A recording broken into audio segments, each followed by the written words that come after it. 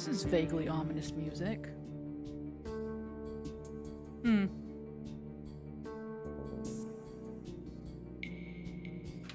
Oh. One second, I need to move something around here.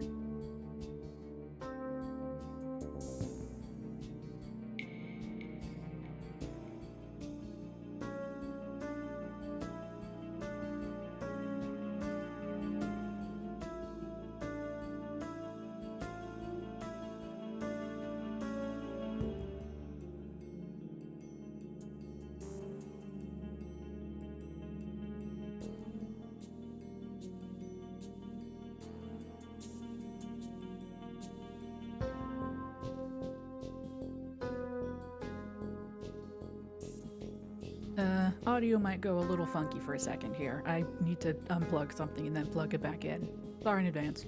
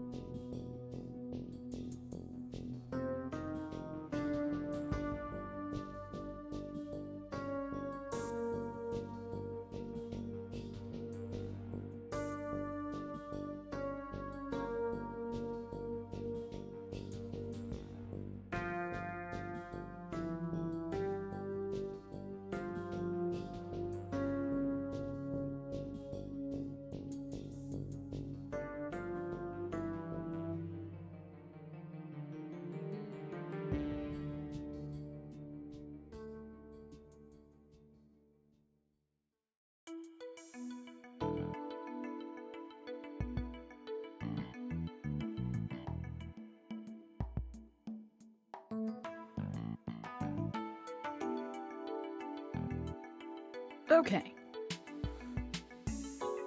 I had to rearrange my headphone cable. I had to plug it in differently today for reasons. Reasons that upset me, and I don't want to talk about it. But anyway, hello. Hello and welcome. Turn my hands back on. Hello. Hello and welcome. We return once more to the thrilling courtroom intrigue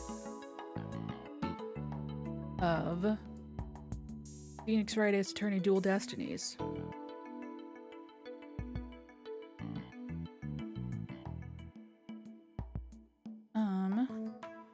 Yes, and as you can see, outwardly, we are no longer celebrating Pride. Ugh, gross. Oh, gross. Ugh, disgusting. We are no longer outwardly celebrating Pride, but as I've said before and will repeat, every month is Pride Month in the Palace household, which means that this is a safe place to be as queer as you want. And isn't that wonderful? But yes. It means that I get to wear my cosplays again, that I worked ever so hard on. Also, speaking of gaze, but my eye gaze tracker has been a little funky this evening. So, we'll see how that goes. I'm sure it'll be fine. But didn't go from the lowest. Oh god. It went from main list. Oh yeah, it sure did. It sure did go from the main list, and I sure did. Wait, no, there it is.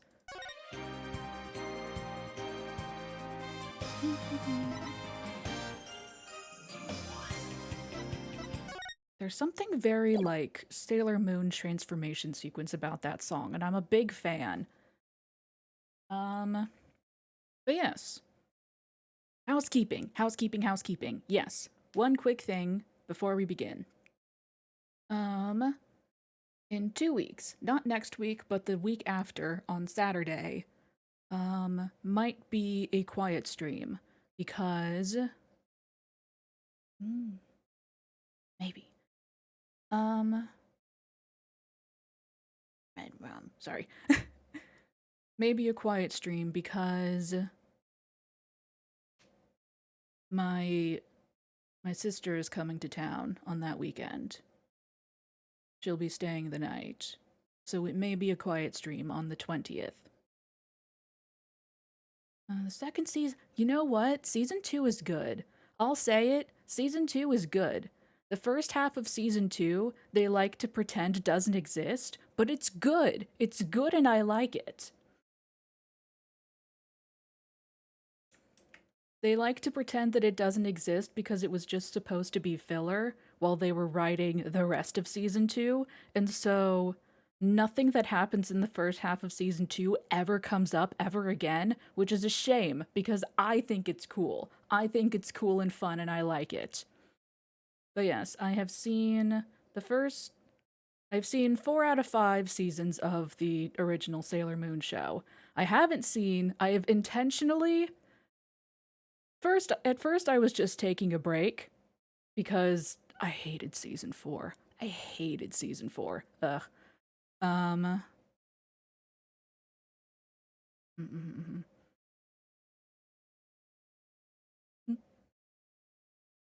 True. Did you like the scene where she first shows up and she fucking points a gun at Usagi? Cause that's my favorite. More like season snore. Damn, you're so right. Um um right. I was taking a break after season 4 because I hated it. And then what happened was I got spoiled for something that happens in season 5, and I so desperately detest that that thing happens. I'm purposefully not watching season 5 because if I don't watch it, it never happens. That's how that works. That's how that works.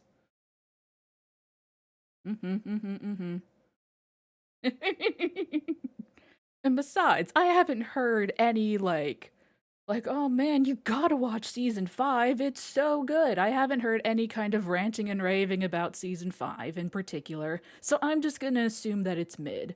I'm assuming that it's mid. Any fucking hardcore Sailor Moon people can come at me. It is. It is the last one.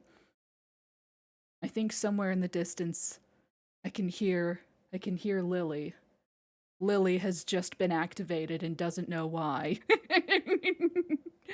Anyway, um, yes. Housekeeping. 20th probably be a quiet stream.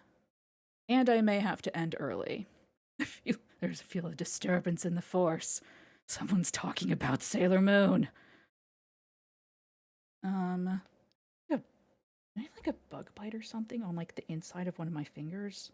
It feels itchy. I don't know. Anyway, so in case you see me going like this, that's why. I'm not trying to do like a wee a fucking a lewd gesture.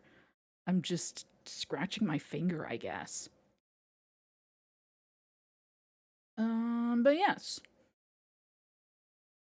Previously, previously on Phoenix Wright Ace Attorney Dual Destinies. 1 second, I need to clear my throat apparently.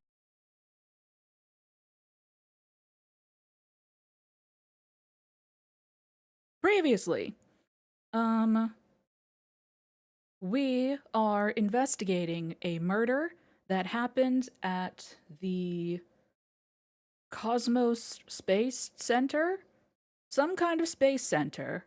They were gonna launch a rocket, but then there was a bombing. There was a bomb on the rocket itself, and there was another bomb in like the lobby of the staff lobby, basically. And we found out there was yet another bomb down in the gift shop, but that one was defused. Um, Yes, our murder victim is one Clay Terran, the lifelong childhood, at least, best friend of Apollo, little Apollo over there. They were besties. They were roommates. Oh my god, they're roommates. Um, and he was stabbed. He did not die in the explosion. He, well, we found out he carried his co astronaut whose name escapes me. Sol. His name is Sol. S-O-L, like the sun. And I don't remember his last name. I'm gonna call him Mr. Sunshine until further notice. He carried his co-astronaut, Mr. Sunshine, out of the rocket bay and to safety, at which point he passed out because he was carrying an unconscious man who was in a giant spacesuit that the spacesuit alone weighs like 200 pounds. He was exhausted. He was probably breathing in smoke. Except never mind because he had his helmet on and oxygen was coming in. So never mind about that part. But he was exhausted. Point is, he was tired. He was carrying Mr. Sunshine and a container of meteorite samples, I think it was. Yeah, that sounds familiar. Something that was gathered on their last mission into space. And for some reason, they were taking it back into space? We don't know why yet. Who can say? I can't. So that's that. Originally, Apollo was on the case, seeing as how it was his best friend and all. He is dreading the thought of having to actually play that piano. But after the first day in court, oh no, that bomb that was supposedly defused from the gift shop that was submitted as a piece of evidence, oh my goodness, wouldn't you know it, it went off. And then we had that whole thing, that whole little trial that we went through in the prologue, and one of the witnesses, one of the two people who discovered the body, a detective named Candace Arm. Not gonna do it. Candace Arm was killed in the explosion. Well, she wasn't. Whatever. The explosion happened, and also she died. That's all we need to know right now. Point is, she's dead and cannot testify as to the state of the body when she discovered it, along with the director of the Space Center, one Yuri Cosmos, who is a character. He's a character and a half. I think that about covers it. Yeah, I think that about covers what we know so far. But we are now going to the space station itself to do our own investigation, because we couldn't really do so the first time.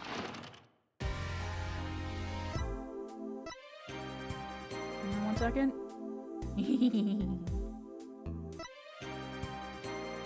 Let me have this. We're never seeing him again.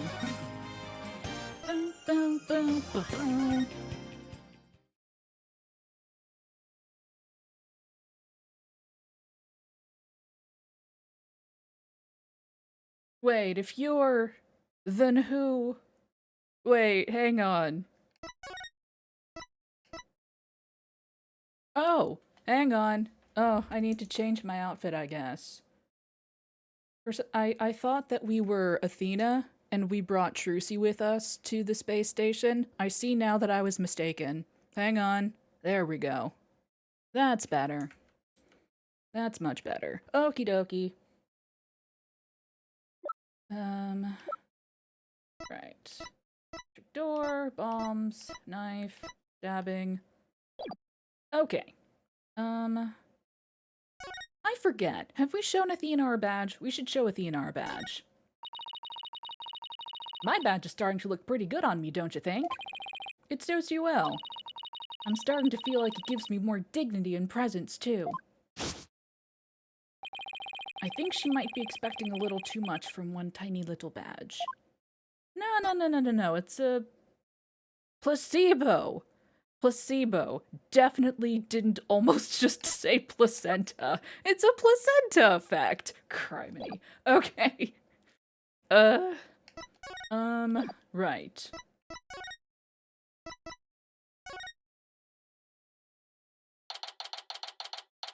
December 19th, Cosmos Space Center, Launch Pad 1 corridor. Oh, I forgot that I grabbed a snack for stream.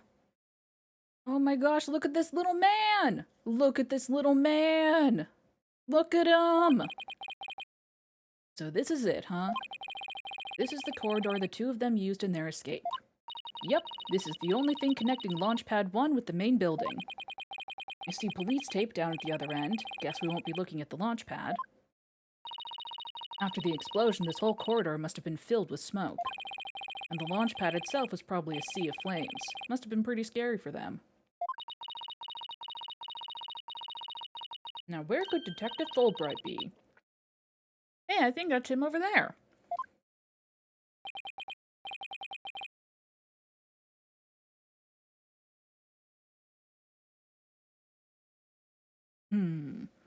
What should I do?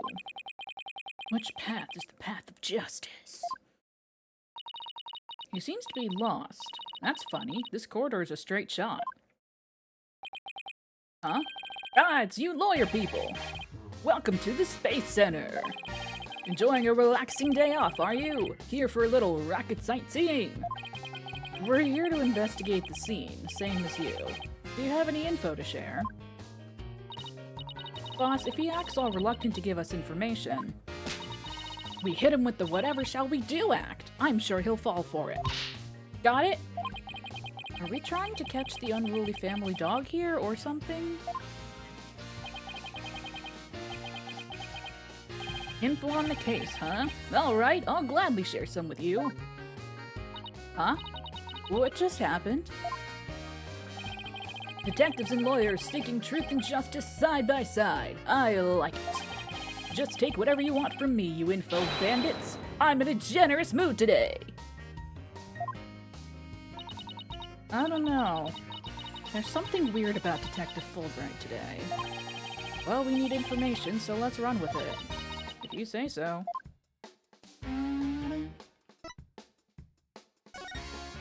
Has Phoenix shown the detective his badge? This is important. Oh. Something for the lost and found? No. This is important. It's important to me. Fine. Tell me about the crime scene, Bobby.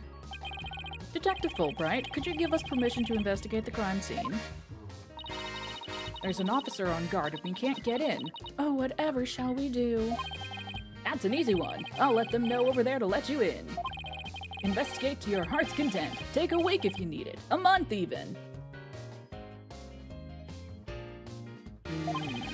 Shall I have some snacks delivered? One of my men gives a mean neck rub. Ooh, I could use that. No, that's okay.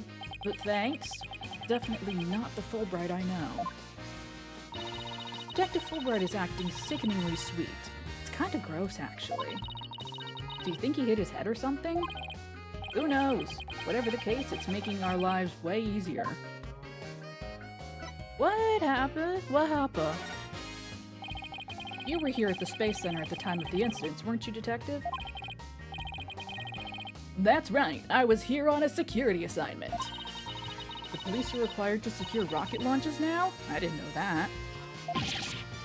Yes. Well, you know us. To serve and protect. Okay, this is very sus. I wasn't too terribly sus I was a little sus, but not too terribly sus before. Now I'm very sus. The explosions occurred while I was here on duty, so I started leading the evacuation. He's leaving out a lot of details, but okay. Could you tell us more about what happened? Of course. A bomb went off on the second floor of the main building.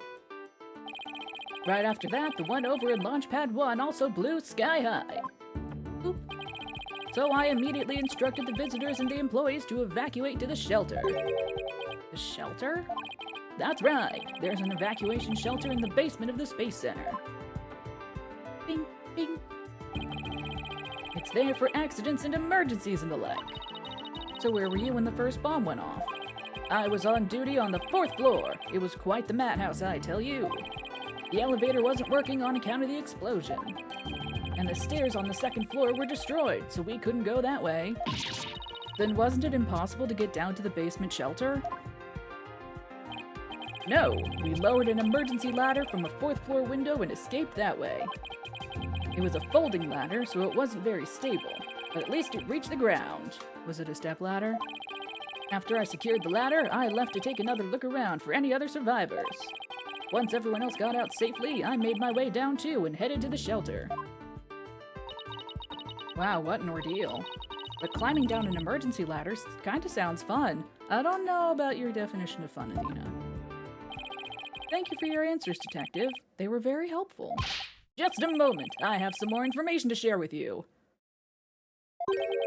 But don't tell Prosecutor Blackquill, okay?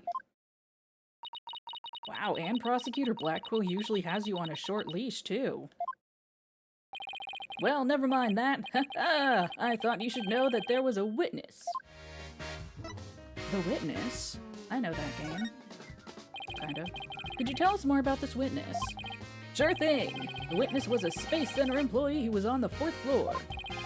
While she was climbing down, she looked through a window into the 3rd floor lounge. So, she was looking into the crime scene from the outside. That's right! It was just a matter of chance that she saw something important. Not that I know what she saw exactly yet, though. You don't? That's the most important thing of all. Don't you worry, I'll get around to interviewing her soon enough! She should still be somewhere here in the Space Center. You might even run into her. 4th floor employee, huh? Alright, thanks for the info, Detective Fulbright. Gee, you sure are being cooperative, Detective. A little too cooperative, even. Yes, well, actually, Something you can't talk about? Yes, something like that. Anyway, never mind. Don't worry about me. Well, I'll be on my way now. Like you want to tuck it in between the divot of his chin? What was that all about? Something is definitely going on. I'm gonna get it out of him the next time I see him. Okay. I'm not so sure he'll talk about it, though. Well, we have permission to investigate now. Let's head back to the boarding lounge. I want to look at the little man, though! So many instances in this game where I wish I could just look at things. I want to look at the little man! Fine. December 19th, Cosmos Space Center. Boarding lounge. Ah, you two. Detective Fulbright has granted you permission to investigate. He also said I should bring you some snacks or give you a neck rub too if you'd like. Oh, that's alright, but thank you for the offer.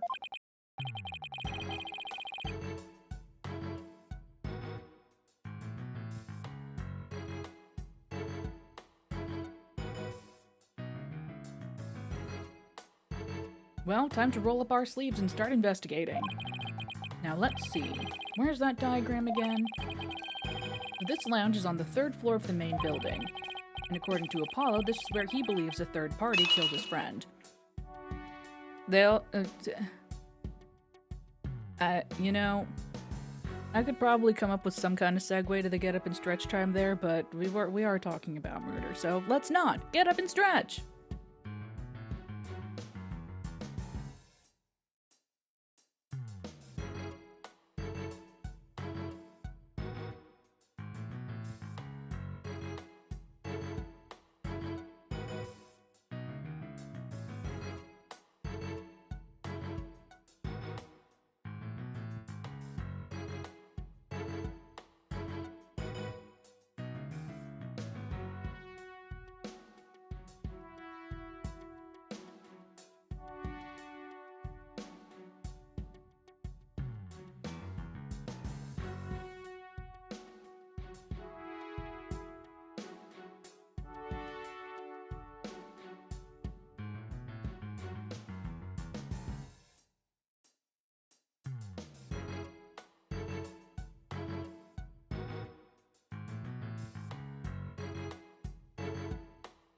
I got it. Oh, okay. Later, Mittens. It won't kill you. It won't kill you to get up and stretch. Boom. I got it. It's perfect. I'm gonna believe third party killed his friend.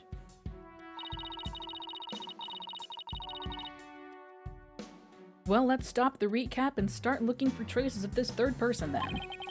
You read my mind, Athena. We'll make that our first priority. There's just one problem, though. This room.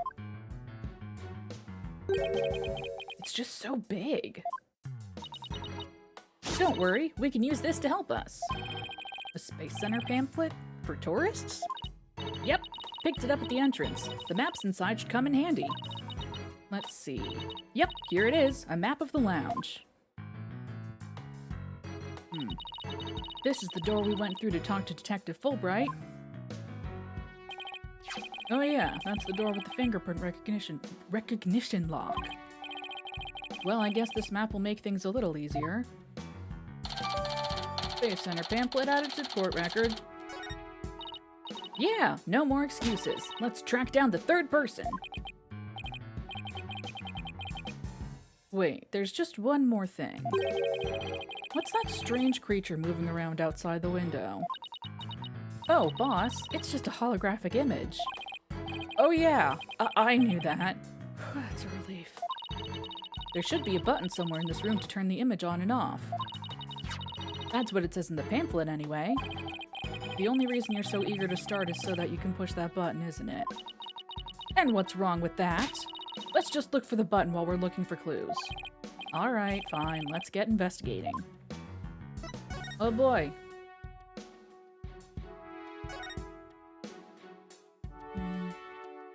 Hello, hello.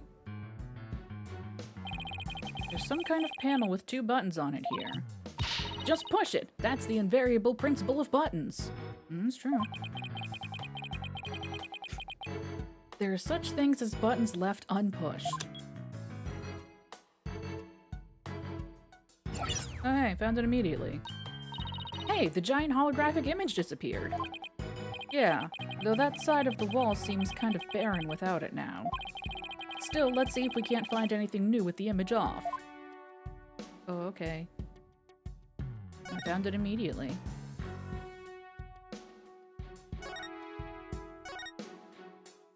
Oh, hello.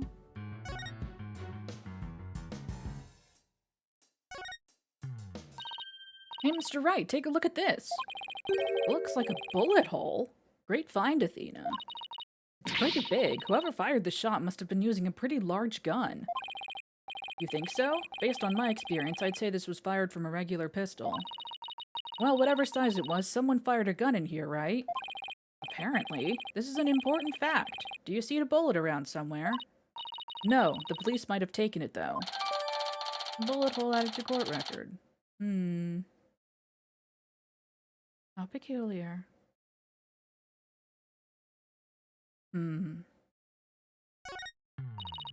Let's ask Detective Fulbright about this bullet hole later. Spinny chair. No matter how I look at it, all I can think of is torture device. But I guess it's a training device for getting used to zero gravity? Uh-oh, Athena has an odd glint in her eye. Is she thinking about trying that thing out? I should try to stop her, but I'm afraid she'll just outmuscle me. Hey, Mr. Wright, look at that up there!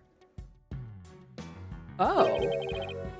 Some kind of fragment? It's stuck in tight. Oh, so that's what the glint was all about. I just wanted to look at the spinny chair. I didn't know there was evidence here. That color looks familiar. I think it's part of an oxygen tank. I think you're right, but if that's here, it means Clay's tank ruptured after they arrived at the boarding lounge. Well, yeah, we saw that in the camera. We saw that it was still... We proved that! Fine, whatever. So Prosecutor Blackwell's theory that Mr. Starbuck dropped Clay down the ladder, that we already disproved, must be wrong. And we disproved it yesterday. This proves that both of the astronauts were alive when they reached the boarding lounge, as we already proved. So Apollo was right, and us. The scene of the murder wasn't the launch pad. Hehe, way to go, Apollo. I didn't even see that there. I just wanted to look at the spinny chair.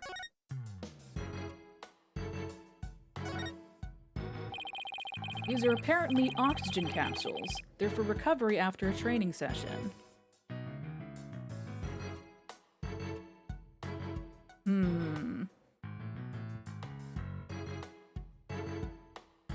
was hiding in one of these, weren't they? Dead or alive, someone was hiding in there. There was a person in there. Absolutely. 100%. That's why one of them is open. I wonder if they can change your voice. Testing, testing, 1, 2, 3. Huh? It didn't do a thing. It's not helium, Athena. It's oxygen. Alright, well, never mind. Fuck me. I guess that's not important. Oh, a mirror! How thoughtful of them to put one here. Thoughtful? So the ladies can fix their makeup.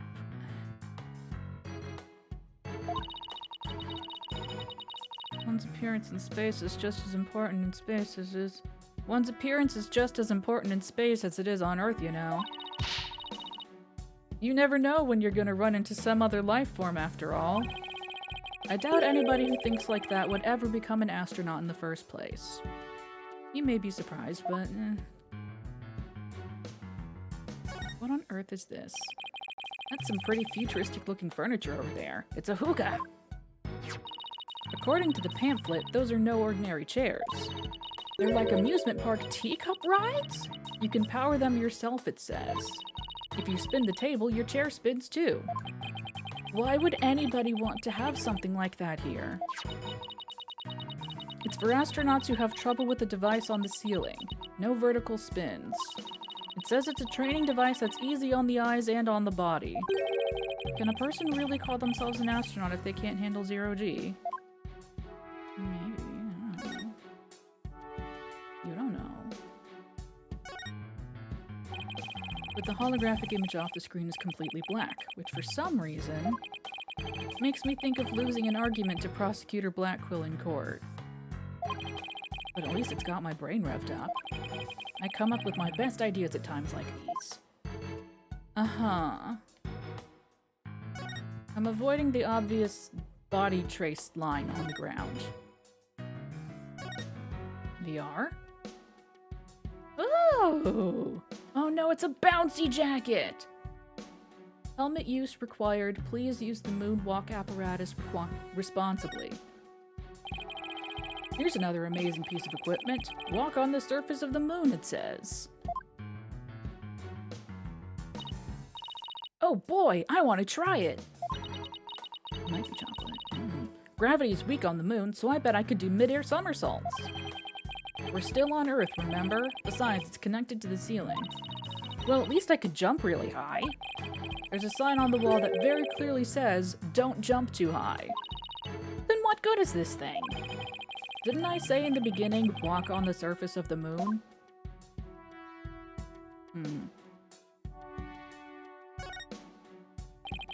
What's this? A trapdoor? Oh, it's a garbage chute. It's a trash chute. The cleaning robots throw the garbage out from here. Robots do the cleaning? What a futuristic world we live in. A distant future of 2026. I just hope they don't revolt like they do in science fiction movies. No way! All the robots here are very nice. Actually, wasn't there one in the Launchpad 1 corridor? We can go say hi to it if you want. I would love to. I would love to. What did I see just now? Somebody vented in here. Oh, a shiny! Hey, I see something shiny down there. Let's take this cover off then. Oh, we can just do that? Ah! What's this? It looks like a metal jelly bean. Don't eat it. It's really small, but it's a bullet. It's only about 2 to 3 millimeters in diameter. Let's see. That would make the caliber 10? Caliber refers to the diameter of a gun's barrel, right? Yes. Yeah, no. Or like some screws or yeah, literally anything. That's fine. I've never heard of a 10 caliber gun before. This bullet must be for a special kind of gun. I bet if you tried firing a bullet this small with a regular sized gun, it would just fall right out. Could it be like a... Wait, point 10. Point 10 is probably different than just 10. Yeah, okay, fine. Whatever. What if it's like one of those tiny little, like a little Derringer, you know? Like the tiny little self-defense guns that people used to keep. It only holds one shot and you just pew, you know? Maybe? Yeah, it must have been a really small gun. I wonder how the bullet ended up here. I mean, we're in the bottom left on the south door side of the room, according to this map. That's pretty far from where Clay's body was. Maybe the police didn't think to look here. Yeah, leave it to Detective Fulbright to accidentally hand us just the card we need. Bullet added to court record.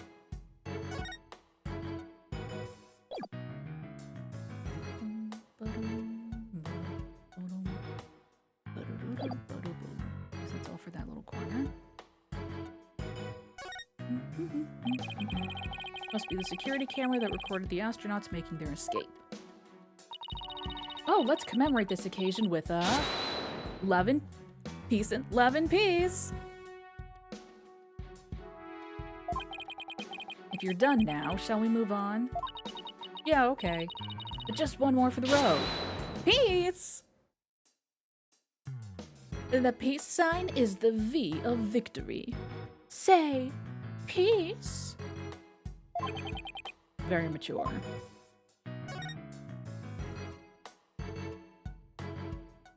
Is this a window? A window. Oh, this must... yeah. Right next to the holographic image, too. This must be where the lady, the witness, saw in the thing. I bet it's here to help people see the stark contrast between reality and virtual reality. She is 18. She's 18, and she's a lawyer.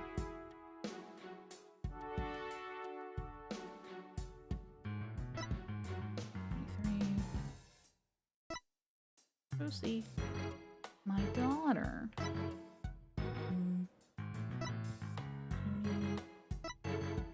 Solomon Starbuck. That was it. Wright. Candace Arm. Dead now. Yuri Cosmos. Who... it looks like he doesn't have an eye in this image. It looks like he's missing his right eye, but... whenever... But when he does, like, certain poses where he turns his head to the side, he's got both of his eyes. I don't know what kind of wizardry he's performing, but I don't like it. Oh, what the fuck did you say? Right. Way off, it says emergency ventilation, you know, to clear smoke from a fire. See? It's pointing out the virtual insanity of reality. I'm just gonna leave that one alone.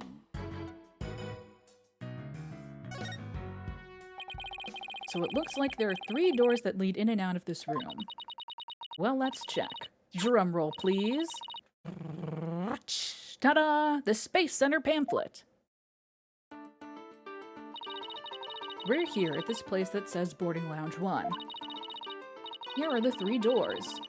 Let's call them Lefty, Righty, and Downy. How about East, West, and South? People usually say West, East, and South in a case like this, you know. Details, details. Anyway, take a look at the West door. That door with the rocket icon leads to Launchpad 1. I know because it says here on the map, Launchpad 1 corridor. Yeah, no, I wrote this game. It's been established multiple times. So that's where we were with the detective. It was filled with smoke after the explosion.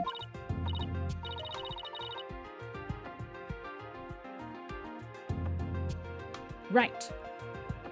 Next up, the right-hand side of the map, or east in your world.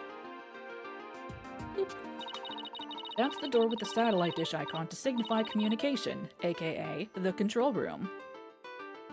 Unfortunate. Yep, it definitely says control room. Looks like it has another door on the opposite side. I see. They communicate and exchange information with rockets and probes in space from here. And that's where we saw in the cutscene, that's where Cosmos was. Where Yuri Cosmos was. He was in the control room.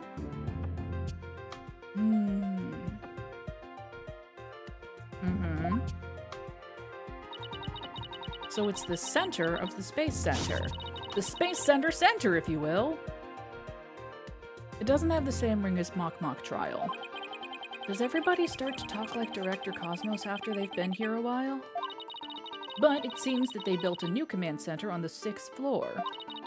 That's what they used for the Hat 2 mission, so this control room was empty at the time. Ah.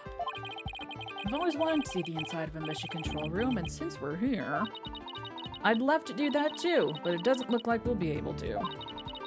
They want to keep curious kids like you out. I'm like twice your age? Maybe not twice. So the door is protected with fingerprint recognition. Only the director can go through. With that much security, I'm definitely not the one they're looking to keep out, Athena. So apparently the lock is also hooked up to a backup wait, hang on, what did she say? Only the director can go through, huh? How convenient. Apparently the lock is also hooked up to a backup generator in case of emergencies. Control room door lock added to the court record. Okay, what about that last door? This lower door... Oh, excuse me, I mean south door? It leads to the elevators. This is the door we came through when we entered this room, right? Yep, and of course there was no fingerprint recognition device, so it's open to anyone. But the elevators weren't working at the time due to the explosion.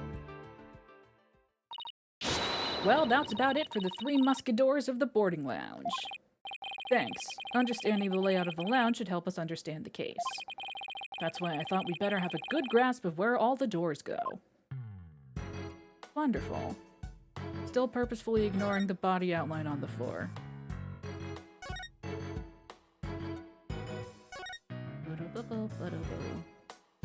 And yet there's more to examine over here. What's this? I wonder what this big knob is for. It looks like the knob on a stove. Well, it's the same shape, but I think that's where the similarities end. Hi, Jen, how are you? I mean, it's behind a glass pane. What kind of stove would require knob security like this? I don't like the phrase knob security. Something about that. Well, the knob is straight up and down, so if it was for a stove, the burner would be off. Right. If it was for a stove. Hi, Vic. How are you? Still, I wonder what it's really for. Something turned on by a knob that's not a stove? How about a rocket engine? If you had to start the engine here, the rocket would take off before you could get in. And I guess all we can say for now is that it's a mystery knob. Alright. So this is the fingerprint recognition device. I guess you put your hand on this hand mark. I did know that. I did. They made it more interesting, I think. That's what I remember about it. But, yeah. I decided I didn't want to do another playthrough. On stream. Off stream, we'll see. But yeah, I did hear that. Well, I guess when you can try. Now it'll line up my hand with the outline.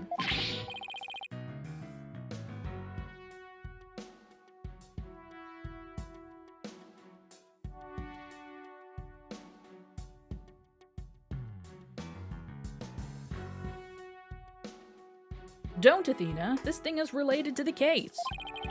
Get your prints all over that, and the next thing you know, you'll be named a suspect.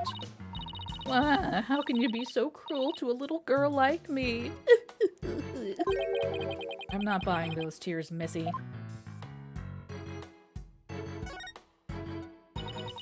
Let's see, this door is... Where's that pamphlet? Here we are. It's the door to the corridor that leads to Launchpad 1. We went through it earlier when we went to talk to Detective Fulbright. So I guess the security lock must be disengaged now, right? They say the corridor was filled with smoke at the time of the bombing. This thing beside the door. This must be the fingerprint recognition device. As we just said. Which reminds me, I think Prosecutor Blackquill talked about it at the trial. I saw prosecutor, I saw the word prosecutor come up, and my brain auto-completed it to Gavin, and I was vaguely surprised when it was not, and now I'm sad.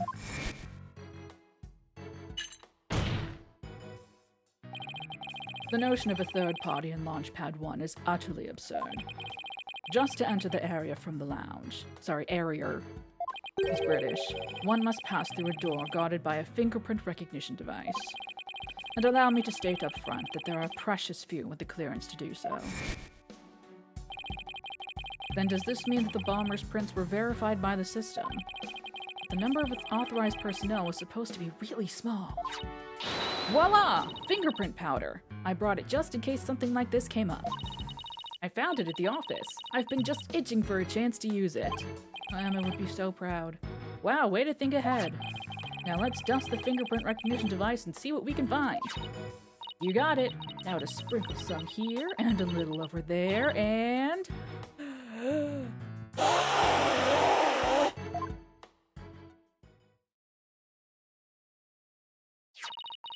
Let's see what we have here.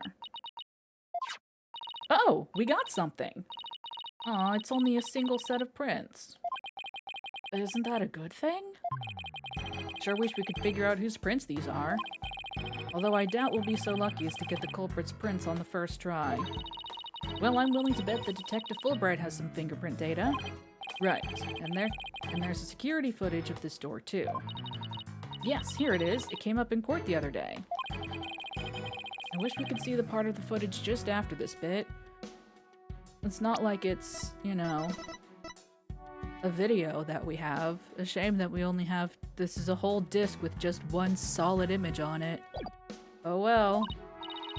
Oh, because that would be right before the murder, wouldn't it? Let's ask the detective. With the mood he's in, he'll probably show it to us right away. Yeah, he's in almost too good of a mood today. Let's go see if we can find him again once we're done with this room. Is that everything, other than the obvious body outline? I do believe so. Alright, obvious body outline, it's your time to shine. So this is where they discovered Clay. Yeah, he was already dead when they found him. Let's take a look at the photo. So he was stretched out like this and... Huh? What's that thing that looks like a thermos? That's the thing that Prosecutor Blackquill mentioned when I was in court with Apollo. He said that it contains asteroid samples. That was close. Oh right, Director Cosmos mentioned something about that too, didn't he? That they were brought back only 5 days ago by the probe that the Hat 1 launched. Right. I wonder what they look like. Do you think they'll let us see? Let's think about that after we've solved the case, okay?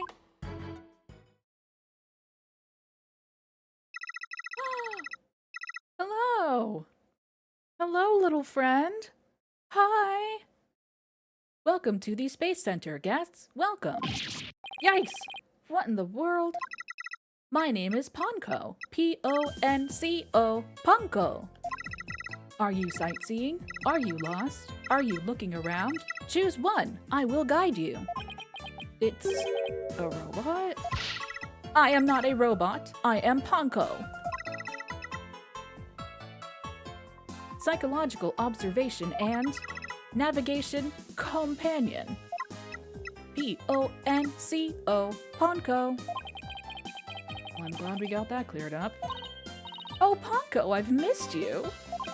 Huh? Do you know this thing, Athena? Oh, she, showed us around the last time when I came here with Apollo. Oh, you're such a good girl, Ponko. That's a good girl. Oh, thank you. Thank you. I'm so happy. So very happy. Wow, a guide robot. That's pretty cool. My name is Phoenix Wright. Nice to meet you. I don't know you. I don't know you. Huh? Ouch, that hurt. Oh, she has to register people when she meets for the first time. Please register him, Ponko. Certainly. Commencing guest registration. Please tell me your name. A nickname is fine too. His name is Phoenix. A bit overly familiar, but I'll allow it. Phoenix, please let me get a good look at your face. Oh, sure. Registering. Facial recognition sequence complete. We are now officially friends. Nice to meet you, Phoenix. Hang on, wait, why does this robot have boobs? I don't like it. I suddenly don't like this robot anymore. Huh, this robot's pretty cute. You made a friend, boss! Isn't it great? I don't like it. I don't like it here. Phoenix, Athena, allow me to guide you right this way. Oh, goody. Let's go, boss. Go where? Ooh.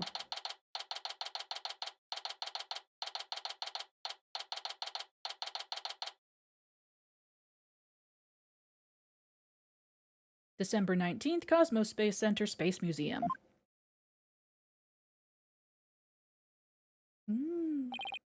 Oh wow, what is this place? Is that rocket real?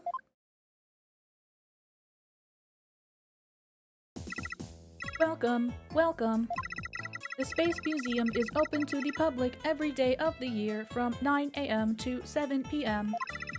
Learn about the history of our nation's space development and the HAT-1 project. The rocket is just a replica, but it's the same size as the real one. Space Museum. Oh, here it is on the map. Oh yeah. Okay, so it's on the exact opposite side of the main building from Launchpad 1. Space Center pamphlet update in the court record. Ask me anything, anything. I will explain. Hey, Ponko, was it? I'm an attorney, look at my badge. I'm sorry. I'm afraid I don't know anything about that. Oh, okay, no problem. I'm so sorry. I'm so sorry. I wasn't helpful. I'll try to do better in the future. Please don't hate me. Poor thing. Now I feel bad for asking. Maybe I should go with a more Portal Turret voice. And oh, I don't hate you. This is quite the place. I can't believe we get to see a rocket this close up. This is a replica of the HAT-1 that was launched 7 years ago. It's exactly like the real HAT-1, inside and out.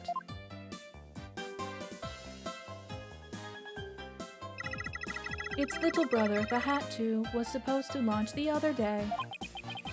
I wonder if Ponko knows why the launch was cancelled. Over there is an exhibit about the launch 7 years ago. Check it out. Check it out. Spacesuits, photos, newspaper articles. I'd like to come here again on a day off. And what's this a photo of? Oh. Phoenix, that's the staff of the HAT-1 project. Oh, this is cute. Let's see. Let me see how.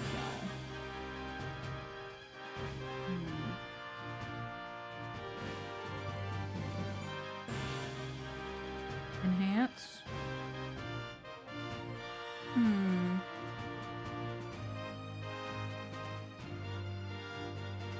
Okay. Taking it in. Taking it in. Oh, there's Mr. Starbuck. He looks so young and so different. Like he hasn't been traumatized by the horrors of space. Ah, and that's... What is it, Athena? Is something wrong? Oh, nothing. I just thought Mr. Starbuck looked really young too, that's all. Well, it was 7 years ago after all. So the young guy standing next to Mr. Starbuck, it's Clay Terran, the victim. So they were mentor and protege even way back then. He's even got one of the staff jackets. He looks just like a regular staff member. Oh yeah, he is wearing... Is that a That's his school uniform underneath his jacket, right? Probably. No, Clay was still a student then. He just borrowed one of Solomon's old jackets. Oh, okay, that makes sense. Clay would have still been in high school 7 years ago. Mm-hmm. I'm always thinking. Everybody looks so happy. This space museum is great. What fantastic exhibits! This area used to be Launchpad 2. That's why the only entrance is on the 3rd floor. Wouldn't it be better if they just made a new ground floor entrance instead? There was talk of it, but they had to scrap their plans because of the budget cuts. Budget cuts! Budget cuts! We need money! Money! Who would record that kind of information into a guide robot? While it was in space, the Had One launched a probe called Hope. The Hope probe collected some samples from an asteroid and returned 5 days ago. That's what Director Cosmos said too. He told us it came back the day before Clay was killed. And here it is, the Hope space probe. I think I've seen that logo somewhere before. Yeah, it's the same logo that's on everything around here. Let's see. Oh yeah, the capsule that the victim was carrying. Okay, never mind. I think it had the same logo. Never mind, yeah, no, it's a different logo. Fine, you get away with it this time. I think it can be seen in the photo attached to the autopsy report. Maybe she'll give me some more info if I show it to her. Yeah, okay. The way the Space Center Launchpad is set up is really cool. Would you like me to tell you about it? Would you? Set up of the Launchpad? Go gentle on my spiky-haired mind. I want to know! I want to know! Phoenix wants to know too! Great. Now Athena's got a case of ponchoitis. Hooray! I will tell you then. The rocket is built right inside the Launchpad structure. When the rocket is complete, it's moved along with the Launchpad over the rails. Oh.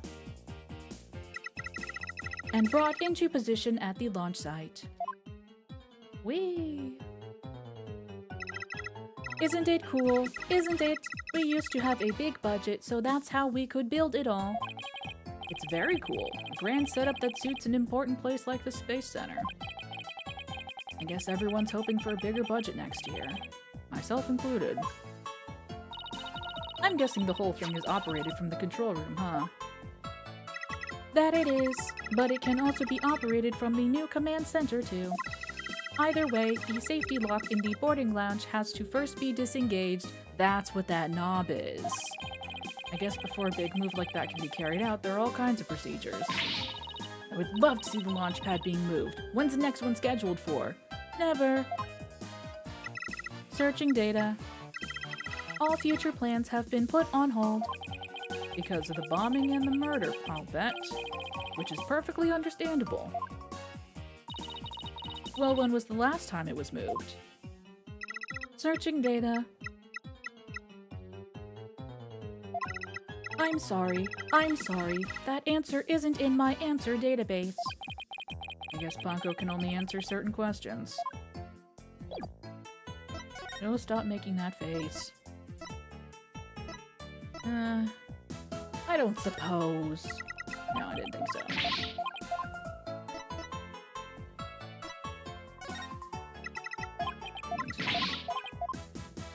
I'm just trying things.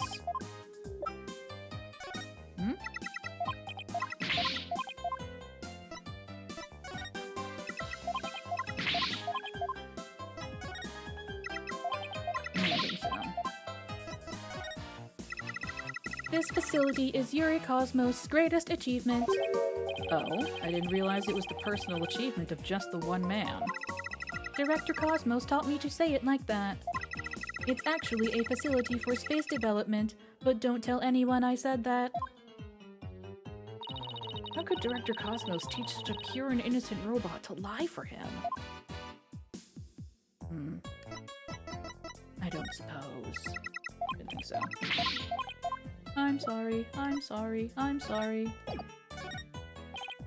Ponko, do you recognize this capsule here in the top right? Checking registered data. I know. It's the Hope capsule. It was carried inside the Hope probe. It contained the asteroid samples, right? Yes, it was designed to store the samples gathered by the Hope probe. It's been stored in the safe in Launchpad 1 ever since it returned to Earth. It must not be removed. It must not be removed. Don't worry, Ponko. The people in charge already know what happened. They do. They do. I must ask them later. The capsule was being kept in Launchpad 1, huh? Okay, maybe they weren't taking it to space with them. Maybe Clay was like, oh, the launch pad is blowing up. I need to save the asteroid fragments. I guess. Maybe. Maybe Clay was trying to carry it to safety after the explosion. Or escape. The Space Center staff must have been really excited to finally get the capsule back. But it's a pity this incident occurred before they got a chance to check the contents. Well, the police took it as evidence, so they'll have to wait a little longer. Hope capsule added to the court record. Well, we certainly learned a lot about the Space Museum. Thank you, Ponko. You explained everything very well. I love to explain. Thank you for listening. Thank you. You two are like old friends. It's hard to believe you just met recently. It's because Ponko is so friendly. Well, what should we investigate next? Let's go find Detective Fulbright. We have things to ask him about. Let's see, the security footage and the fingerprint data, was it? Okay, then let's go back to Launchpad 1 the Launchpad 1 corridor. Bye, Ponko. See you later. Come again, and don't forget to visit the gift shop. Poor Ponko. What a Dickensian life we're all forced to lead. Bye, Ponko.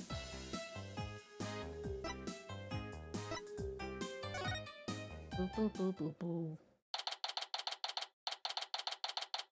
December 19th, Cosmos Space Center. Launchpad 1 corridor.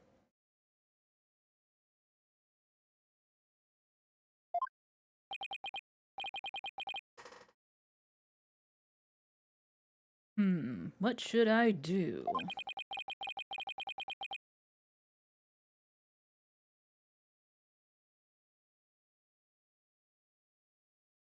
Which path is the path of justice? There's Detective Fulbright. He still seems to be lost, even though it's a straight corridor. Let's hope he's still in a cooperative mood as well, then.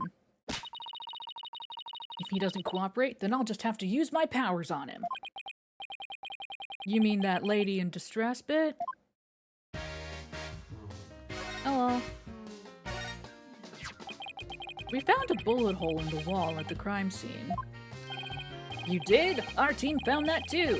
It was Detective Arm who fired that bullet. Detective Arm?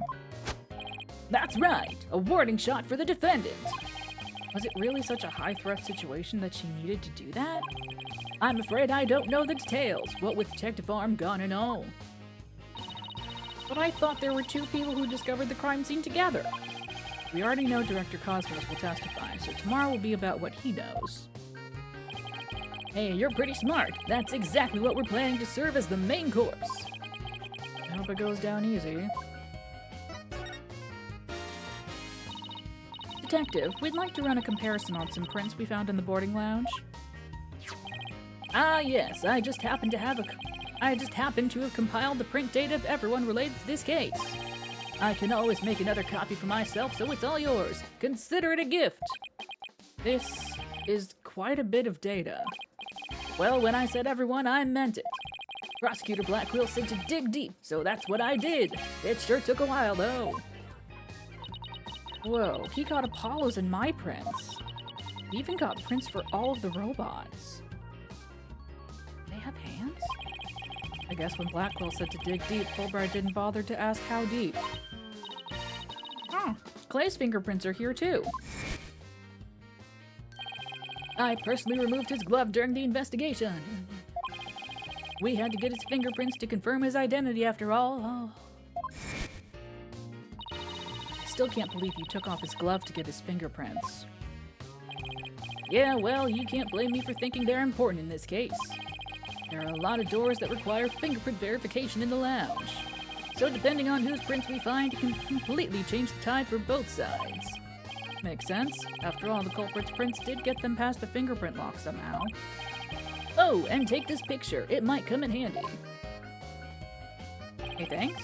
Isn't this just a photo of the Launchpad 1 door? Yep, but Prosecutor Blackwell seemed really interested in it for some reason. Huh? What's so important about this door? Well, I mean, that's how the door... Probably the disconnecting knob. Beats me, but boy, could you see the gears in his head go into hyperdrive at it. Sounds like this is going to be a major point of contention tomorrow. Hey, don't forget about the print comparison, boss. Right. Detective Fulbright, do you think you could run the test for us right now? You just leave it to me. In justice we trust. 30 minutes later. Okay, here we go. Well, it looks like it was Mr. Starbuck who opened that security door. He must have opened it when they went to go board the rocket. His heart must have been full of hopes and dreams for this space adventure right then. Oh, goddamn court record. We'll see a photo taken after incident.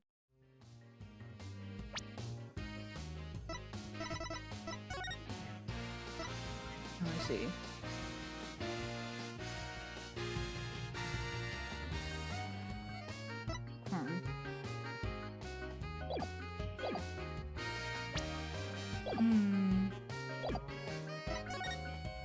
Let's see.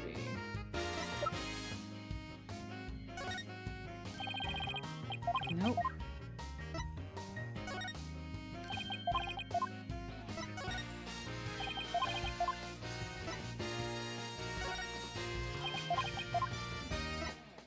Can't help but feel.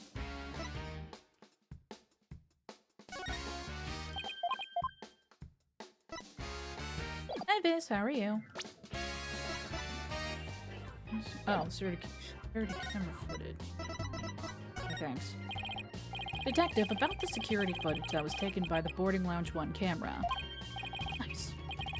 Oh, that footage! Go ahead and ask me anything you'd like about it. Is there any way I could see a little more of the part just after this? Easy as pie, I'd be glad to show you. Here we go.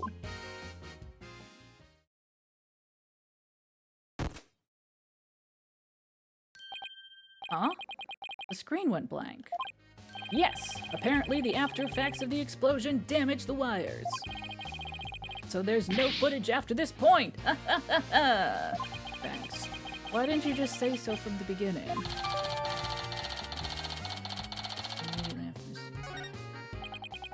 Something definitely seems to be up with you, Detective.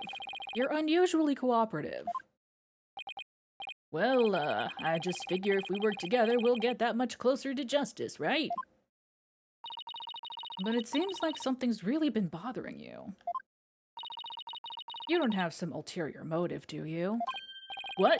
I don't know what you're talking about. I would never do anything like that.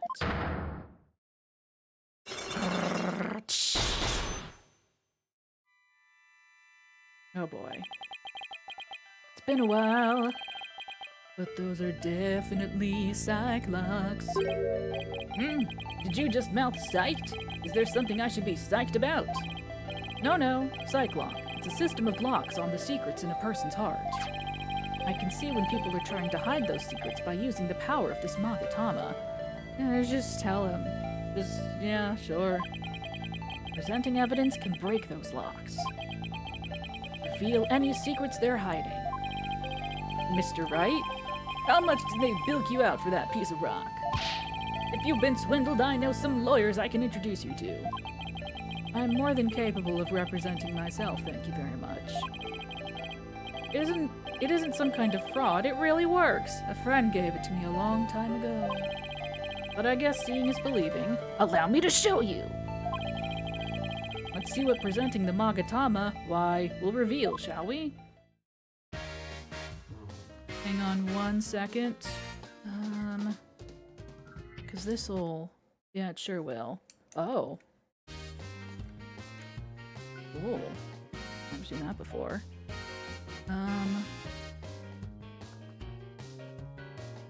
One sec.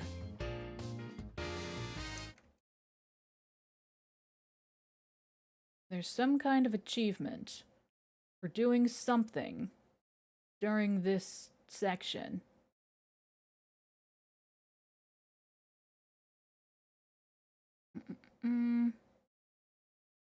I think.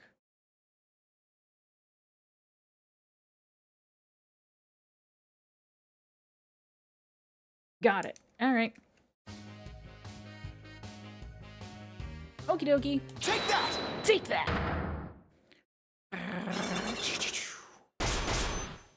Gutink. Why you're being cooperative?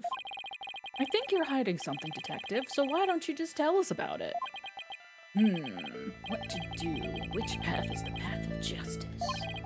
Detective Fulbright is really in agony. I bet this is the issue he's so torn up over.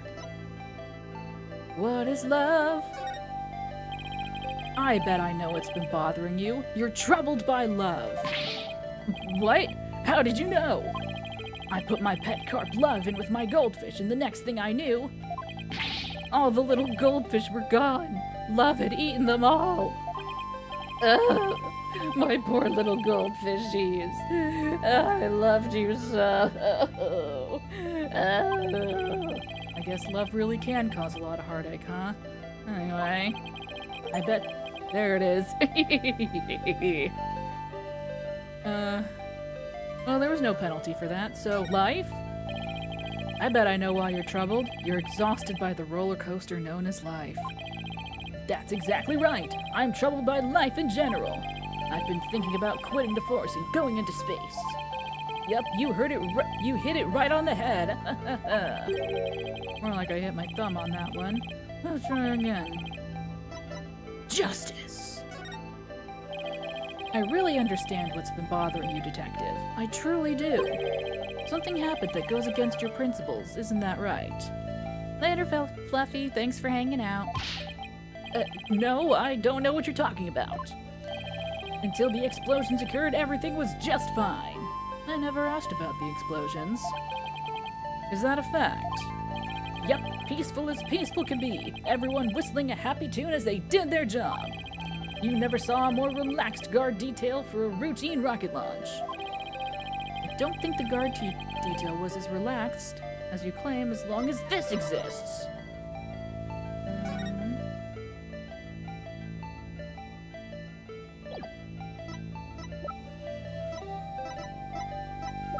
I mean, is it just this? Take that! Before the explosions, what was supposed to happen here was a rocket launch. And yet, security was so tight they even brought in a special task force. I'd hardly describe that as a relaxed guard detail. Ugh. Okay. Now hold on just one moment. The entire nation had their eyes on this extremely important rocket launch. That's why I was called in on a special security detail. As versatile as you are, I can certainly believe that that's true. But I say it's very strange that this person would be part of that detail from the outset. A bomb disposal specialist. Take that. Take that! Detective Arm specialized in bomb cases. The fact that she was here on hand means that you people knew there was the possibility that a bombing would occur. You got me, Mr. Wright! Gotti.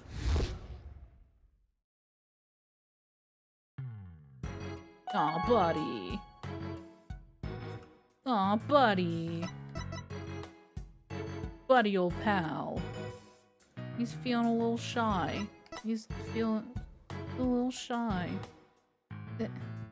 He's feeling a little shy. Feeling... Oh, did I do something bad? Alright, I concede. You win. It's just as you say. A few days before the launch, they were warned about a potential bombing. The plan to launch went ahead in spite of the threat. But why? What were they planning to do if someone got hurt or killed? Yeah, I know. The decision to move forward wasn't exactly just, was it? How was the warning delivered? By phone and directly to Director Cosmos.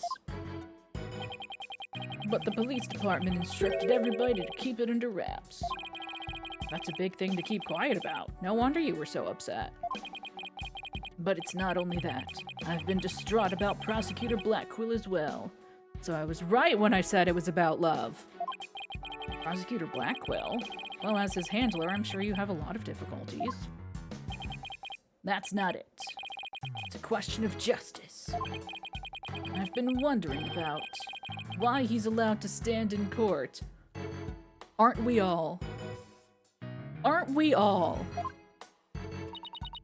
The reason he's still prosecuting? Detective Fulbright, please tell us everything you know. Please do.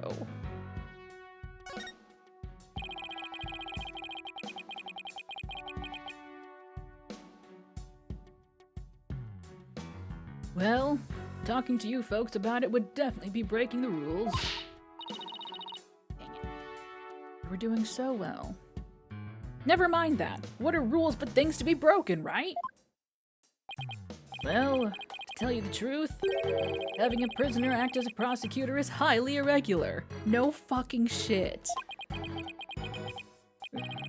I think we guessed that much. That's basically what I said. So why is it being allowed? I've been wondering and wondering about it. So you weren't told why either, huh? No, I guess the order came from pretty high up the ladder. Yeah, it would had to have. But Prosecutor Blackquill told me once. The hunt I've been on for the Phantom of 7 years past continues even still. 7 years past. Phantom, huh? Not one of the friendly variety either, I gather. Ooh, spooky ghost! This Phantom of 7 years past. Any idea who or what he was talking about? Not a clue. But he seems to think that this Phantom is behind this whole incident somehow. Wait a minute, he thinks they may be connected to this case? Yep, this case has way too many similarities to what happened 7 years ago. For starters, that case happened right here at this very space center too. And in both incidents, a threat was issued via telephone. So that's why Prosecutor Blackquill thinks this incident is the work of the Phantom? Well, that's not the entire reason. And if you want to talk about 7 years ago, that's when Prosecutor Blackquill was found guilty of murder. That messy case is what started the whole dark age of the law. So you can see how this Phantom and Prosecutor Blackquill's conviction might be related. Yeah, I can see why you'd think that. This incident in the Phantom, not to mention Blackquill's past, it's almost inconceivable that they would come to a head here. This might sound crazy, but Prosecutor Blackquill can't possibly believe Mr. Starbuck is this Phantom person, right?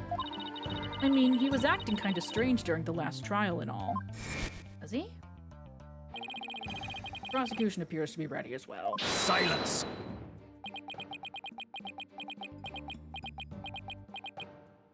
He was looking very closely at his shackles, huh?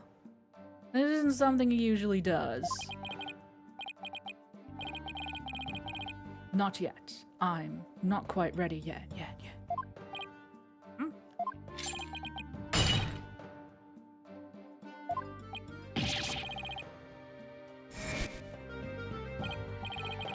No, I doubt he thinks Mr. Starbuck is his Phantom. But I do get the feeling that he thinks the defendant has ties to them. Which is why he's acting so impatient. He's got a personal grudge against Mr. Starbuck. And that's not real justice. I've always trusted in Prosecutor Blackwell's judgment until now. But this time, I'm just so overwrought about it all. Aw, buddy. If he's lost his ability to think rationally, I'm afraid it might lead to a false conviction. I've never seen Detective Fulbright so tormented. This must be why he's been so cooperative. Don't worry, that's exactly what we defense lawyers are working to prevent. I feel bad for Prosecutor Blackwell, but I'm gonna be rooting for your team this time. But don't tell him that. You have to promise me you won't. Detective Fulbright, guess I was wrong about you. I swore to reform Prosecutor Blackwell and make him a valued member of society again. So I can't just sit by and watch him give in to his emotions and tear the defendant apart. You are the only ones who can stop him in court. You really care and want what's best for Prosecutor Blackwell, don't you, Detective? Oh my god, they're roommates. They're roommates.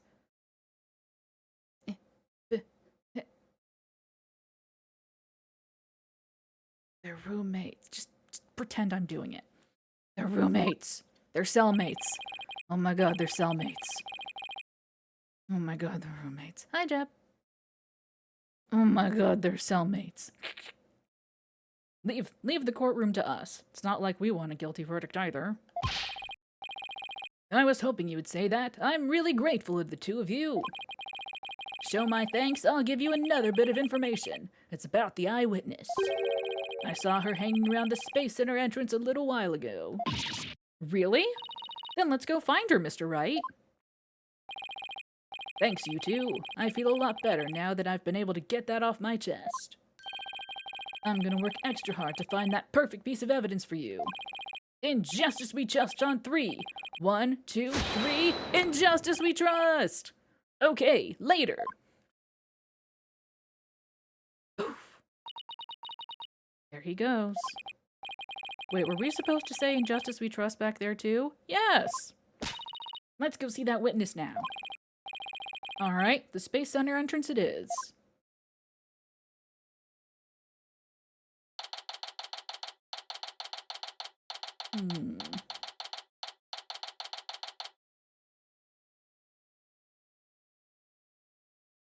An excellent question, Jeb. Oh, indeed. Oh, dear. No, you were doing so well, I think.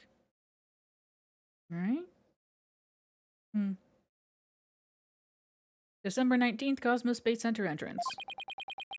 The witness must be around here somewhere. Oh, hello. Hello. Hello. Uh-oh. Don't tell me the witness is a robot. Hello. Come over here. Hello. Hello. Are you sightseeing? Are you lost? Are you... Clonko. Shall I guide you? Guide you. I don't know why, but this robot is kind of freaking me out. Unlike the get up and stretch time. Everybody get up and stretch.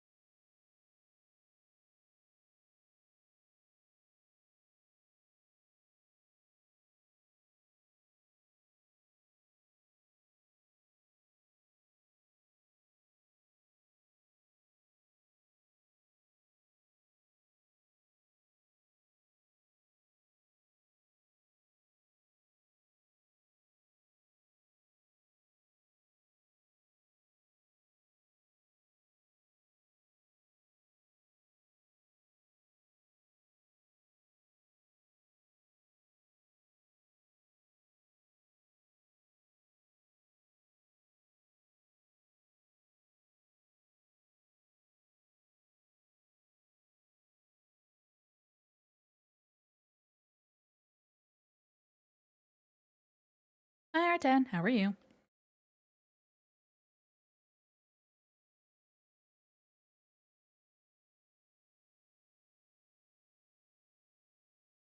Oh, I wasn't tabbed in.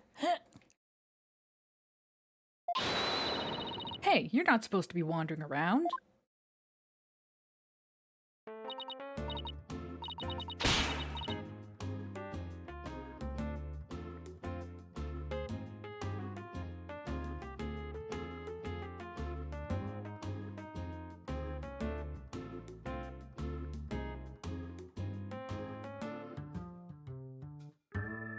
I'm feeling extremely normal right now.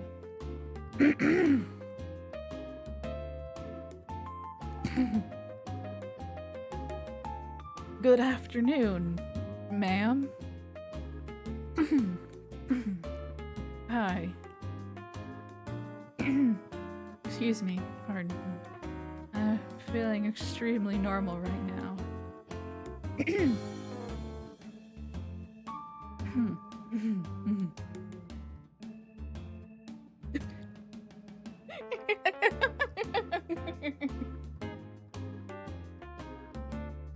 Again. I've had it with you, hunk of junk. Ah. I'm outside. Am I wandering? When did that happen? Okay, welcome back, hunk of junk. You don't know how close you came. If you didn't snap out of it, I was gonna put you on the curb on trash day. Nothing works better than a 42.5-degree karate chop. That's pretty specific. Excuse me, but are you the one who witnessed the murder? Oh, and I'm Phoenix Wright, the lead attorney for this case. How do you do? She has a gun!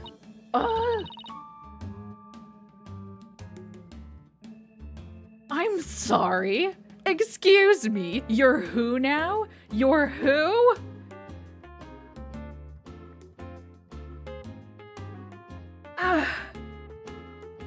Excuse me?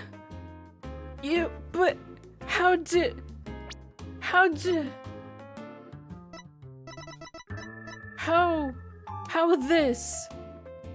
this somehow related to this? How? Excuse me, how? How? It's a syringe gun. Don't tell me that. Oh, don't tell me that. He's fucking 28. I thought he was in his 30s. Ah, shit.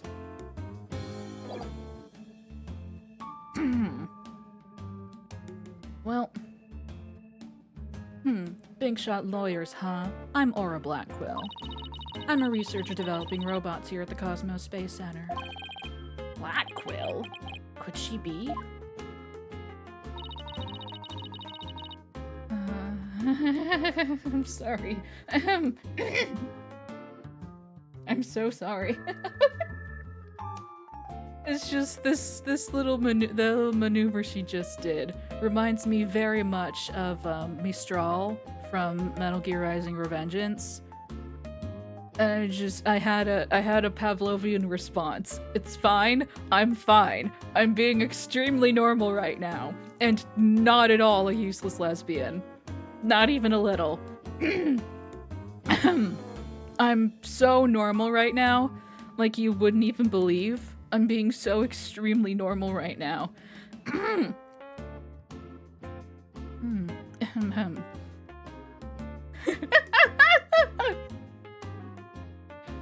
And this good-for-nothing robot is named Hunk of Junk.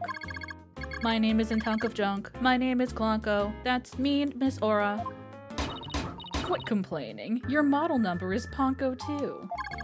Ah, but Miss Aura, everyone calls me Klonko. Quit your squawking already. Oh, ma'am? Nope. No, what are you doing? No, don't. There. I bet you won't be talking back now. I will obey completely. God, I wish that were me. Yikes! I better watch what wires I cross with this one. Hi. I'm an attorney. Look at my badge. Hi. Hi, how are you?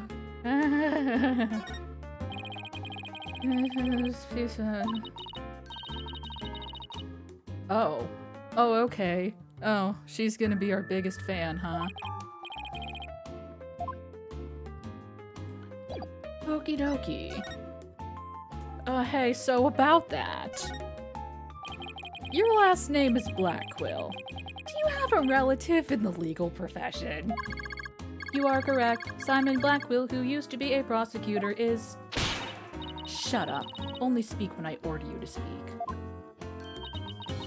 Simon is my little brother. You know him. Hang on one second. 37. Yeah, okay. Oh, we have Ponko and Clonko. How cute. 37. Yeah, okay. Yes, we met him in court a few times. Right, Athena? Athena? What a dull creature. Has her switch been turned off? Is it an OLED? Athena being shy? This is new. Oh yeah, I heard he was prosecuting again, despite being a prisoner.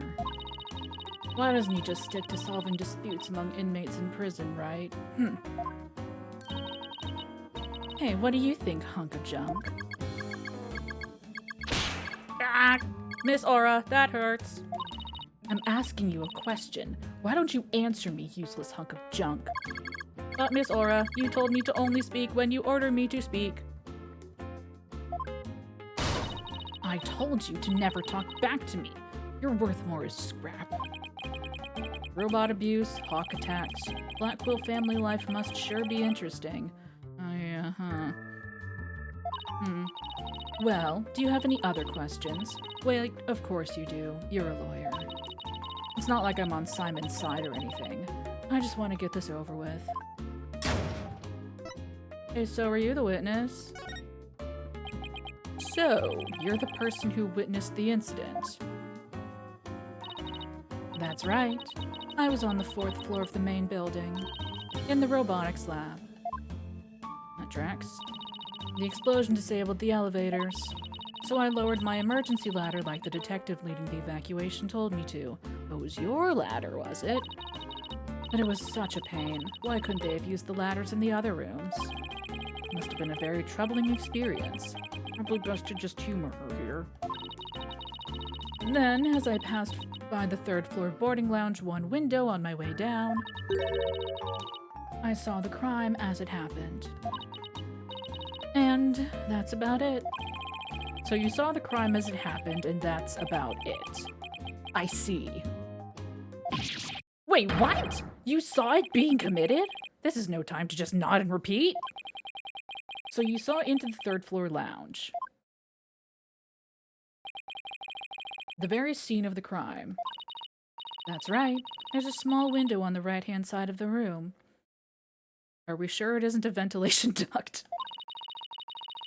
I looked through that from the outside. And are we sure that you're not actually legally blind? Listen, we've had some experiences, I'm just covering my bases. The room was pitch black, but I saw a shady figure holding a lighter in their left hand and a knife in their right. What is the back of her hair? Huh. That's fun. That must have been the culprit. Did you see who that person was? Of course not. The power was out on that floor then, and there was only that tiny window. I see. But you did witness the moment of the murder? Yeah, no, that case was so smooth. So smooth. So smooth. Yes, I saw the figure with the lighter raise their knife, and... It happened at precisely 10 a.m. Did you witness anything else? Did the killer have any distinguishing features? I already told you it was pitch black in there. Although, I did notice that the lighter the person had in their left hand had a pretty ornament on it. It looked like a planet. It was blue, like a little earth emblem. You saw that in the dark? They had good taste in knickknacks anyway. An earth emblem on the lighter. Better remember that. Or a statement added to court record. Thank you for your statement. We'll definitely prove Mr. Starbuck's innocence with it. Yeah, right. I won't hold my breath. Pardon me? Oh, did I hurt your feelings? Sorry. I just detest lawyers, that's all. What don't you like about lawyers? It's just an instinctive dislike. But don't feel bad. I hate prosecutors even more.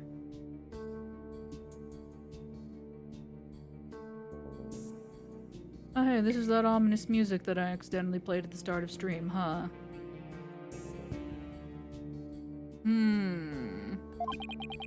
That didn't make me feel any better, actually.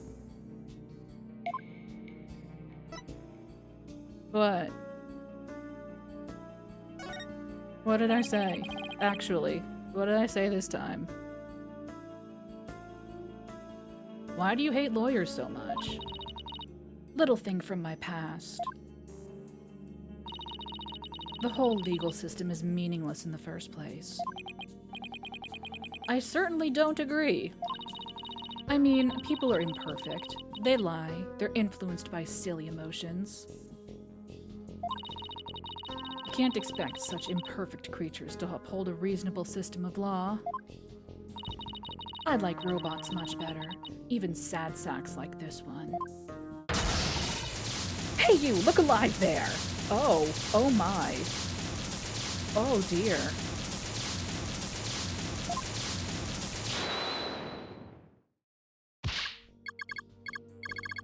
Yes, here I go! I am the ultimate robot with amazing— oh god, no.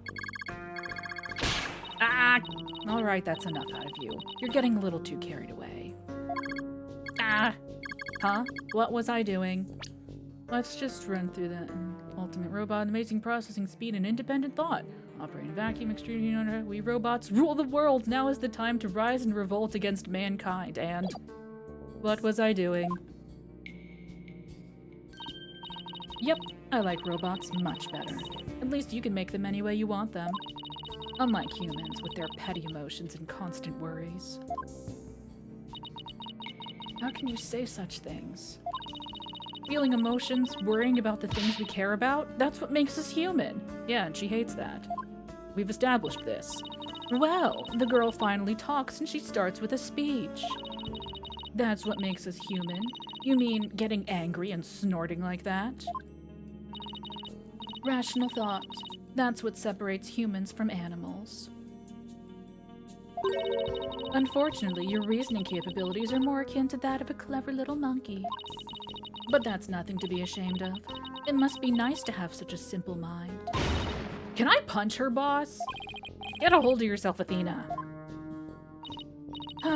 Humans certainly are absurd. I said you were clever, didn't I? Poor thing. Tell me, with people like you in charge, how can I possibly trust the legal system? So she distrusts not only lawyers and prosecutors, but the whole legal system. What in the world happened to this woman to make her so bitter? It's probably that case everyone keeps talking about 7 years ago that involved her brother. It's just a thought that I had. Even if somebody important to me was killed, I would never wish to see their killer brought to trial.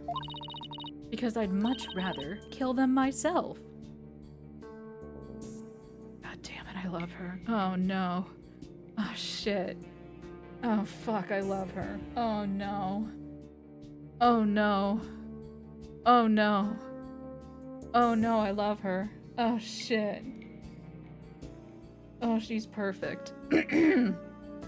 Anyway.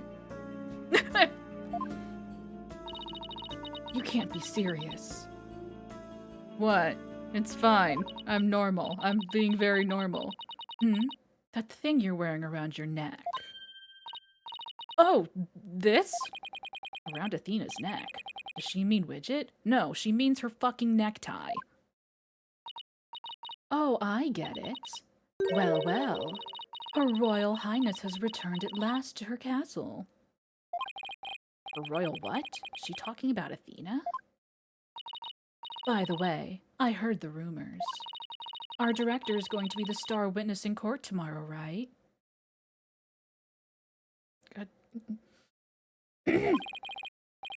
Director Cosmos? Yes, that's right. Wish my name was Necktie. You poor things. You'd better be careful. That old man is a big liar and a huge braggart. What? He might seem like a bigwig, but the center has all kinds of problems. He has a lot of skeletons in his closet. But it's your problem. So why should I care? That was odd. I didn't like that. Oh, that's such a disappointment, R10. What do you mean? Oh, why would you remind me of that? Now I'm sad. What, that's it? No friendly tips? No good luck, guys? Just splendid. I'll leave you to your woes. Come on, hunk of junk. Bye. Hey, so Athena, can we talk? It's sad to me that she doesn't believe in our legal system anymore. She must have had a very bad experience to make her feel that way. Huh, Athena? Are you alright, Athena? You seem very down. Call me. I just can't believe she said all those things. Oh, she's really upset. Has she been trying not to let it show all this time? Well, I guess it's not all that surprising. You hear about fabricated evidence and false indictments on the news all the time. You mean that whole dark age of the law nonsense? I'm so sick of hearing about that. I do too. Well, all we can do is believe in what we're doing. Yeah. You're right, boss. I agree. Maybe it's time we went back to see Mr. Starbuck. Good idea. We should tell him about the bullet and Miss Blackwell's statement. Alright then, next stop, the detention center. Oh, I miss her already.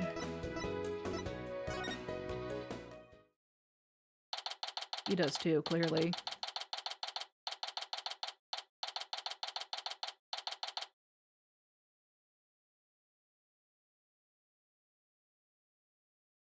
December 19th, detention center visitors room.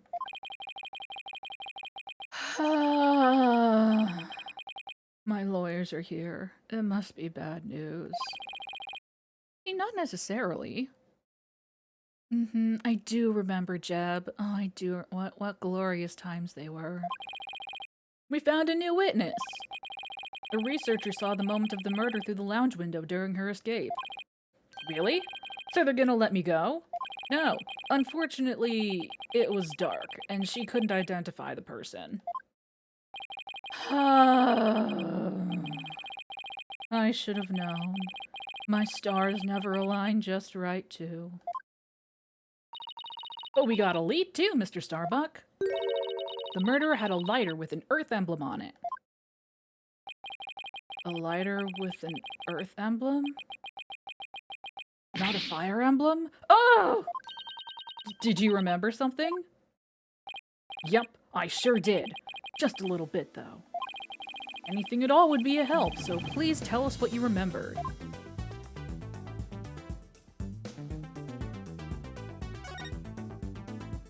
Lighter.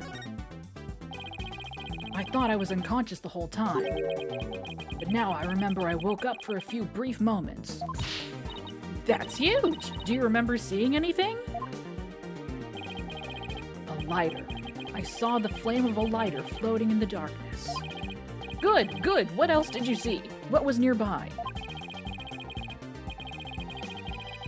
It was definitely the boarding lounge, so it must have been after Clay carried me there. In the light from the flame, I saw a dark shadow flickering. A dark shadow. That must have been... Killer? Or the knife? The third party we've been looking for! Thank you, Mr. Starbuck. You've been more help than you know. If we can prove there was a third person at the scene and that they're the real killer, then you'll be cleared of all suspicion. The key will be whether or not we can identify this third person in court tomorrow. At least we have something to go on now, and that's a big plus. I should probably tidy the evidence up a bit before someone mistakes me for a hoarder. Goodbye, unnecessary evidence. Relevant evidence tidied up.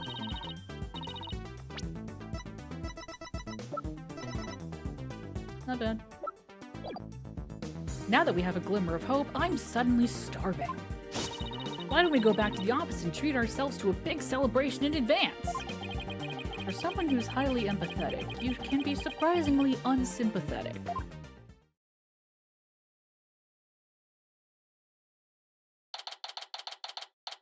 December 19th, Wright Anything Agency.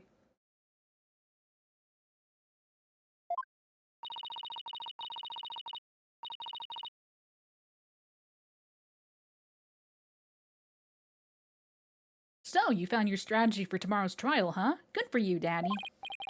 Well, it's one step forward anyway. Hopefully it'll give us a fighting chance in court. As long as we can find out who this third person is. Now let's get something to eat. I'm starving. My vote is for Eldune's noodles. Oh, Apollo! Oh, he's come home! Our son! He's home! Hello! What are you doing here? I didn't think the clinic was ready to release you yet.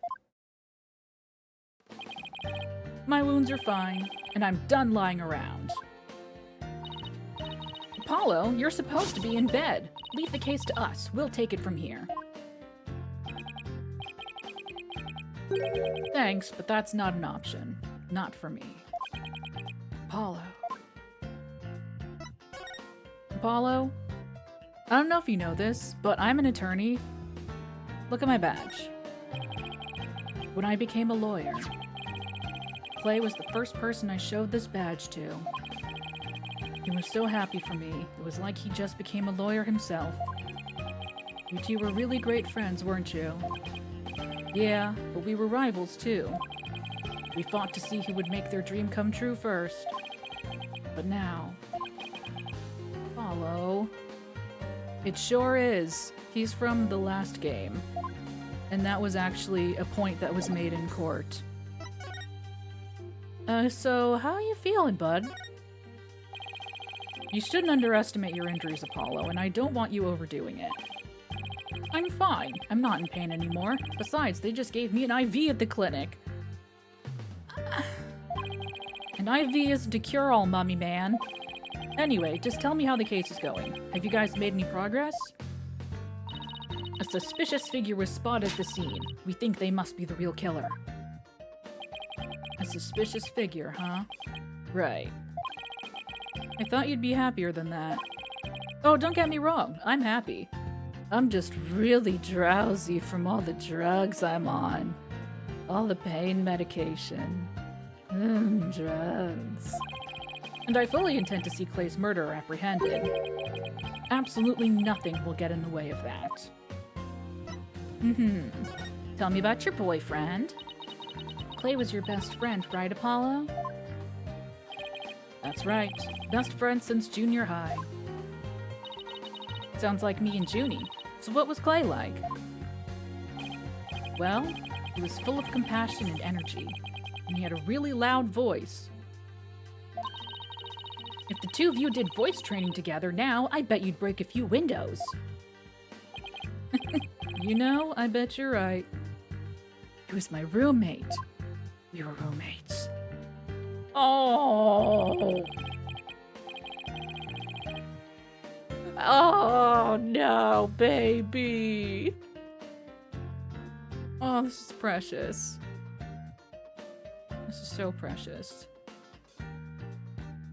They're such roommates. They're such roommates. Seems like only yesterday. Clay was a guy who lived for his dreams. We used to talk about it a lot. He was gonna be an astronaut and me a lawyer. We talked well into the night, and even then, we never grew tired of it. Apollo, about that jacket. It's his.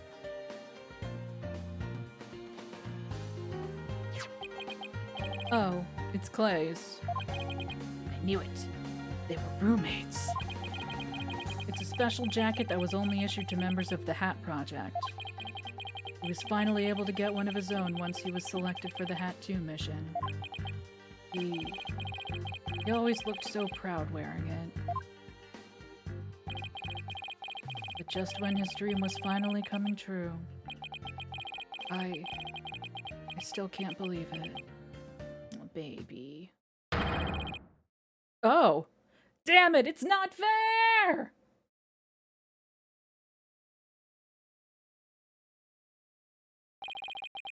Apollo?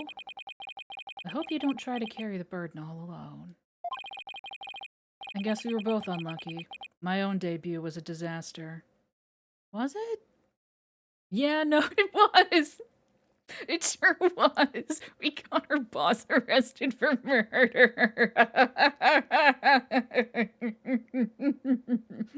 I wonder if Apollo told Clay about that. Hey, Clay. Hey, Clay, listen, I know my dream's coming true, but I fucked it all up immediately. I guess you're right on some level. I'm not laughing at Apollo, I'm laughing with him. I'm laughing at Kristoff, specifically. That trial a year and a half ago wasn't exactly the smoothest of starts. It's a year and a half? That was a rough time for me, but Clay refused to let me quit. You're fine, he'd say. Don't give up. It was right during his screening exams, too. I couldn't have become a full-fledged lawyer without him. That "you're fine" of his is why I'm still standing here today. You're fine, huh? I'm Apollo Justice, and I'm fine. You're fine and I'm fine were like your catchphrases, weren't they? Something like that. Sure brings back memories. You're pretty fine if you know what I mean. When we were in junior high, Clay's mom passed away in an accident, oh. But he wouldn't show his sadness to anyone. One night, I found him crying all alone in the school courtyard.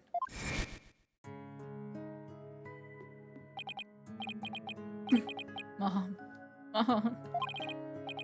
Get away, Apollo. Don't come over here. I'm an excellent voice actor.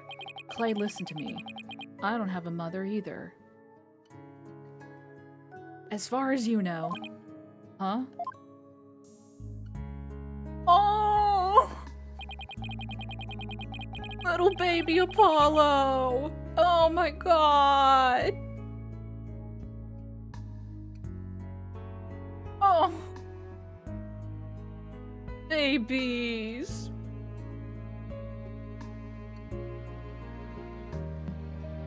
I always think everybody else has a mom. Why am I the only one?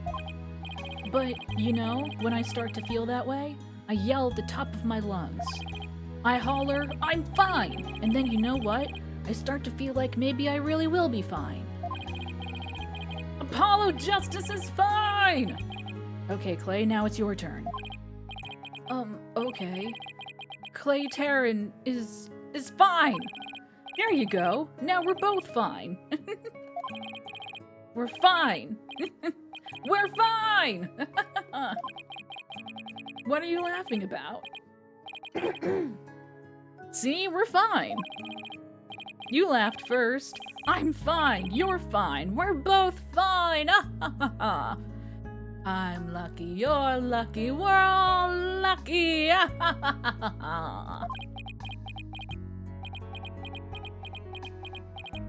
Yeah. Now we're buddies and having dead moms. Thanks, Apollo.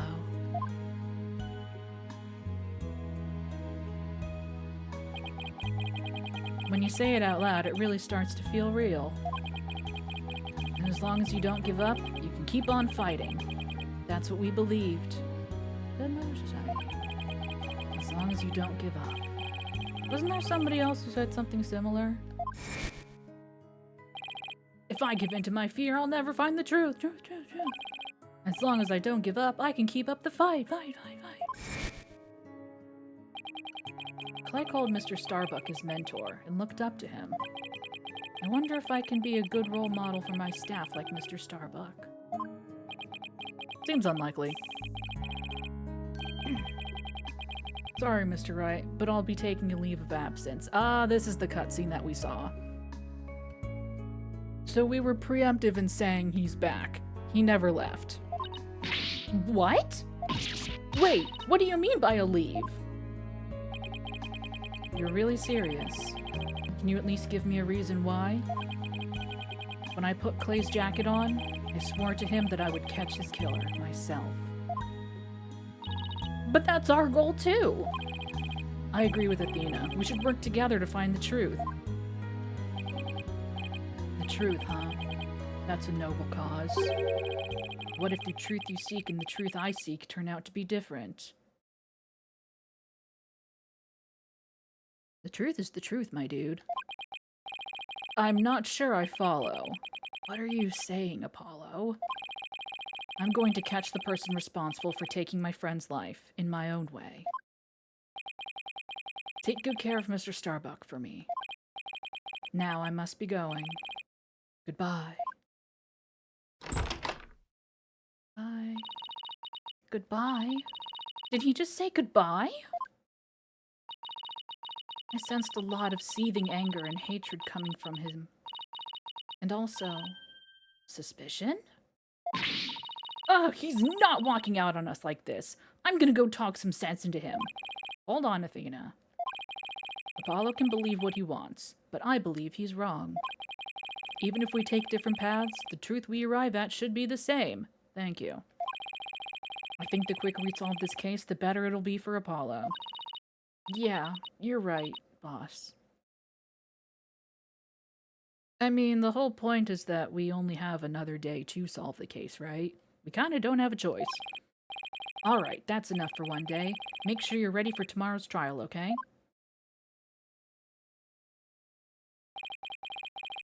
If he were here right now, Apollo would say, I'm fine.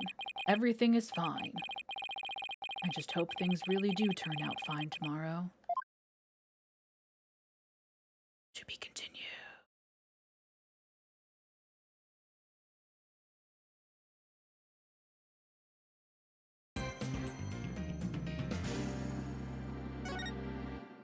Nice.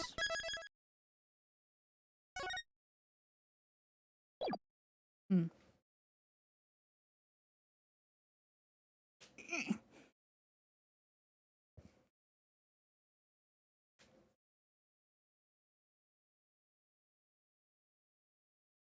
Little sit down and stretch. Mix things up.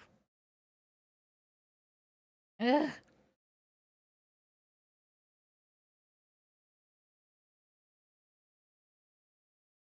Well, I had gotten myself a bagel at the start of stream. It's kind of disgusting now. It's all dried out.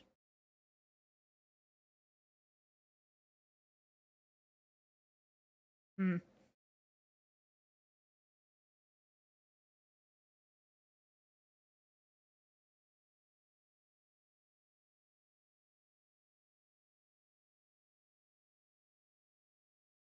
And I'd gotten it out of the freezer, so I had to put it in the microwave to thaw it, and it got all rubbery, and I was hoping to eat it quickly, and then I didn't.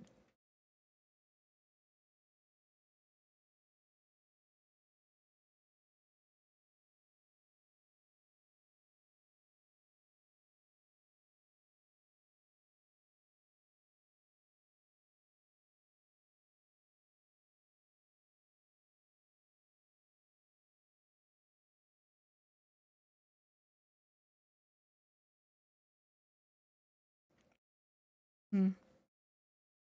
I'm actually going to go throw it away real quick. BRB.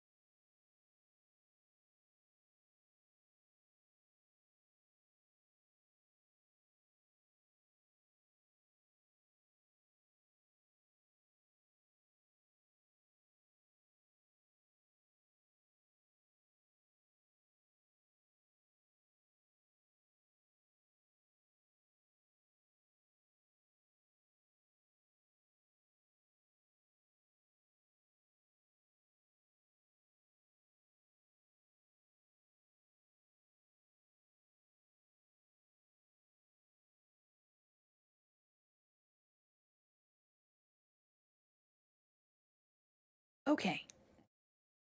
Let's go.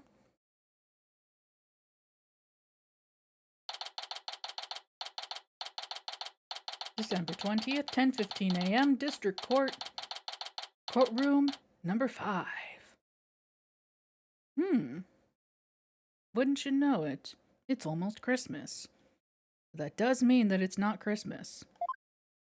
Never forget that. Day 2, court is now in session. All rise. Where is the judge?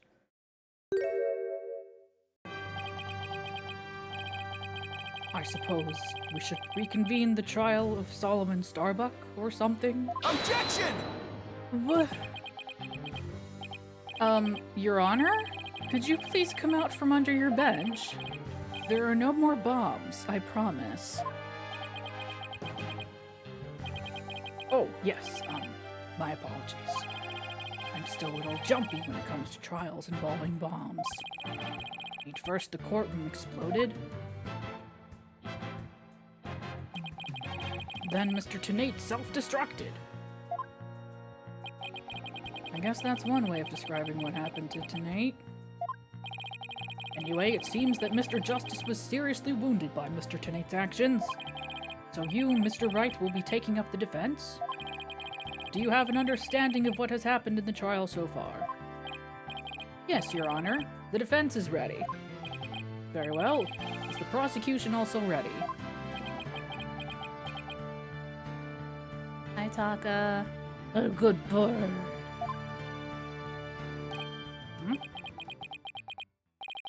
I take it you'd like me to give the opening statement this time? Looks like the judge has become a pretty good mind reader. He's back to not doing his job. Sick. Well, he's certainly seen more than his fair share of colorful prosecutors. You know, he sure has. You could say he's something of a veteran of sorts. Let's see. In the previous part of this trial, we learned that the victim, Clay Taryn, escaped from Launchpad 1 carrying the defendant, Solomon Starbuck. There were explosions on the second floor of the Space Center and on the rocket itself. The 2 astronauts used the Launchpad 1 corridor to reach the boarding lounge.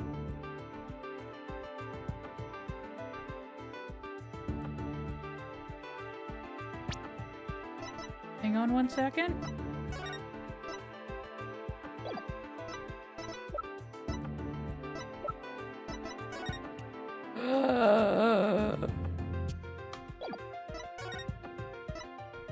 The knob!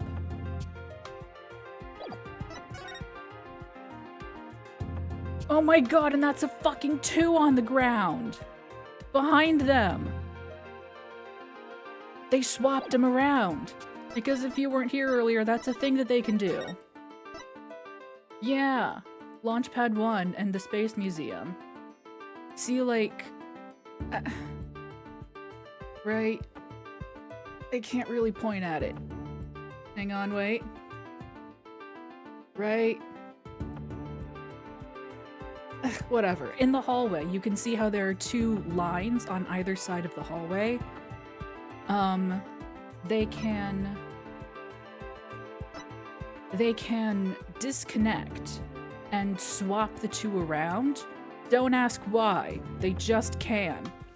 So that hallway, like, collapses. Presumably it goes, yeah, it presumably collapses into the main building. And then the 2 facilities on either side can swap around. That's absolutely a 2 on the floor behind them.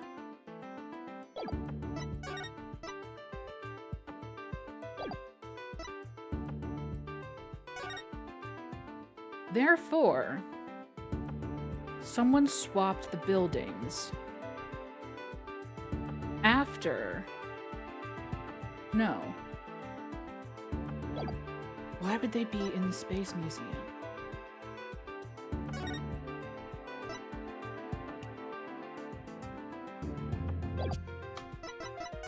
Okay.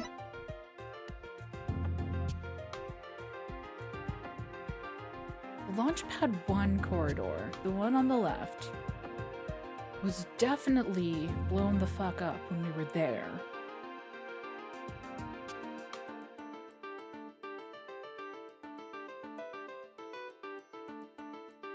Right, because... Okay, yes. Bomb went off in Launchpad 1. It fucked up the hallway along with it. And then after the fact, someone swapped Launchpad 1 in the Space Museum for some reason. No, because...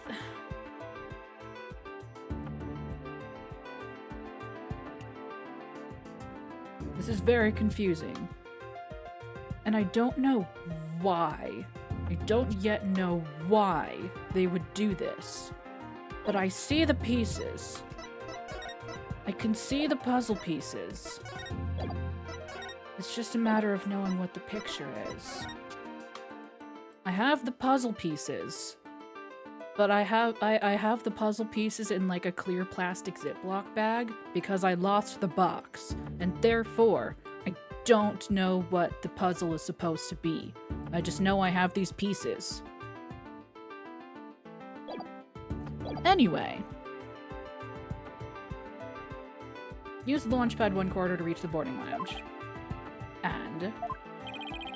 how could the victim climb down the ladder if he was carrying the defendant? That was the mystery that needed to be solved. But Mr. Justice proved that the victim was killed in the boarding lounge. Prosecutor Blackquill, were you able to discover any new facts related to this point? Upon further investigation, we discovered an oxygen tank fragment in the lounge. Surprisingly, it would appear that Justice Dono's argument was correct. Oh! And I learned today, dono, the suffix dono, means lord or something similar. Like, oh, Lord whoever, you know? Not like Lord as in the Lord, but like the Lord of the land. So it's a title of respect. It's respectful. So that's nice.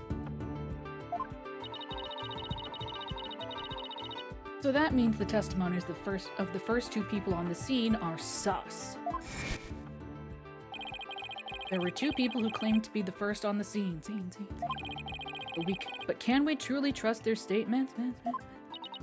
Let's see. The two people were Detective Candace Arm and Yuri Cosmos, right? You think that one of them might have given a false statement to the police? Yes, it's certainly possible. We might have to do a little more digging. And whoever it was, let's be real. It's probably Yuri Cosmos. Let's just be real. I don't know how, I don't know why, but I have a feeling somehow it was him. But,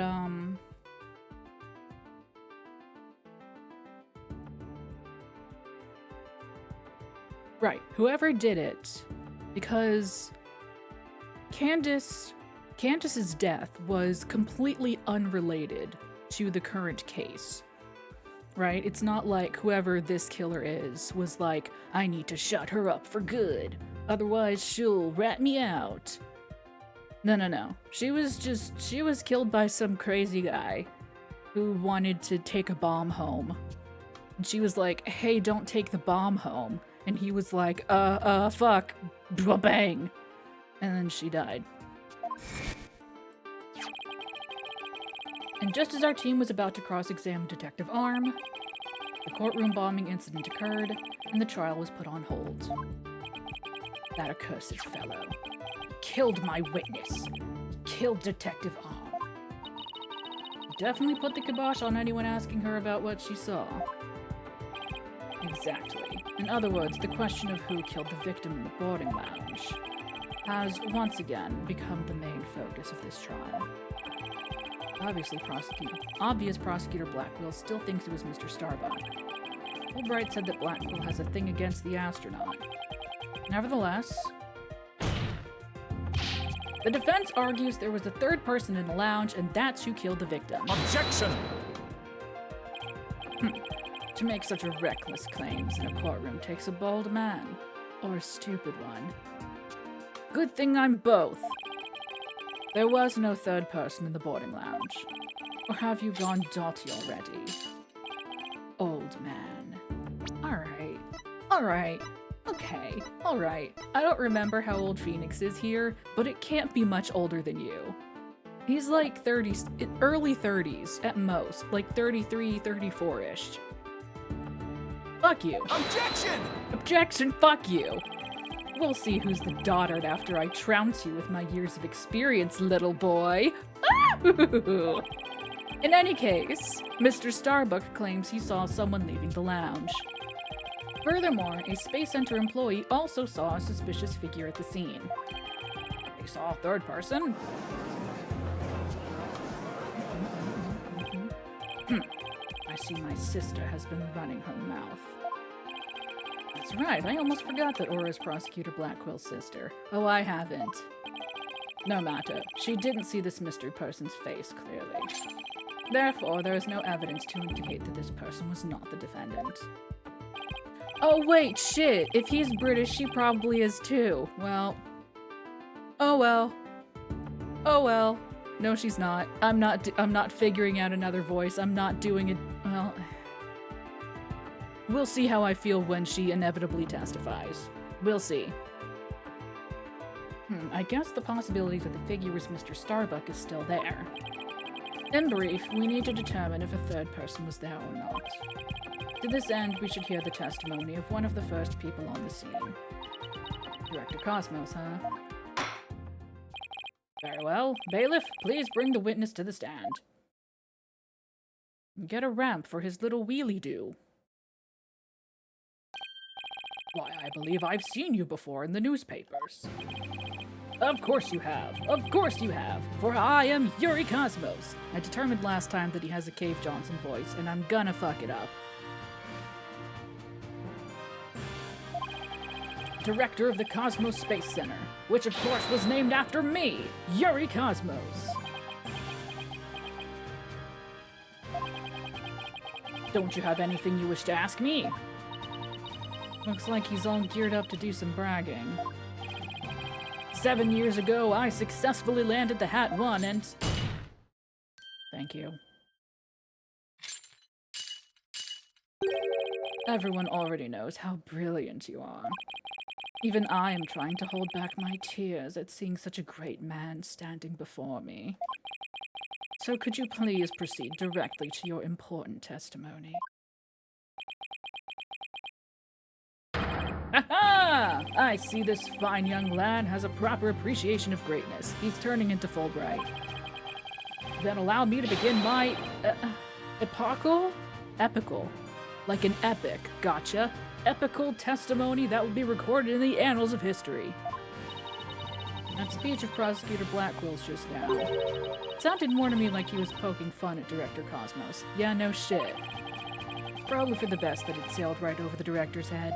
Now then, Director Cosmos, the condensed version of your illustrious testimony. Please.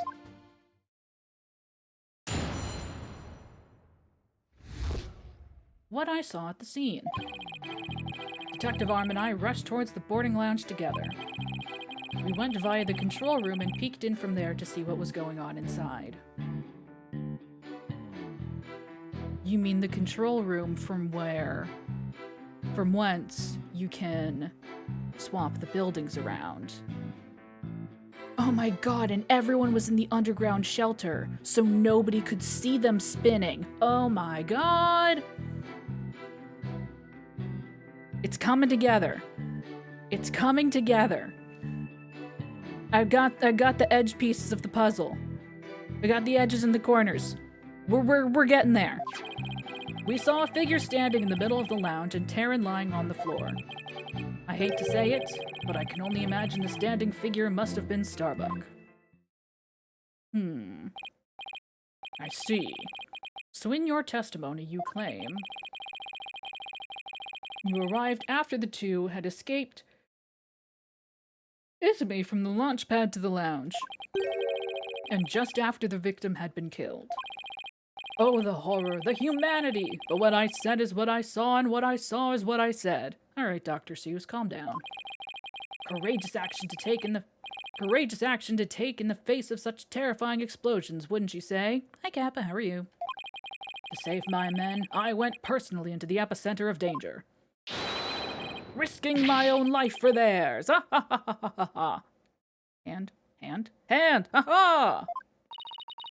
Well, what do you know? It sounds like the director really cares about his men. Uh-huh. Yeah, although it sounds more like he was scared and just had a peek from far away. Is the defense ready to cross-examine the witness? I guess.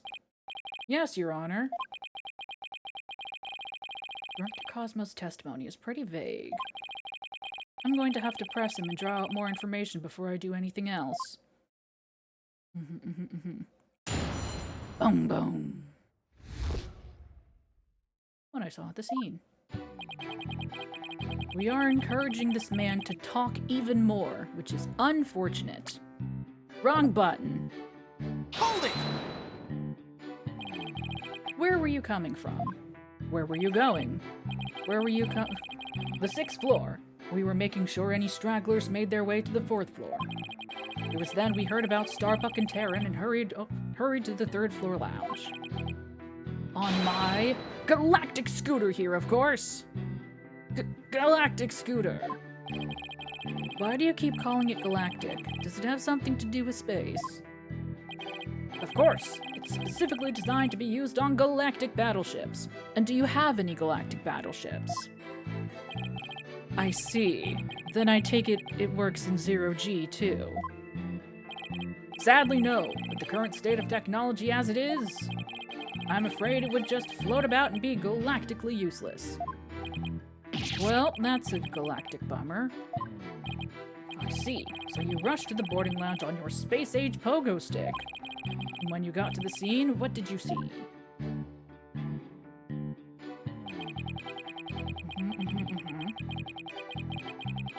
Hold it! Let's see. According to this diagram...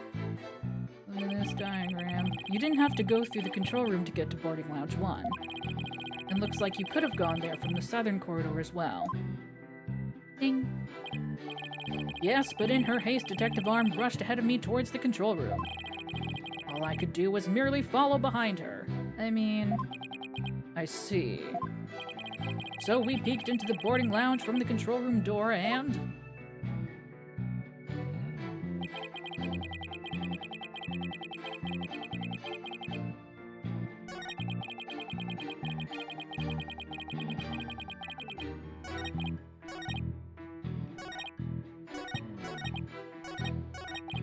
Yeah, see, look.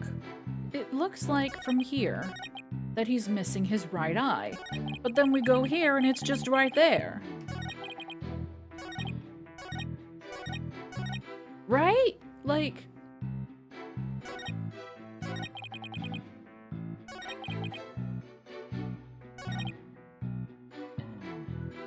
Am I insane? No, 'cause... I know, but like...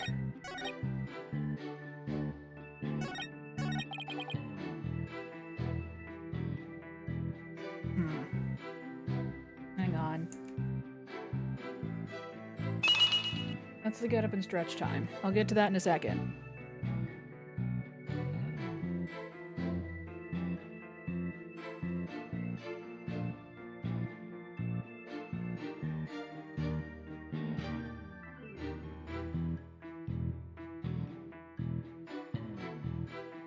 Now see here.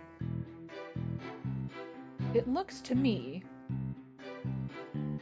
like, see, there's that, like, we should see the corner of his eye, like, right here, you know? Because, yeah, no, it should, like, here-ish even. And then...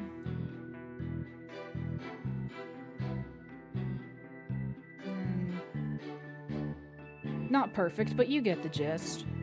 Right? Like... We should be seeing the corner of it from behind the cap, but we're not, and that's confusing me. It's throwing me off. It's weird. It's very strange. Anyway, everybody get up and stretch.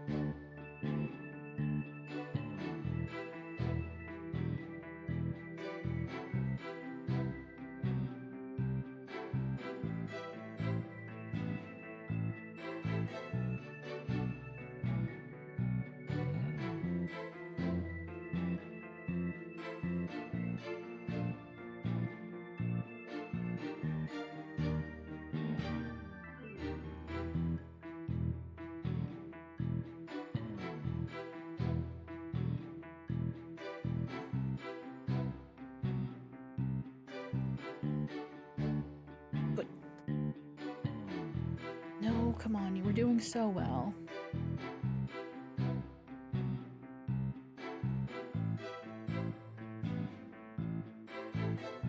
Because I've had the hand tracker on the whole time, whereas usually I'm turning it on and off. Because it was doing that thing where it was getting a false reading and my hand would just be up here. But unless I haven't been seeing it, I've been like watching for motion out of the corner of my eye from the stream preview. And so unless I've missed it, which is very possible, I think it's been behaving today, and I don't know why. I haven't done anything different. But, yeah. Hold it! So you couldn't see who that figure was clearly or what they were doing. Sadly, the only thing I could tell was that it was a person, standing motionless. The defendant, no doubt, staring aghast at his deed. What other explanation is there? Ugh, so close. But without evidence, I can't prove that person's the third party.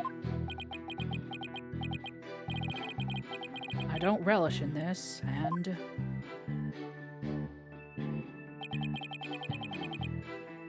Hold it! Aura Blackquill also saw a suspicious figure in the lounge, but she gave the statement that it was too dark to see the person's face clearly. Did you see this figure's face clearly? No, not clearly. The lighter they were holding illuminated the area around their feet at the time, but other than that I could see little else. That's why I could see Taryn, but I couldn't see who the other person was. Because it was illuminating their feet? So for all you know, it might not have been Mr. Starbuck, isn't that correct? I would like to believe that. Starbuck isn't the type of man who's capable of murder. Objection! When the witness entered the boarding lounge, there was no third person there. Isn't that correct, Great Space Center Director? Yes, that's right. Only Starbuck and Taryn were there by that time. After we peeked in, the lounge suddenly went dark, and the figure vanished. But if the only source of light was the lighter, then you're saying that whoever was holding it simply turned off the lighter. You mean they disappeared? That's odd. It's not. Objection! The reason the figure appeared to vanish is because it was the defendant. When the witnesses weren't looking, he fell to the floor and feigned unconsciousness. Hold it! Hold on. Director Cosmos, did you ever take your eyes off the scene? Just for a brief instant, about as long as it takes for a shooting star to go by. If you took your eyes off the scene, then this third person could have escaped during that time. The pod. The oxygen pod. They could have hidden inside. yes, yes, yes, yes, yes. But what escape route could this person have used? The direction opposite the control room, the southern door to the elevators. Or that, I guess. There's no security lock on that door, so it would have been possible to escape that way. Objection! All things are possible, right, Dono? The real question is, do you have any proof? Well... If we're just talking possibilities, we could each profess whatever we'd like. An inmate who used to be a university professor and lunar researcher used to say, what a coincidence, that there is a kingdom of little green men who lives under the surface of the moon. As long as they don't punish us in the name of said moon for what we've done to it! Wow, we were just talking about Sailor Moon earlier! Ashiakia! But I say, where's your proof that this quaint kingdom exists? He's calling your theory a work of fiction, boss. And he's right, I don't have any proof yet. Still. The southern door was a possible escape route. Better make mental note of that. Director Cosmos, may I ask you a question? Yes? Why did you look away from the boarding lounge?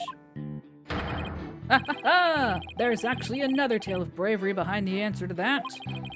It was when Detective Arms saw the figure and raised her gun. Being a great humanitarian protector of mankind, I tried to stop her. What? You're saying Detective Arm raised her gun as soon as she saw the figure? I imagine her instincts as a detective told her they were the killer. I don't know about that one, Chief. And were you able to prevent Detective Arm from firing her gun? I'm afraid I was too late. I was unable to stop her. She identified herself clearly and then... she fired 2 warning shots at the shadowy figure. This information about Detective Arm's actions sounds critically important. Please add it to your testimony.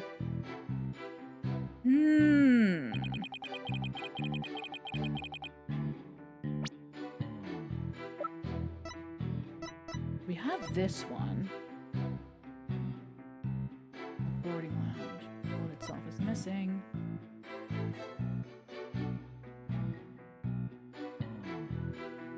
It would be quite a feat for this bullet to either ricochet, or to fall out of the bullet hole and roll all the way across the room. So that, if she did fire 2 shots, that was probably the other one. Maybe.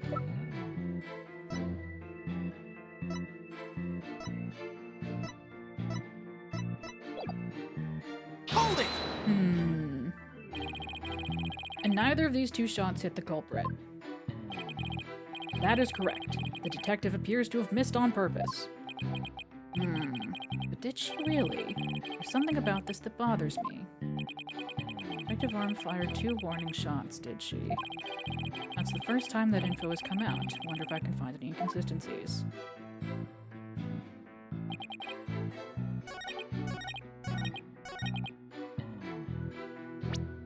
Okay.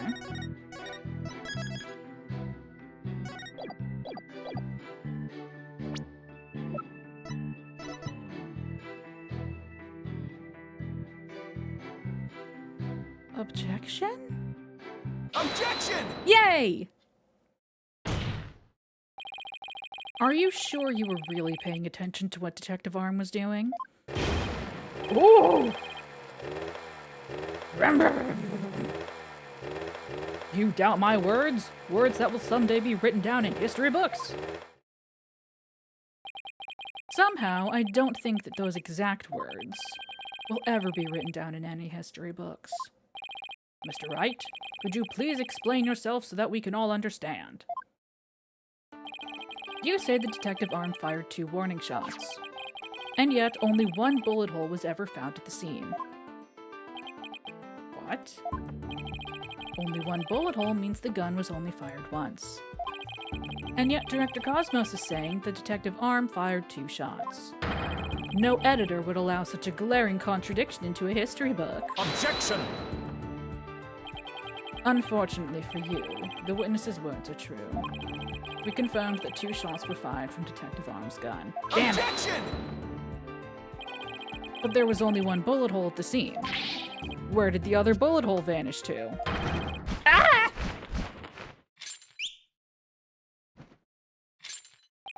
No party. Where's the ball?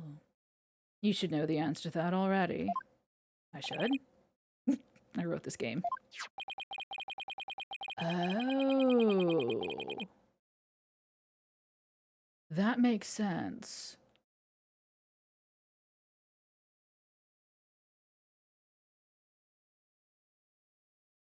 Hmm.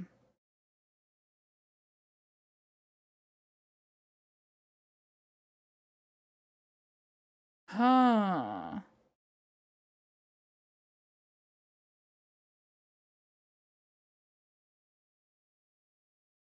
If she shot Clay's oxygen tank,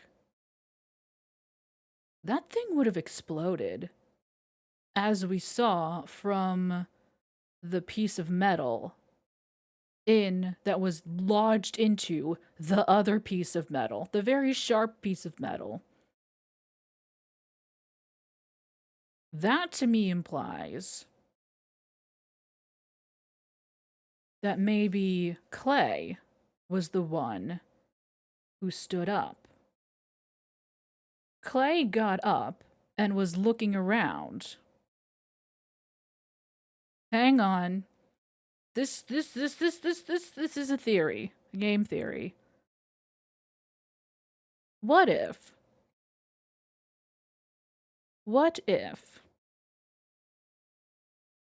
Clay's oxygen tank exploding is what killed him? And the knife was put into his wound after the fact. It's just a thought that I had. It's a crazy thought.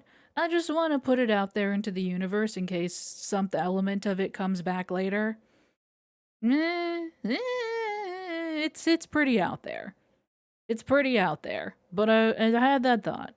Anyway, we've already discussed that it was ruptured in the lounge, have we not? Well, it appears that the thing that ruptured it was a bullet. A bullet that was found near the tank, to be precise. Bitch, where? This bullet was fired from a .38 caliber gun, the same caliber as the detective's gun. What? Oxygen tank. Updated oxygen tank report. The rifling marks also match up. There's no question that the bullet was fired from Detective Arm's gun. Bullet fired from Arm's gun added to the court record. Oh boy. A .38 caliber handgun. Meanwhile, we have this tiny little baby bullet. A 10 from .10. Well, that's alright, fine. 38 versus 10. Right, because I was thinking millimeters instead of calibers. Dude, I don't know guns. I don't like guns. They make me nervous. I don't know shit about them. Whatever. Rifling marks. They're like a gun's fingerprints on a bullet, correct? And examining the rifling marks on a bullet can tell us the gun it was fired from. One of the bullets the detective fired found its way into the holographic image display. The other bullet came to a stop near the victim's oxygen tank. The evidence confirms that the director's statement that the detective fired 2 shots. My beautiful contradiction. Gone. All gone. So that bullet hole was from a .38 caliber, huh? Hi, Neon. How are you? I'd better update the record. Updated bullet hole report.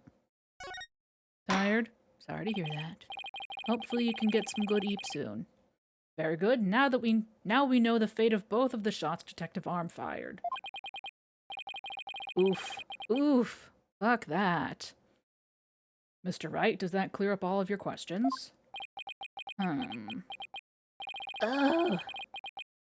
Detective Arm fired 2 warning shots. Oh, that sucks. Oh, that sucks. Welcome back, R10. One hit the holographic display and the other hit the oxygen tank.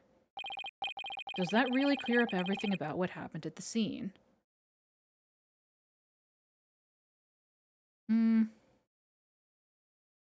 No, we don't. Not yet. No, it doesn't. What about this other tiny bullet that we found? No. No, Your Honor, it doesn't. Detective Arm fired 2 warning shots from a .38 caliber gun. That doesn't explain the existence of a certain piece of evidence found at the scene. Yes. A piece that points to the existence of a third person. Oh. Very well, but it won't do to keep us waiting, Mr. Wright. What piece of evidence suggests the possibility of a third person at the scene? The tiny baby bullet. Take that. Take that! And what is this metal pellet supposed to be? Just a little something of great importance we found at the crime scene, Your Honor. You found it where? In a floor gutter at the crime scene. It looks like the police and prosecution both missed it. Furthermore, this is a 10 caliber bullet, making it much smaller than one of Detective Arm's 38 calibers. Itty bitty baby bullet. Then that means... Exactly. One more person must have been there in the lounge.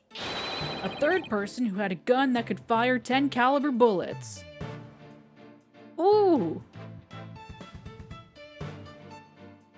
Athena's got a fun theme, but goddamn. Oh.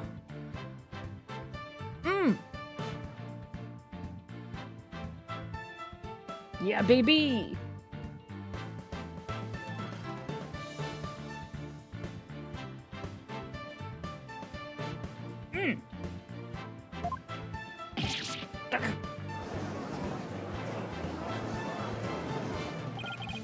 And if that's true, it explains why Detective Arm fired warning shots. This third person fired at Detective Arm and Director Cosmos with their gun, and in return, the detective fired her warning shots. Isn't that how it really went down, Director Cosmos? Aha! It looks like you've deduced my miraculous tale of survival. Yes, you're absolutely correct. The mystery person fired upon us. What's this now?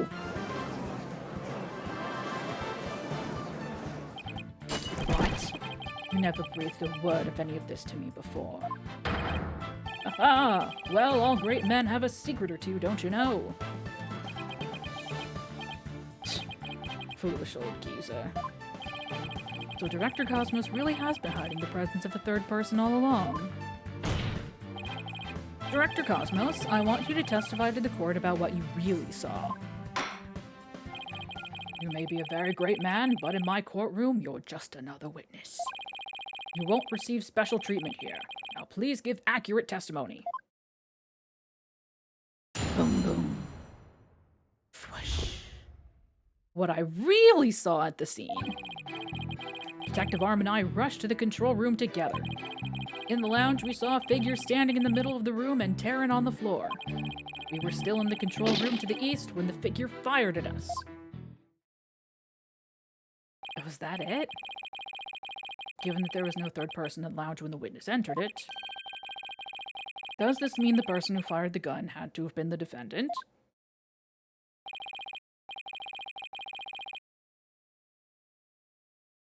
Not necessarily. It's still possible that it was someone else.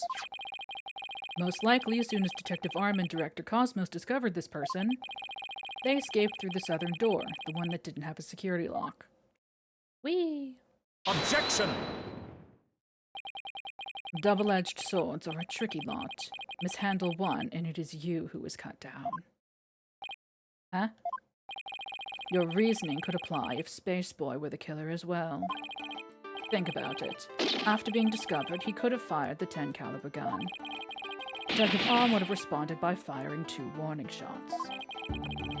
All he had to do was feign unconsciousness to invent the possibility of a third person. Objection!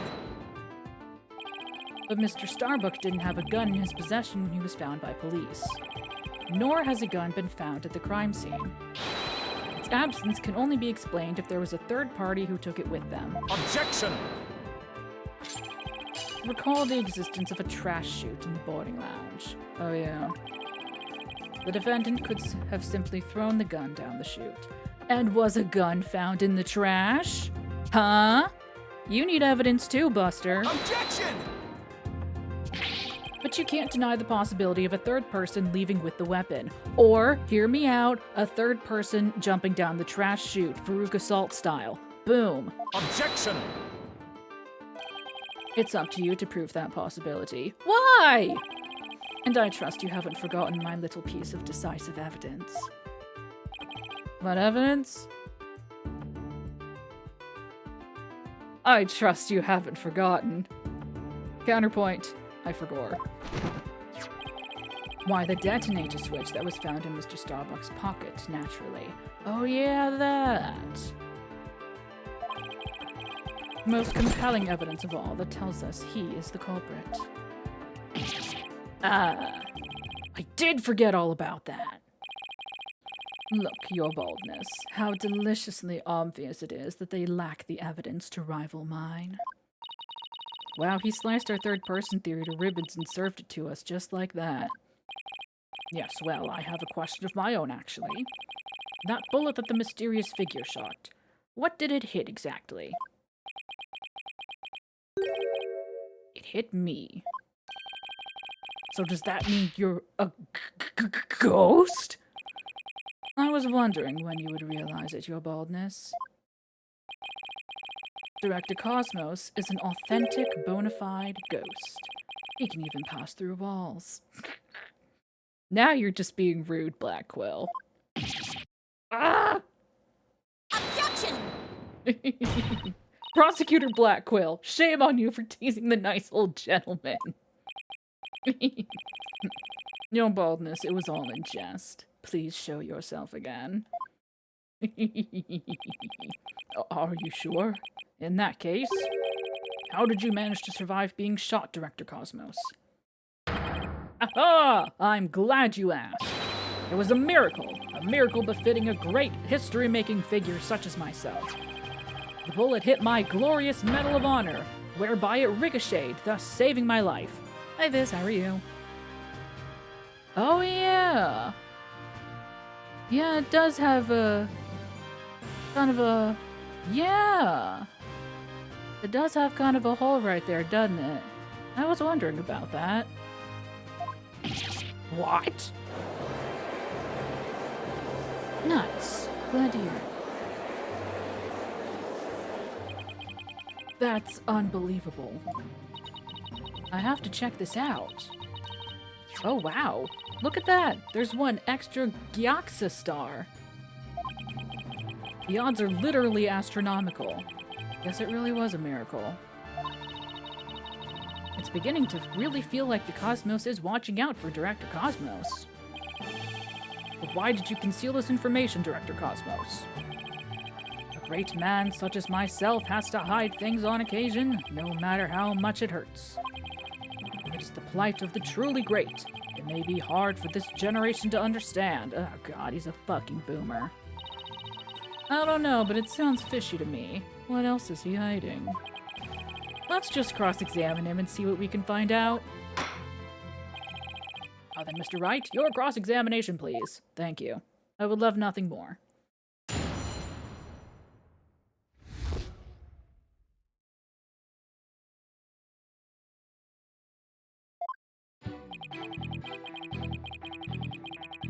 Hold it! We've already heard all about that part. Do you have any new information? Well, let me see.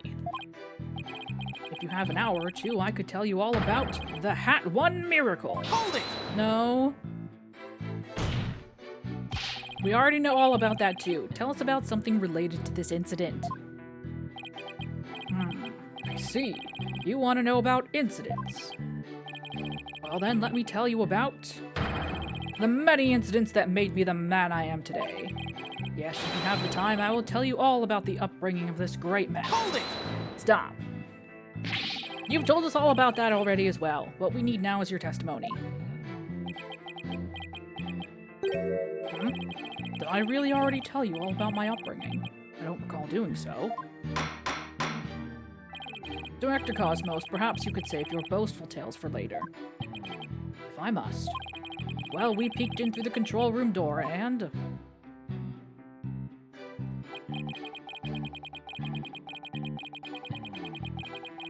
Hold it! But it was so dark you couldn't see this figure's face, isn't that right? Yes. The room was as deep and dark. Hi, Leo, how are you? Are you telling me to sleep? How dare you?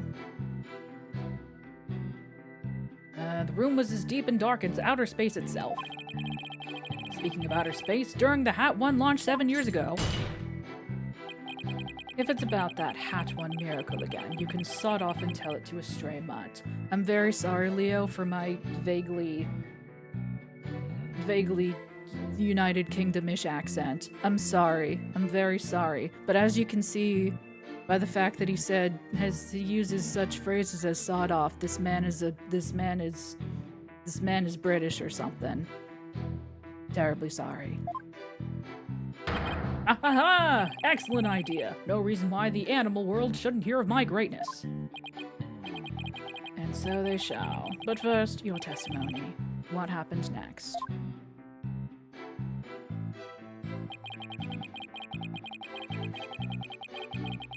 Hold it! So in other words, you were fired at while you were at the control room door. That is correct. There's something not quite right about that. Director Cosmos, the bullet this person fired hit you, isn't that right?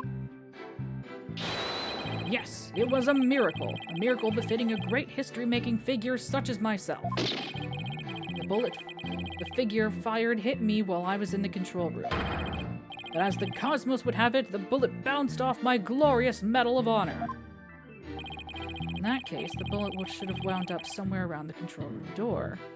They entered from the south. Okay, so Director Cosmos was in the control room to the east. And while he was there, he was shot at by someone with a 10 caliber gun. But the bullet hit his medal, so he was able to escape with his life. He's a very lucky man. No wonder people think he's great. Hey, I'm pretty lucky myself, so if he's a great man, I'm the king of all the cosmos. The king of all cosmos?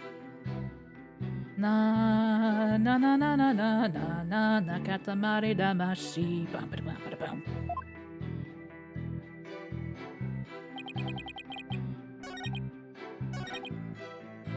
The control room to the east. Do I present the bullet? Objection? Objection! Nice. Director Cosmos, I believe you were telling this court a glorious lie. A great man like me tell a lie? Have you ever heard of such a thing in all of history? Yes, all the time, actually. My accusation is based on the positions of the people who were in the lounge.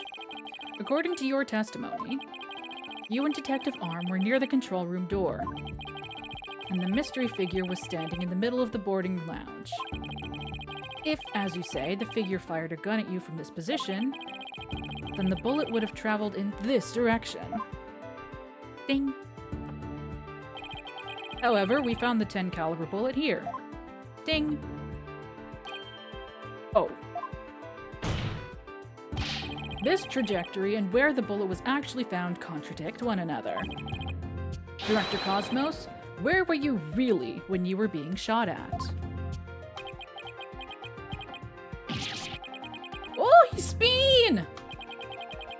Ladies and gentlemen, I present to you the human merry-go-round. Ever on and on I continue. Objection! In a carousel of agony. Don't tell me you've forgotten already. Didn't the witness himself just tell you? The bullet hit his medal.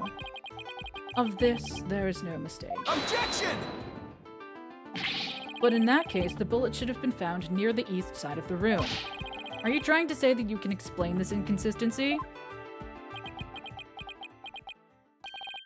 Of course. Really? I didn't think so. What? Oh, great Director Cosmos. Yes? Is there something you'd like me to expound upon? You were, in fact, not in the control room to the east, were you? You were looking into the lounge from the door to the south, is that not right? Well, yeah, that's what I was trying to get at. Whee! What are you getting at? I mean, I thought that's what we were trying to get at. What was Phoenix trying to do? Where were you going with it? Were you going anywhere with this, Phoenix? Because this is where I thought we were going, but instead we're being caught off guard? Use your own brain. Oh, that's a big ask.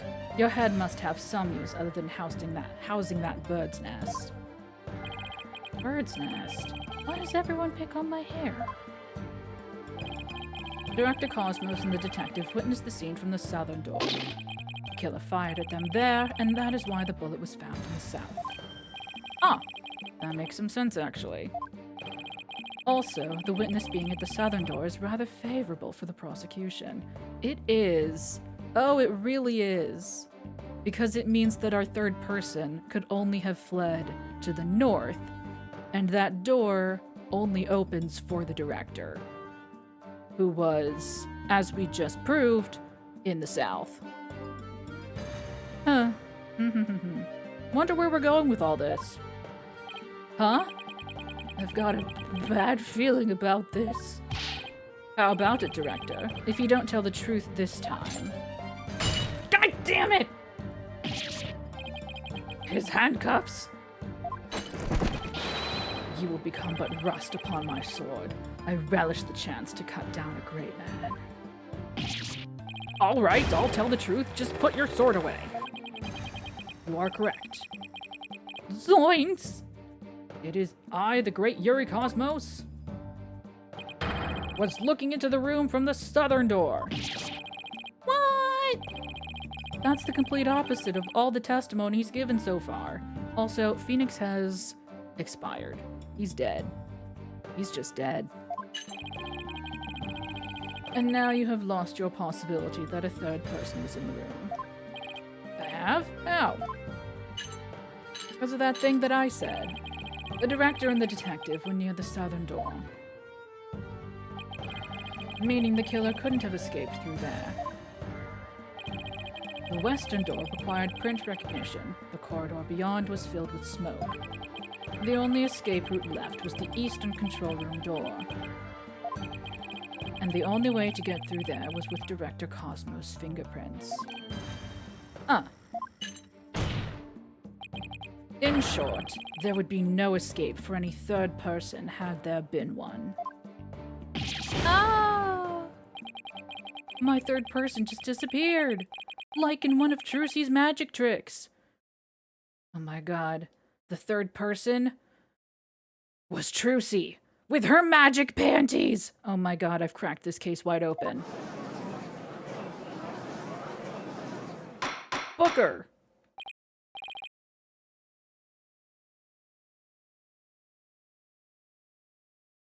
Order in the court. Director Cosmos, why did you tell such an outrageous lie? Why indeed? You were covering for the defendant, isn't that right?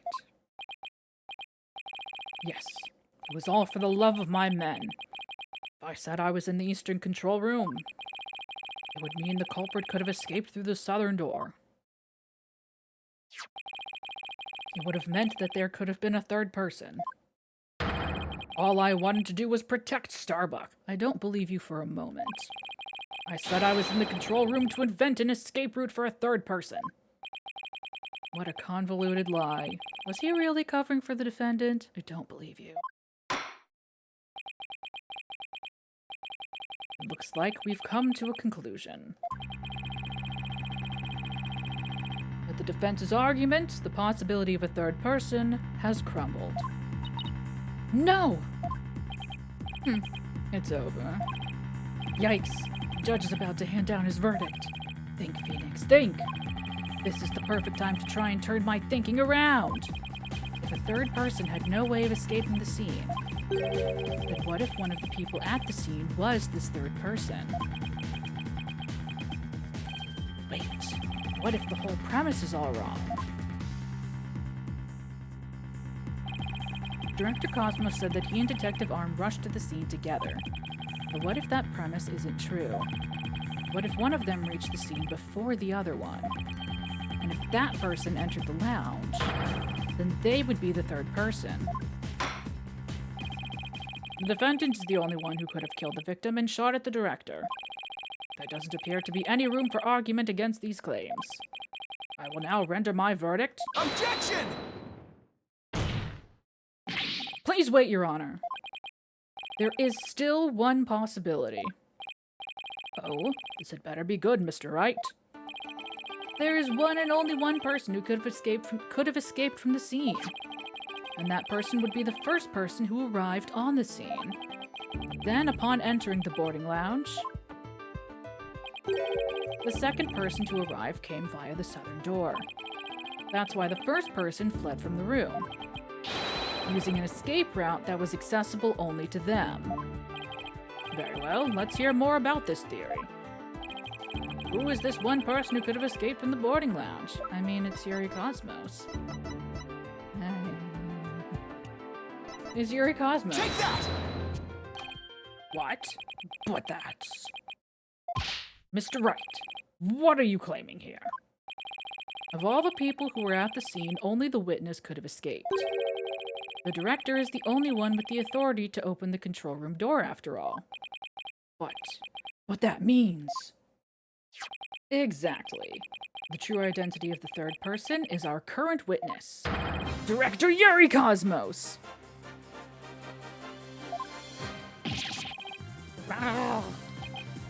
What? What? Don't worry about it, R10.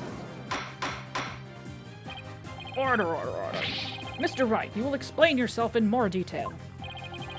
I assert that Director Cosmos arrived at the scene before Detective Arm, and entered the boarding lounge alone. Detective Arm arrived after that and saw a suspicious figure who was actually Director Cosmos standing in the lounge. And that's why she fired those 2 warning shots. I've been hit on the starboard side! Captain Wright, it's a direct hit on the enemy ship, sir! A magnificent shot! Warning shots fired from the enemy ship. Prepare to intercept! Cosmos, you have told a lie in this court once again. I've been hit on the port side! The enemy has called in reinforcements! Earth to Cosmos Control Center, requesting permission to ask that you return to reality. But my ship will not go down to anything less than the ultimate weapon of evidence. Objection! But I do have evidence. In fact, you could say that your battleship bears its scar. If Director Cosmos is the third person or a Black Quill saw, this third person fired at Detective Arm and Director Cosmos with their gun. And in return, the detective fired her warning shot. Isn't that how it really went down, Director Cosmos? It looks like you've deduced my miraculous tale of survival. Why are we flashing back to 5 seconds ago? Fired upon us. Yeah, sure, whatever. Director Cosmos must have been the one who fired the 10 caliber gun. When Detective Arm discovered him in the lounge, it only makes sense that he would have turned and shot at her. Therefore, the evidence on the director's body is of a different kind of relevance than before.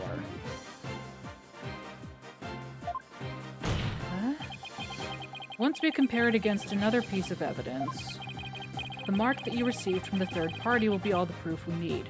We're seeing if it's got it. To prove that you were the one there in the lounge. Brace for further impact. comparison against this piece of evidence appears on the lounge. The other bullet, right? Yeah, because if we hold it up to the dent in his badge, it should be the same size. Take that! Take it! The .38 caliber bullet found on the floor at the scene didn't hit the oxygen tank. It hit Director Cosmos' metal. If we have that ricochet mark on the metal analyzed, I'm sure the caliber will match up. Or, an official scientific analysis. I guess that works too. And if that mark proves to be from a .38 caliber bullet, it will prove that you are the third person we've been looking for. Ah, the bridge is destroyed, losing altitude, all hands abandon ship. If that's true, then what about the bullet that hit the oxygen tank? It was the 10 caliber bullet. In other words, it was the bullet fired by Yuri Cosmos. Isn't that right, Director? No, you've got it all wrong. What? The engines have started again? It's a miracle! I'm not going down yet. Witness, stop this at once and confess the truth. If you don't want the history books to say that a great man was a great liar, then accept your fate and tell the truth.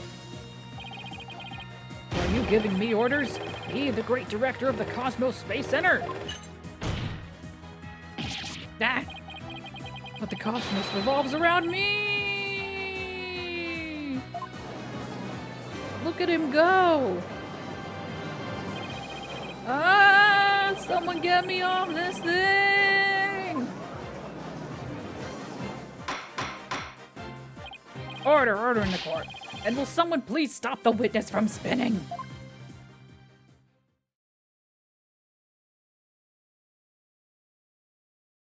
Guru my wife day.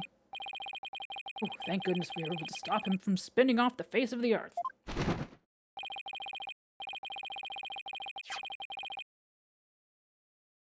While he was twirling, I took the liberty of writing an analysis on the mark on the metal. It was made by a .38 caliber bullet, matching it with the size of Detective Arm's firearm. Are you ready to confess the truth, witness? No, you've got it all wrong. This is just a misunderstanding. Is he gonna start piling on more lies? Oh, obviously. It looks like it. But no matter how many lies he tells, I'll just expose them one by one. I'll make that big liar tell the truth.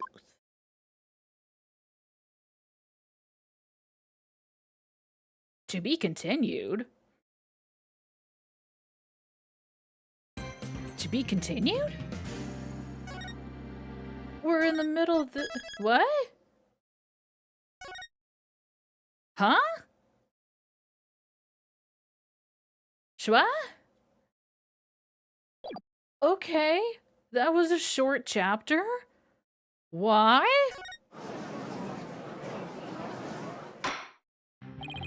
Director Cosmos, a new possibility has been presented by the defense. They are claiming that you were this third person. Filler episode. Forgive me. I'm so sorry. So the great pioneer of space development is revealed to be just another fabulous cur. I have only one question for the likes of you. Shall I send you off quickly or very quickly? Oh god, there he goes again. The evidence doesn't lie, Director Cosmos, so don't try to talk your way out of this. Fine, I'll tell the truth. It's all just as you say, Mr. Wright. It's true that I was there in the boarding lounge. I got there before Detective Arm, and when she arrived, she fired warning shots at me. Pew pew! Yeah, and that makes way more sense with where we found the bullet hole in the hologram screen. Well, I mean, I guess it's the curve that could have come from either way. Fine, whatever. Well, but... No, it wasn't. I was afraid people would mistake me for the killer, so I escaped to the control room. Then I went past the elevators and all the way around to boarding lounge 1 again. I came up behind Detective Arm and pretended to be the second on the scene. What a troublesome old man you are, with such convoluted deeds and thoughts. I see. So then, are you still insisting that you did not kill the victim? Of course I am. When I arrived at the lounge alone, I saw the true killer. The great Yuri Cosmos was a history-making witness. Hold it! Now hold on just one moment. We just proved a few minutes ago that the third person that Mr. Starbuck and Miss Aura Blackquill saw was you. No, it wasn't me. I saw the person as well. If I were the killer, why would I lie to cover for Starbuck? I would just leave him to take the fall. Oh, your true colors come out, That is an excellent point. All I wanted to do was protect Starbuck. I said I was in the control room to invent an escape route for a third person. I did, but not on purpose. I wasn't doing a bit there. I was reading fast, and I skipped ahead and saw Blackquill, and my brain auto-completed with prosecutor. I think. Maybe. Well, it makes some sense if he told those lies to cover for Mr. Starbuck. Still, a lie's a lie, Athena. So Director Cosmos claims he's not the culprit. Where's the proof? I just remembered. I have an alibi. The fuck do you mean? Miss Blackquill said that she saw the killer at 10 a.m., correct? Yes. And? Well, I was on the 4th floor helping with the evacuation effort. Ask any member of the staff you'd like. They'll corroborate me. The director is not fibbing to the court, for once. I confirmed that he has an alibi for the time specified. So, you're claiming that Miss Blackquill saw the killer commit the crime first at 10 a.m., and that you arrived at the lounge after that. Yes, and I believe the person I saw is the same person that Miss Blackquill saw. Although it was pitch black, so it was more of a shadowy figure and less of a person. And I couldn't actually see their face. It was definitely the silhouette of an Earthling. As long as he has an alibi. We can't very well claim Director Cosmos was the killer. No, we can't. Then again, maybe we don't need to yet.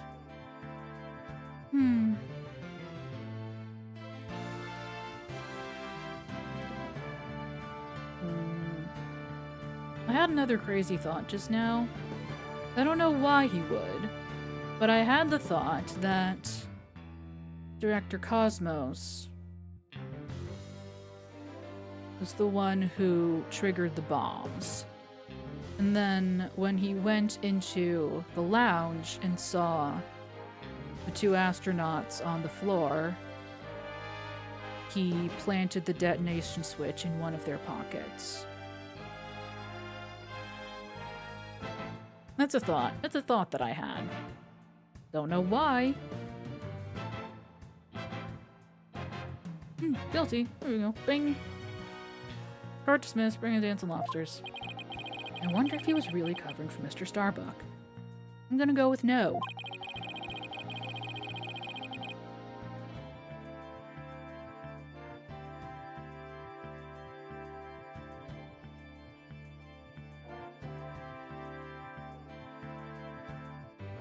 Your Honor, the defense moves to have the director testify about the person he saw.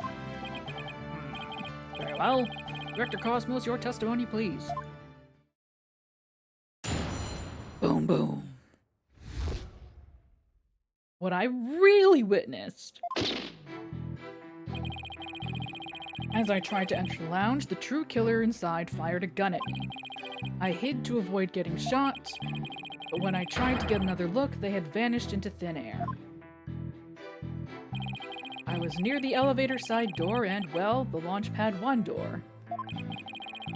And the control room door should have been shut tight to the killer. So you were shot at by the killer as well, and then they disappeared.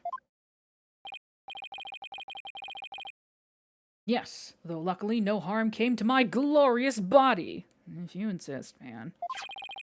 Unfortunately, the bullet hit Terran's oxygen tank. I knew because I heard a pang. That must have been the sound of the tank being ruptured. Wait, but I thought the bullet hit his metal. That was Detective Arm's bullet, remember? Right. But then...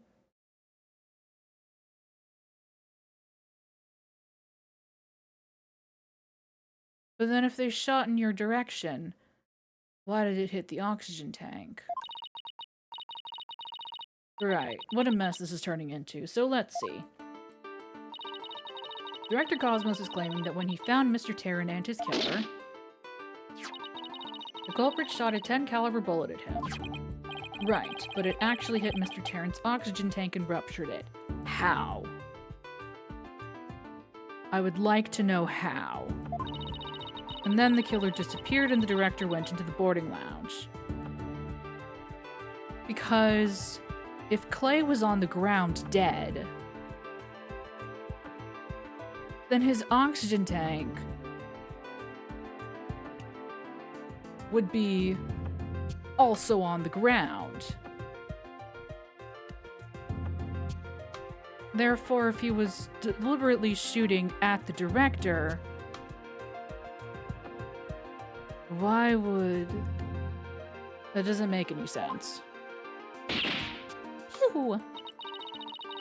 When Detective Arm caught up and fired those warning shots at him. Judging by his medal, it looks like one of them almost took him out, too. Good summary, but that doesn't explain where our mystery killer went. Director Cosmos, I was wondering if you could elaborate on when the figure disappeared.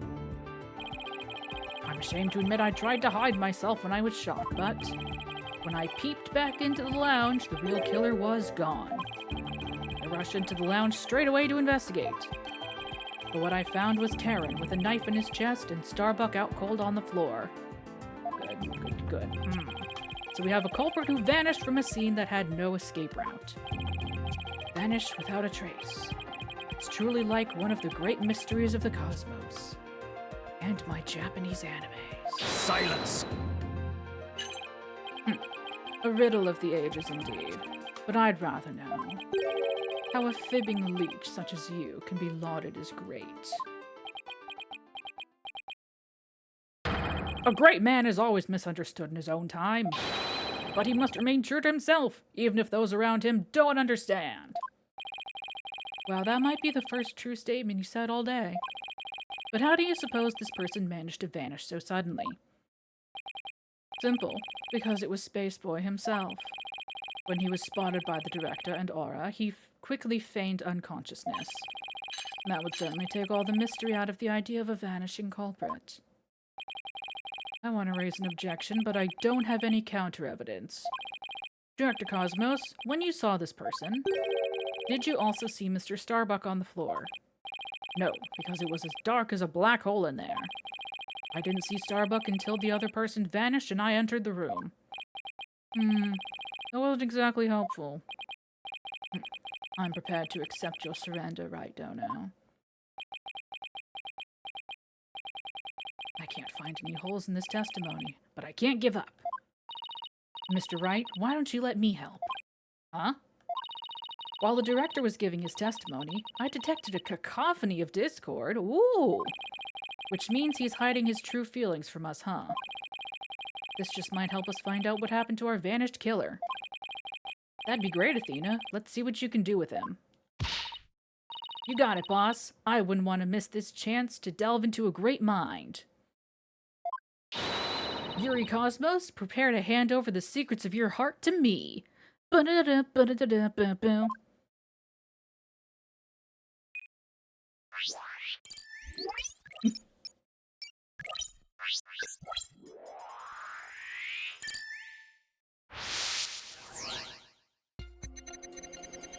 Right into the lounge. The killer inside trying to fire a gun at me. To avoid getting shot.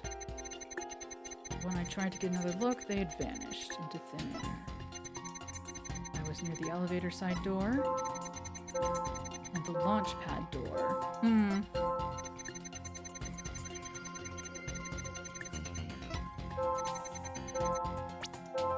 Alright, well, Got it! easy enough so far. Correct me if I'm wrong, but you seem to be afraid of the launch pad door. The Great Yuri Cosmos afraid? And what basis do you have for that outlandish accusation? Whether I have any basis or not, you seem quite distressed by it. I'm most certainly not. I have science! Director Cosmos, there's something about the launch pad door you're not telling us, isn't there?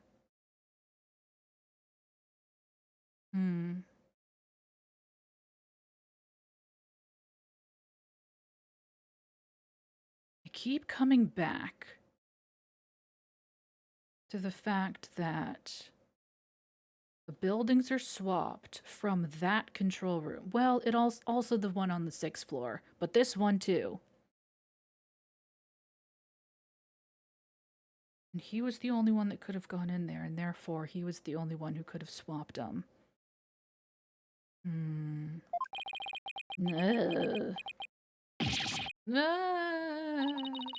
Wow, he's speechless. Looks like you hit the nail on the head, boss. It's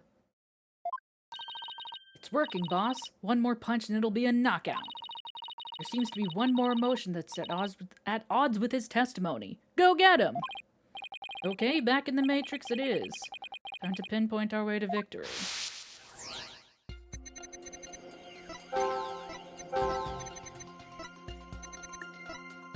Right.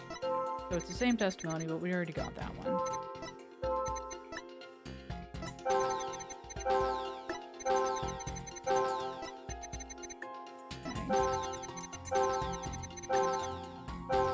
We have small Angor, large surprise, and large scare. Well, medium scare.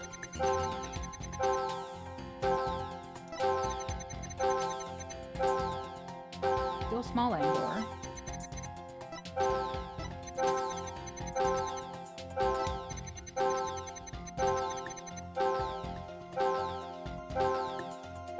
Thank you.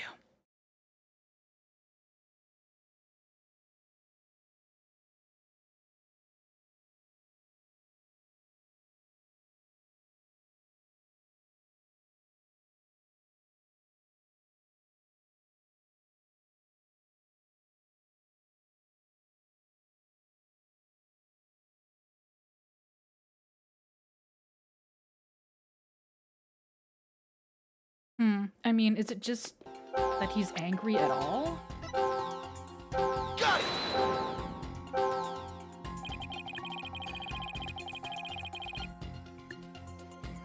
When we view your the music didn't stop, so I don't think this is right. Wait a minute. There really isn't anything strange here. I think I made a mistake.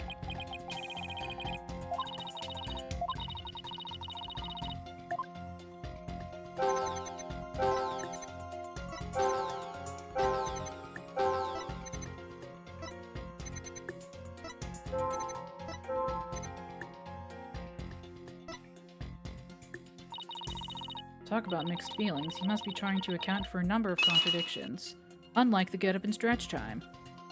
And by get up and stretch,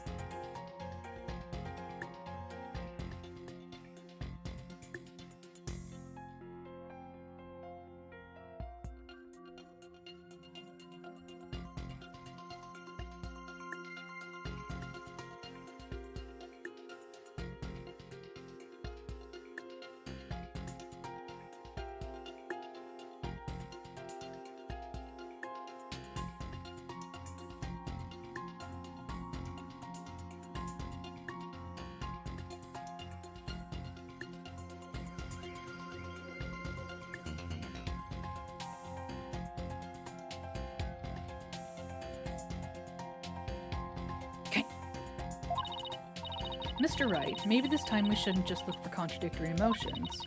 We should also look for emotions that should be there but aren't. And a condo replies too. Felt very shaken and distressed at the time. Fluctuations in emotions. Okay.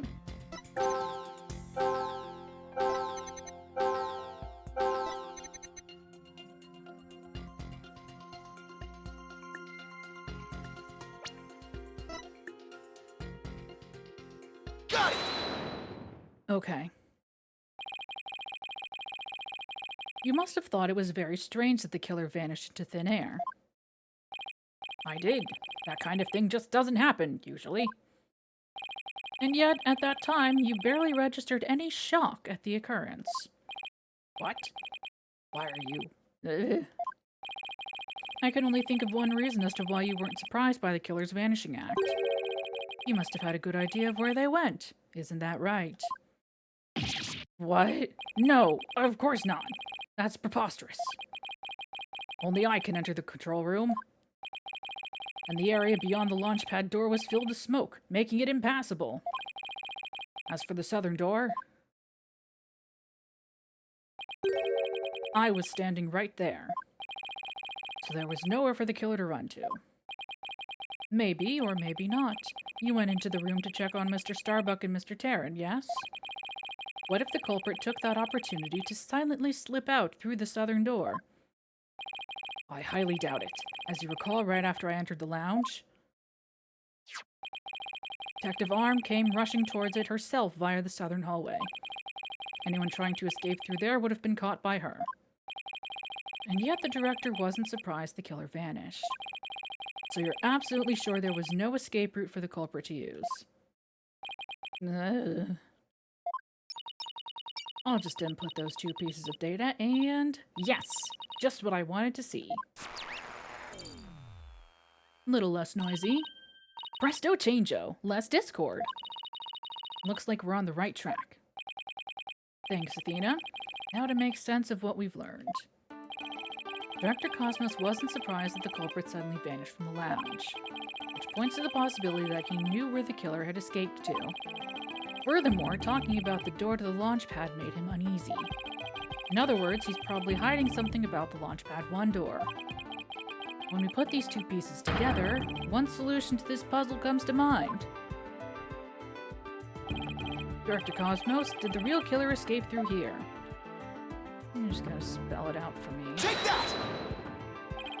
The culprit went through the Launchpad 1 door to escape, didn't they? Yes. I mean, no. Disaster to starboard! We're gonna crash into an asteroid! Master tactician, you are not. But the area beyond that door was filled with smoke, wasn't it? True. But this is still the only logical answer there is. You just figure out what the director is hiding about the Launchpad 1 door. You should be able to iron out the logical inconsistencies. But that door requires fingerprint recognition. Only Starbuck, Terran, and I have access. I don't see how the killer could have opened the security lock, do you? Well...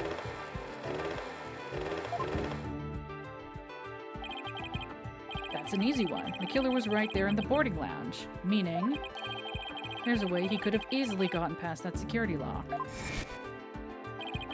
Come to think of it, we did examine the prints on the fingerprint recognition device. I propose that the killer used this person's fingerprints to get past the security lock. Oh dear, I can't check my evidence. But it was him. Take that! That's... Mr. Starbuck was lying unconscious there in the boarding lounge. Anybody could have easily gotten past the security lock by using Mr. Starbuck's prints. And actually, Mr. Starbuck's prints are exactly what we found on the device's screen. Ah! Looks like he does have something to hide about the Launchpad 1 door. And I'm betting it's got something to do with the culprit's escape route. But I don't have enough information to see the whole picture just yet. You know, something just occurred to me. Would you like to hear it? I would love to, Your Honor. Huh? Oh, yes, by all means. There's a security camera in boarding lounge 1. Right? Right, the one that recorded the victim and the defendant. What about it, Your Honor? If the true culprit escaped into the launch pad 1 corridor, then that might be recorded on the security footage as well. I have terrible news for you, Your Honor. Then the mystery would be solved. What do you think of my logic? The logic is sound, but I have bad news. I hope you didn't strain your faculties too much for that, Your Baldness. I beg your pardon? Look, if we play the security footage beyond this point... Oh my! The footage cuts off! The camera was running on backup power, but apparently the power cables were damaged. Most likely by the after effects of the explosion. There is no footage after this, be it of criminals or space aliens. I thought it was such a good idea, too. It was! You just didn't know. Just because your grandchild is watching from the gallery. It doesn't mean you should try to show off too much. Grandpa Baldness. Prosecutor Blackwill! How did you know about my grandchild? I think his grandchild just learned a little about the harshness of the adult world. I can't believe Adobe broke... You know what? I can believe that Adobe broke the camera. Break everything else. Setting aside the issue of grandchildren, I'd like to have the witness continue. Director Cosmos, could you tell us more about when you entered the lounge? If I must. Had to avoid getting shot. Vanished, I went into the lounge. That's when Detective Arm appeared from the elevator side door. And then the detective shot at me.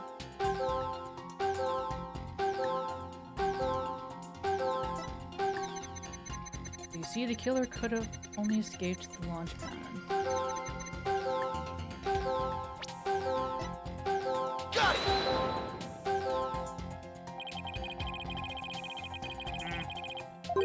Damn it. I was hoping that because it was blooping and beeping on at a different rhythm than the other two, that was it, but it's too easy, huh?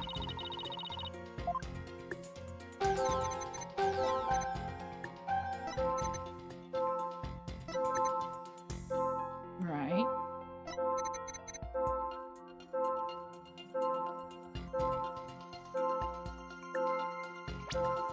Are you scared of the door? Got it! No.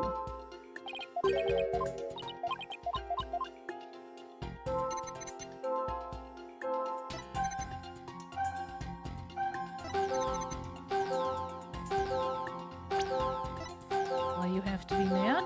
Got it!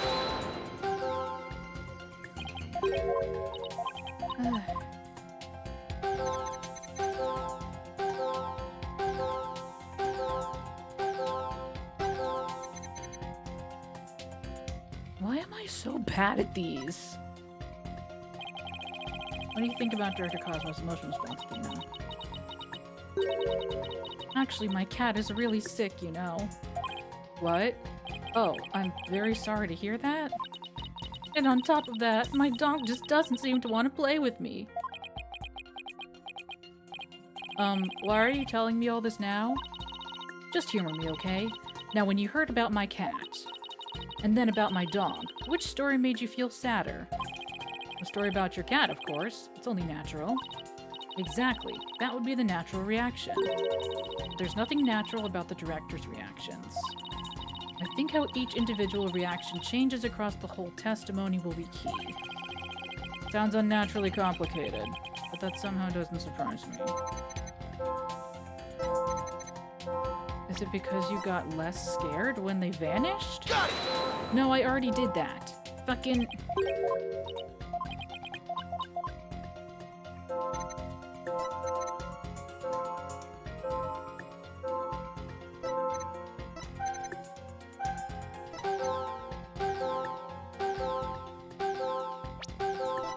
Got it!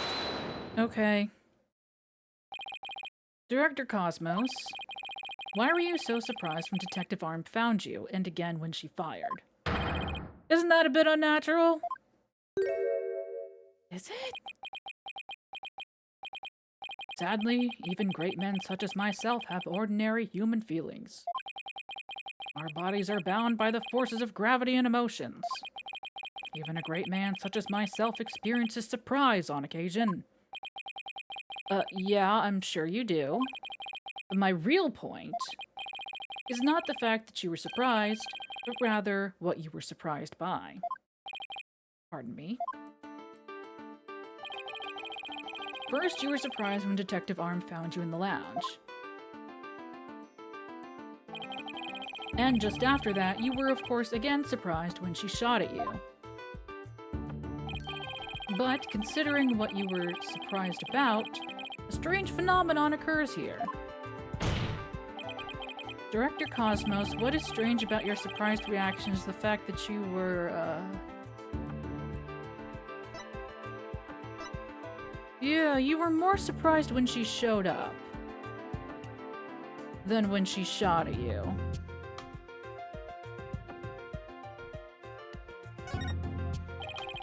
Sure, you were surprised when Detective Arm shot at you, but the surprise you felt when she found you in the lounge was much greater. The fact that you were more surprised by simply being found than by being shot at suggests to me that you were conflicted about whatever it was you were doing there.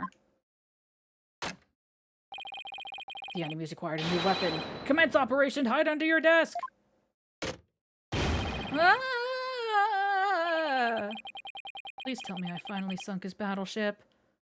So I think my planting the detonation thing theory from earlier, that might hold some water. Alright, a little less noisy. Boss, I'm getting less Discord now. That must mean he really is hiding something about that launchpad door. Whatever he's hiding most likely has something to do with the killer's escape. I wonder what it could be. If he was doing something sus around that door, maybe we can spot some change between before he came to the room and after. Yup. Detective Fulbright gave us a photo taken after the crime. Let's run a comparison. We entered the door before. How the door looked after. Hey, look at that. There is a change. Something's definitely different. Director Cosmos? What is it? What have you two been up to over there? Finding the answer to what you were doing when Detective Arm found you, that's what. And that answer lies clearly in this footage. All we have to do is compare it to the photo that was taken during the investigation. Don't be ridiculous. If you really do have an answer, you'd have pointed it out already. I'm building up drama, my dude. The door closed! He's asking for it. This is what changed directly after the incident. Take that! The answer is this knob. That's... Sorry. Hang on, can I do a...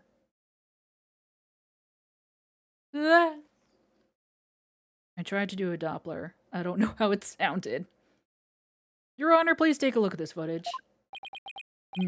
Let's see here.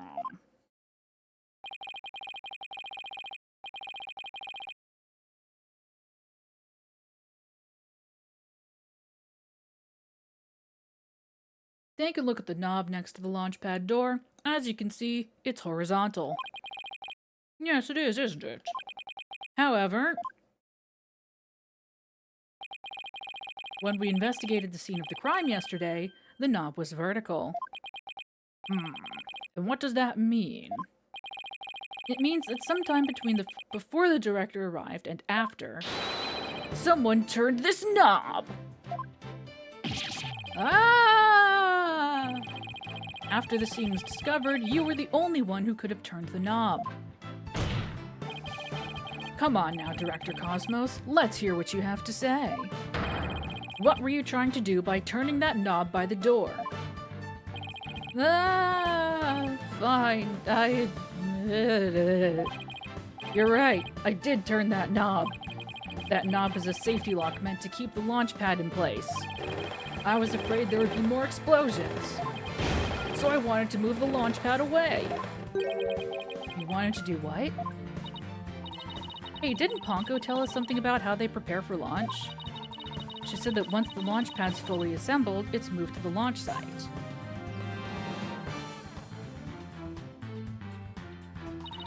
But the safety lock in the boarding lounge had to be disengaged first. Okay, so maybe they didn't swap the entire buildings, they just moved the one away. No, they had to have, because there's the two on the floor. But then if that's not...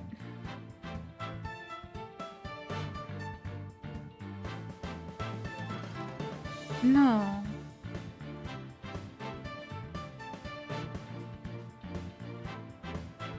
That means the culprit escaped into the Space Museum. And then the director helped them by switching it back, but then where did they come from? Either I'm seriously misunderstanding how this whole thing works, or there's something I'm missing. I guess that clears up what that knob is for. Oh, so if the killer escaped into the Launchpad 1 corridor, maybe they were transported along with the launch pad to the launch site. I don't think so. The Launchpad 1 corridor was filled with smoke. I don't think they could have escaped through that corridor. So then where did the killer escape to?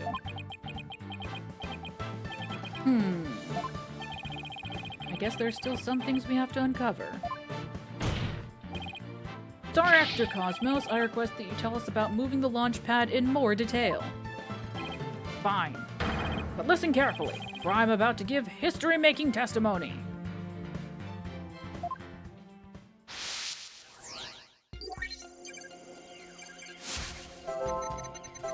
I had no choice but to disengage the safety lock. Why are you so happy about it? I fear there might be more explosions, so I had to cut the launch pad loose. Surely the only escape the killer had was through launch pad 1.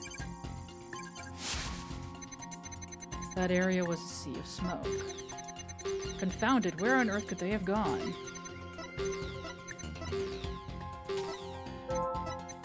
Let's start over here. Got it! I had no choice but to disengage the safety lock. You make it sound like you were reluctant to do so. And yet when you did it, you felt some joy, as if you were very pleased with yourself. Ah! How do you do it? How do you know everything as if you're there? Pretty impressive, isn't it? This is the power of analytical psychology. And this tiny robot around my neck. So, care to explain why you felt joy when you disengaged the safety lock? When I think back on the facts we've discovered up to this point, I have to believe that you were trying to fulfill some hidden agenda. Ah! How do you know about that too? Because I'm more or less a pro at guessing. But you have no proof that I had a hidden agenda, other than the fact that I told you just now. And even if I did, I would never ever tell you, so there! I know they say people regress as they grow older, but you, sir, take the cake. Ooh, there's cake? And how could you doubt a man with such great intensity, intellect, and integrity? Silence! You, a man of integrity. Don't make me laugh. Do make him laugh. I would actually like to hear it. Prosecutor Blackwell? What came over him all of a sudden? Other than the fact that he's been lying in court all day? You've spouted nothing but falsity since you stepped up to the stand. I wrote this game. You're not the kind of man that will be glorified in the annals of history. Not for greatness, anyway. Unless you consider greatest barefaced liar an honor. Liar! His words bite harder than his blade. You moved Launchpad 1 after the explosions? My, how naive you are. You fail to realize how even the facts themselves have betrayed you. You know, just a thought, but modern English can be your friend. And here's a thought for you. I feel like that line worked better in Japanese because this guy probably talks in very formal Japanese. And Phoenix is like, what if you spoke like a normal person? Just a hunch. Here's a thought for you. Immediately following the bombing, Launchpad 1 was on the boarding lounge 1 side. The police confirmed this on scene. What? Liar! Eat your hamburgers, Apollo. So that means the director didn't move the launch pad? Curse my judgment for calling history's greatest liar to the witness stand. Let us leave him to indulge in his lies and war games to his heart's content. Liar! Objection! But it doesn't make sense. You can't deny that someone turned that knob. And once the safety lock was released, I'm sure the pad must have went somewhere. If we chase down the truth of this issue, we just might find where the killer escaped to. Ah! You're sure it must have went somewhere? We just might find out. Your arguments are nothing but conjecture, bluffing, and wishful thinking. Well, yeah, what else is new? Stop chasing your fantasies and see reality for what it really is. Or are you not man enough to, boy? 1, unnecessarily gendered. 2, I'm older than you. 3, fuck you. Ah! Talk about hitting below the belt. Youngins these days. I don't understand it. I'm sure Director Cosmos must have moved the launch pad. The knob was definitely turned after he came to the lounge. 4. Yes. I was gonna say, can you put in a good word with your sister? But 1, I'm sure she hates you. Okay, subsection 4A, she probably hates you. And 4B, I don't really want your... I don't need... Oh fuck, what's the word that I want? A recommendation, oh shit, like when you get a letter from a professor to go do a thing. Is that a recommendation? I feel like there's a specific word that I'm looking for. Reference? Kinda? Nepotism. That's it.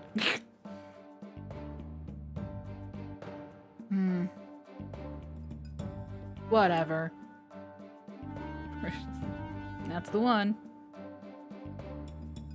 Bye, Vis. Thanks for hanging out.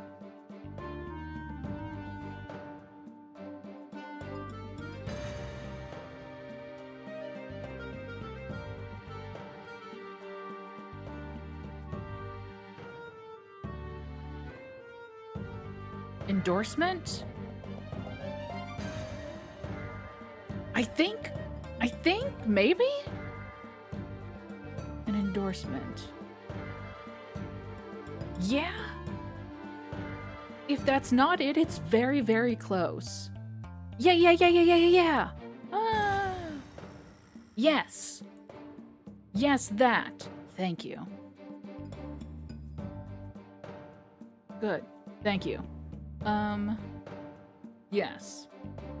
Testimonial, yes. But yes. 4B, I do not need an endorsement from Simon Blackwell. I just don't. Okay. Ah. But the launch pad is right where it's supposed to be. Ugh. Wait a minute. Maybe I have it all backwards. Yes, you do. What if the director turned the knob not to move the launch pad away, but to bring it back to where it was supposed to be? What are you blathering about? What if the launch pad was at the launch site before the incident? Oh. You know, I hadn't considered that.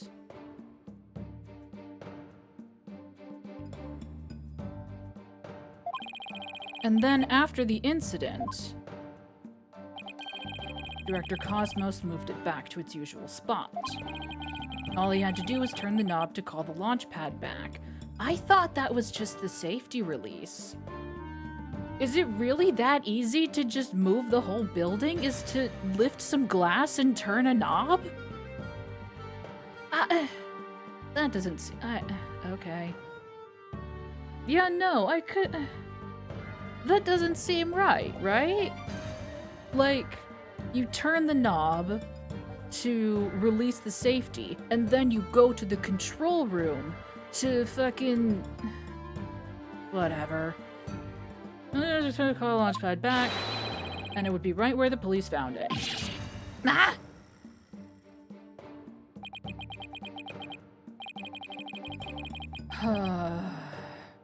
You too, huh? You made him sigh like Mr. Starbuck. Was what I said really that off base?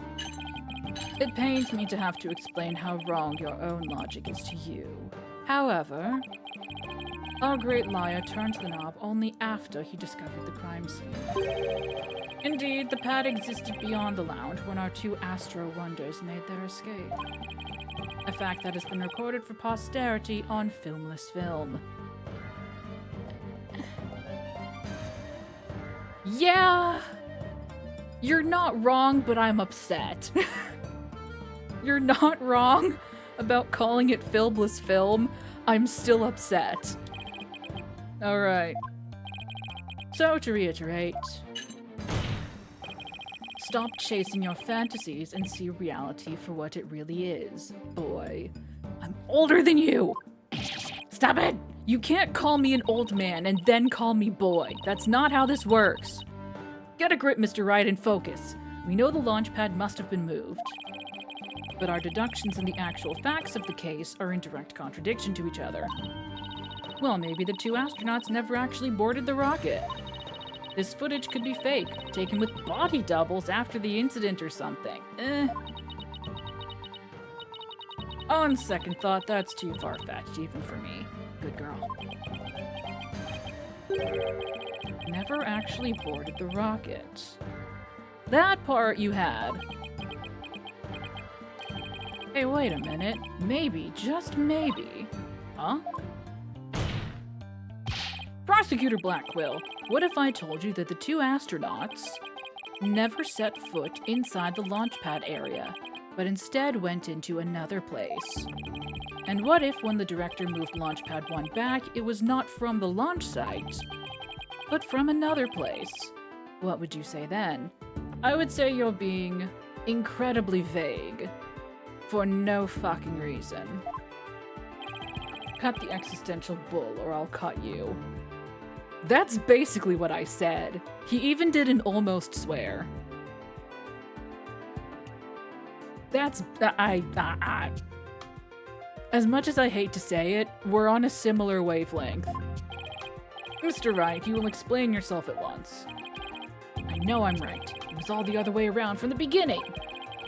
Very well, Your Honor. Let me explain.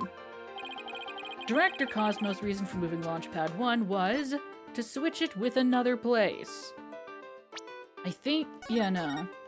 I'm just gonna safety save real quick. Swapsies. Because he wanted to switch it with some other place.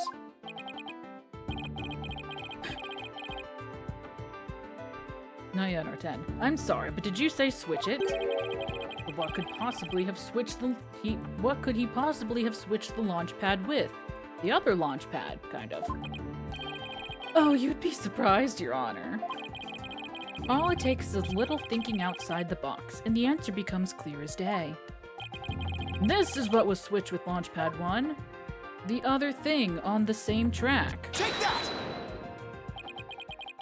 Launchpad 1 was switched with the Space Museum. In the past, the Space Museum used to be Launchpad 2. It has all the same features as Launchpad 1 and can even be moved to the launch site. Meaning, the Space Museum and Launchpad 1 can also be switched with each other. You can't mean. Oh, but I do.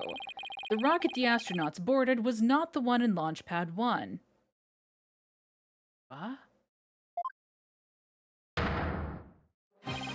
It was the one in the Space Museum. What? Balderdash!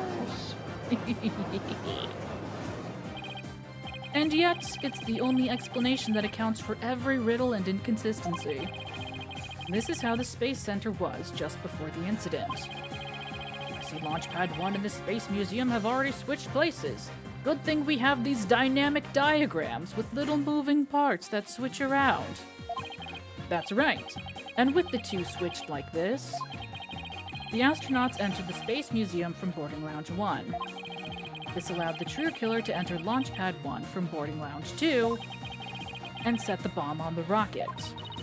Come to think of it, the door to the Space Museum from Boarding Lounge 2... Welcome, welcome. The Space Museum is open to the public every day of the year from 9 a.m. to 7 p.m. Exactly. Anyone could pass through the door to the Space Museum. Starting at 9 a.m. Right. I got it mixed up. I was like, but the murder occurred at 10 a.m. So then how did... That's not how time works, Palace. We got there eventually. There is no fingerprint recognition system on that door. In other words, with the two launch pads switched like that, someone other than Mr. Starbuck could have easily planted that bomb.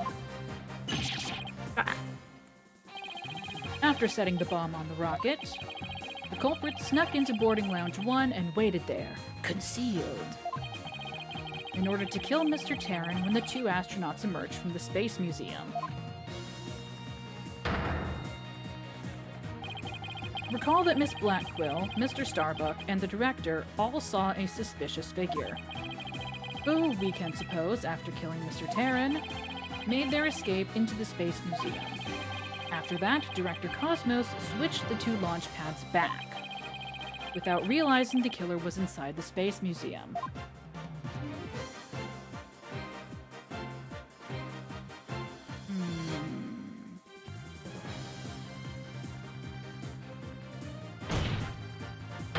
The killer then left the Space Museum and made a clean getaway. Ah!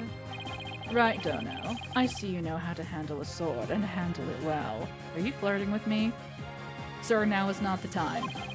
Perhaps I should call you Swordmaster Bluff. I'm a seasoned warrior who has cut down many a prosecutor. Silence! But unless you can prove your theory, it's no better than a rusty sword. That's right! You have no proof I switched the launch pads. You too. Somebody needs a better anger management counselor. If the launch pads really were switched, there might be a record of it somewhere. There is. At this point, Launchpad 1 and the Space Museum were switched with each other. Yeah, there's a 2 on the floor. There's a 2 on the floor. The corridor beyond the door should be the one that belongs to the Space Museum. Let's see. This is an image of the Launchpad 1 corridor. Do you see anything different when we compare it with the security footage? Yes! Huh? That number on the floor. Alright, well if you're just gonna fucking point it out, I feel significantly less cool. What do you mean? I deduced that all by myself, and you're just gonna give me the answer? Lame. Lame! Lame! Unbelievably lame! Something similar happened in one of the original trilogy. Yeah, you know what? The original trilogy. Something similar happened in one of them, and you had to figure out that the number on the floor was different all by yourself. Back in my day! Well, what do you know? It looks like we have proof after all, Prosecutor Blackquill. Harumph. And if this is just another bluff, it isn't. Oh, don't worry. It's all right here. On filmless film! Right in this footage! Proof that beyond this door is the corridor to the Space Museum. Very well then, answer this for me if you would. What in this footage? This feels way less cool. This feels way less cool. They just handed me this answer. Fuck that. Fuck that in particular. I'm upset. I'm... Man. Is this how the boss feels when people come in backseat? God damn. Take that! Phoenix is backseating me. There's a 1 on the floor of the Launchpad 1 corridor. I'm getting backseat gamed by the game. I hate it. But take a look at the floor on the corridor in the security footage. Do you see the number on the floor behind the astronauts?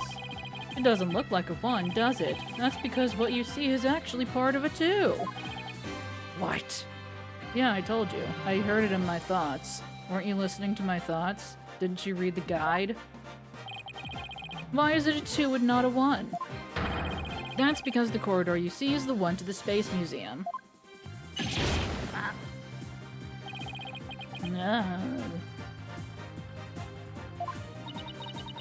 And so that means the corridor in this footage was not filled with smoke. That's right, because the explosion didn't occur in the Space Museum. The explosion occurred in Launchpad 1 on the side opposite the Space Museum.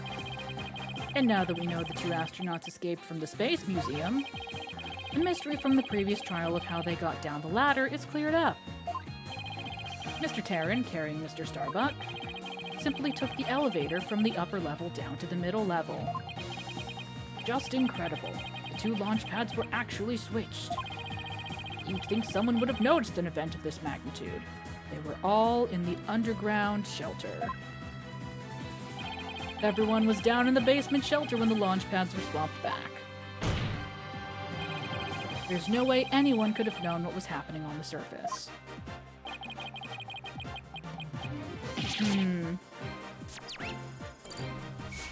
Whee!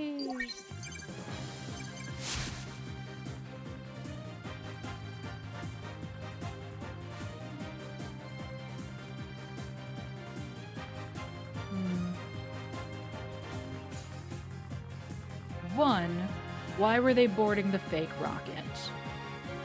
2,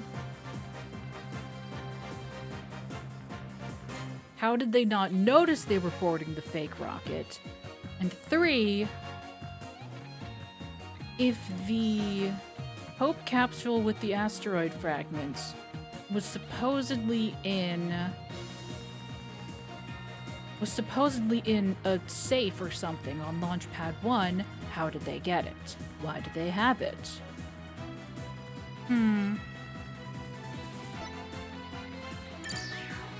Bye-bye! No more lies, Director Cosmos. It's high time you told us the truth.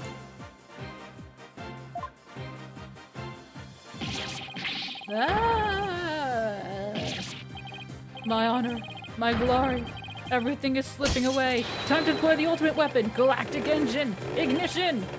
What? It's gone haywire! It won't stop! My star, my glory! No, not that way! Well then.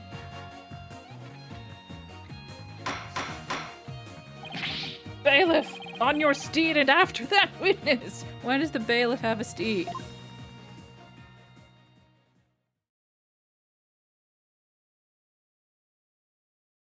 Oh, buddy.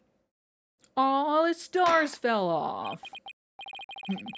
I see we managed to retrieve you before you came to any bodily harm. Director Cosmos, do you admit you switched the launch pads?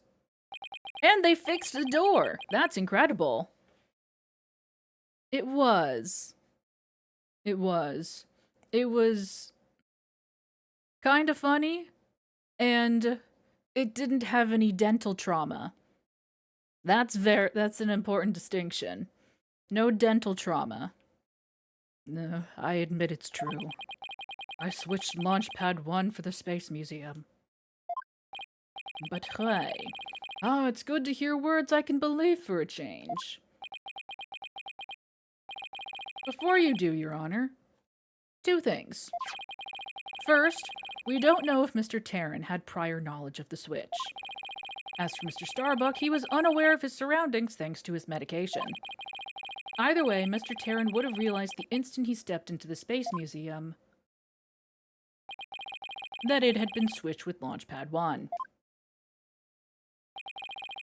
So my first question is, if the Space Museum was perfectly fine, why did Mr. Terran feel the need to put on such a dramatic display? I mean, the man was still unconscious, and there were explosions going off. There was nothing to say that another one wouldn't go off in the Space Museum.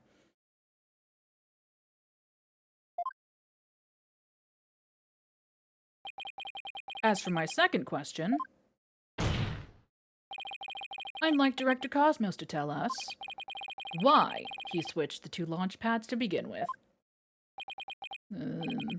Please, I can't. I exercise my right to remain silent. But I will say, my hands were tied. I was only doing what I could to keep my men from getting caught in that blast. Okay. I'll grant you that you were trying to keep them safe. Sure. That means you knew that someone was going to bomb the rocket.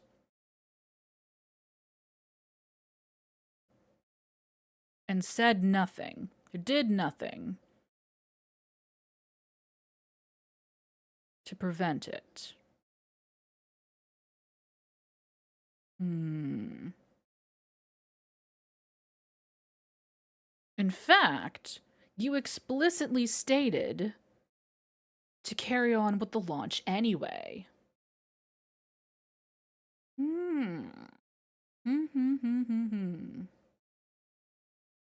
The thick plottins. The director is terrified. He must have one heck of a reason for not wanting to explain why. Probably not a good time to try and pry it out of him, huh? Excuse me, but would you mind if I picked up my stars? Without my badge of rank, I'm nothing. I don't see why not. Bailiff, help the director retrieve his stars.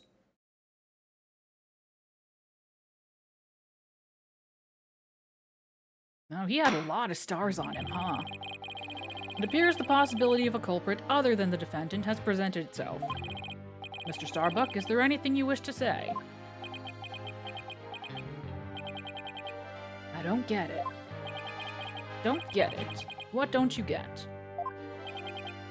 Director, why did you do all that? From the very beginning, you never meant for the launch to go ahead, did you? You tricked us! Mr. Starbuck? Starbuck, my boy, I'm sorry. I can't tell you the reason why, but I had to do it to protect the Space Center. Director! Will I ever get the chance to go into space again?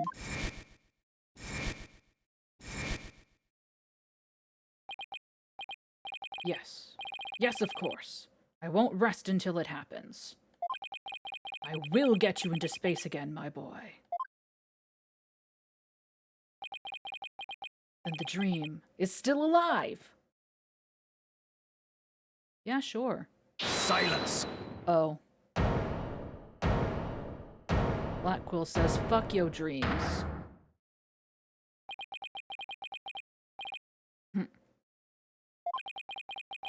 You're not going into space, Starbuck, but prison. I won't have it any other way. Why are you so hung up on him? Oh my god, they're exes. Yes, I accept the launch pads really were switched. And if there were a third person at the scene, I suppose they could have escaped. But I have yet to see proof of this third person's escape via the Safe Museum. Space Museum, even. Oh, that's a good point. He's right. I don't have any proof.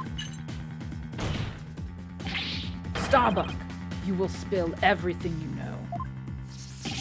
What? Me? Ah! Where did you get those bombs? Tell me now. If you don't, my blade shall feast on your blood. Ah! If I'm gonna die, I want to die in space! I have to do something. Solomon Starbuck, prepare yourself.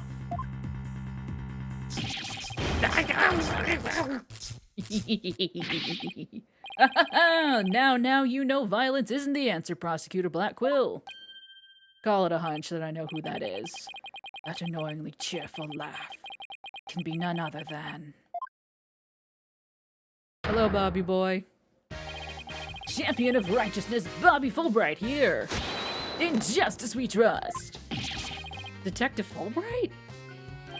Sorry to keep you waiting, Mr. Lawyer. I hope I'm not too late. I mean, you seem pretty on time to me.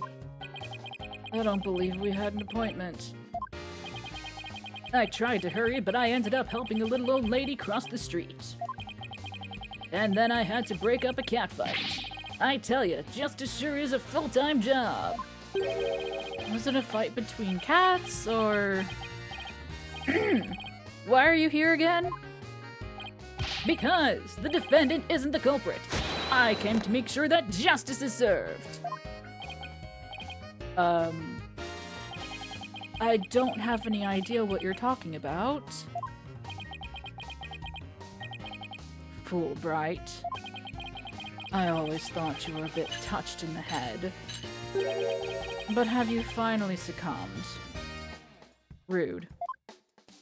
I don't like your phraseology, sir. Nope, but it looks like you've succumbed to this phantom of yours. Open your eyes and let the evidence of justice uncloud your judgment. What evidence? Come to think of it, he did say something about finding us some evidence. He did. Thanks, you two, I feel a lot better now that I've been able to get that off my chest. Yes. I'm gonna work extra hard to find that perfect piece of evidence for you. He also said something about giving us snacks and a neck rub, so where's that? I didn't think he was serious, though. So what is it, Detective? Is it something that'll prove Mr. Starbuck innocent? It is indeed! Have a look at this! The lighter! Huh. You know, from the way that... Aura? Ada?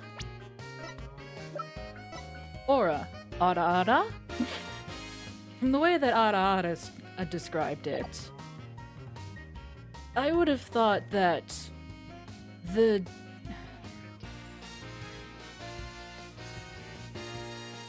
I thought it was like a charm, like a little trinket, hanging down from the lighter. But if she was close enough to see that small design, I have questions. I have questions for our lovely witness. It is indeed. Have a look at this. What's this? A lighter. That's right. A lighter thought to have been used by a culprit. Alas, my goodness. Space Museum's cleaning robot picked it up.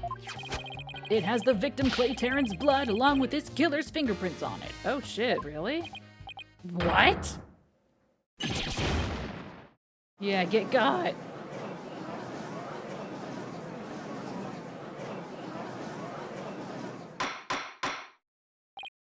Order.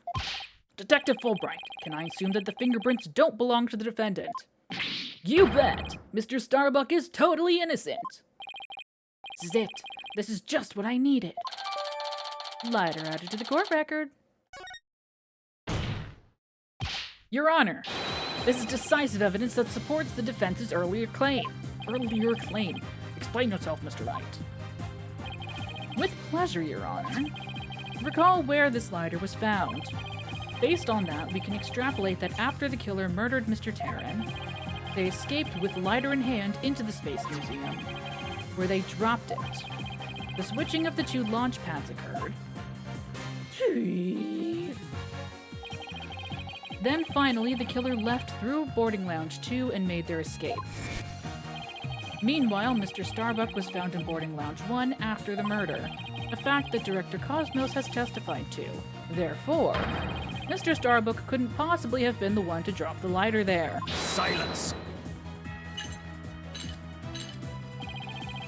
But the defendant had free reign of the area until Director Cosmos appeared. Could he not have dropped the lighter in the Space Museum during that span of time? Why would he go all the way back? Why wouldn't he have just dropped it down the trash chute, my dude? Objection! Objection, fuck you. You'd like that to be true, wouldn't you? But Director Cosmos testified that right after he saw the mysterious figure with a lighter, he went into the lounge and found the unconscious Mr. Starbuck. In other words, Mr. Starbuck wouldn't have had the time to double back to the museum. No, Prosecutor Blackquill, this lighter could only have been dropped by the real killer. Also, you said that there... Hello, Mittens. How are you? Oh, you said there were fingerprints? Whose fingerprints are they? We have so many fingerprints on file for this case. Most importantly, Mr. Starbuck's fingerprints were nowhere to be found on this lighter. I think you understand what this means, don't you? This piece of evidence unequivocally proves that Mr. Starbuck wasn't the culprit. This does indeed appear to be decisive evidence that proves the defense's claims. As for the remote switch that was found in Mr. Starbuck's pocket...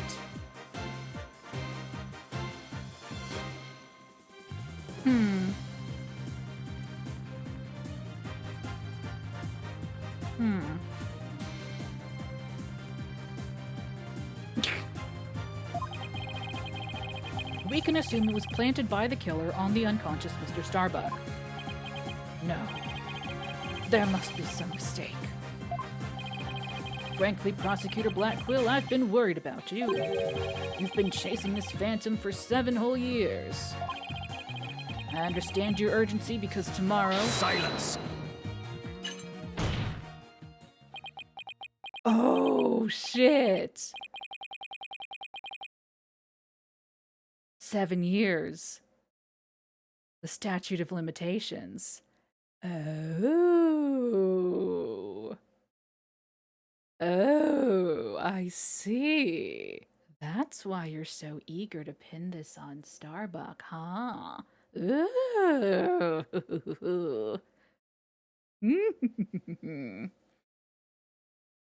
Fulbright, you promised never to speak of that.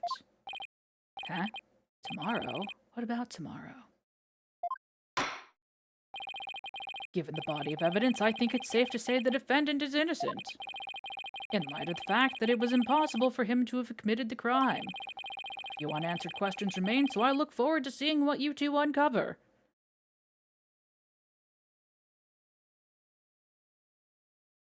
Ain't that just the way of it?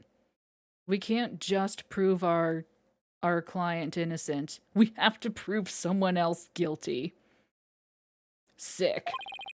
But for now, this court finds the defendant, Solomon Starbuck, wait. Not guilty? What? Ah! Yay, never mind, we win! Never mind, fuck that, we win! Yay! Ah ha ha ha ha! Eat shit! Yay! Yes, we did it, Mr. Wright! Looks like we pulled it off somehow, huh? With some help from Detective Fulbright. Mr. Wright, Miss Sykes, thank you. And please thank Apollo for me, too. You all are the best. Oh, I wish we could tell Apollo about Mr. Starbuck's verdict right now. Yeah, me too. That's gonna have to wait. Now that a verdict has been reached, I'd like to bring today's trial to a close. Court is adjourned. Bringing in the dancing lobsters. Objection! Oh? I'm allergic to shellfish. It's too late to object, isn't it? It simply isn't possible. Something's wrong. Prosecutor Blackwell, are you dissatisfied with the verdict? Fulbright, what were the results of the fingerprint analysis for the lighter? Huh? The results?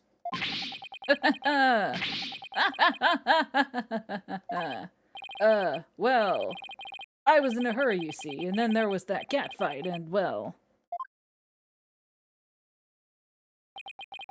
I kinda got carried away when I heard the prints weren't Mr. Starbuck's, so... You have yet to read it. Prosecutor Blackquill, can you read out who the prints belong to? Why do I have a terrible feeling about this? Upon thorough analysis, the fingerprints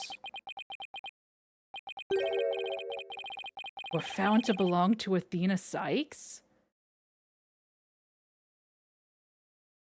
That's not where my brain was going, but holy shit.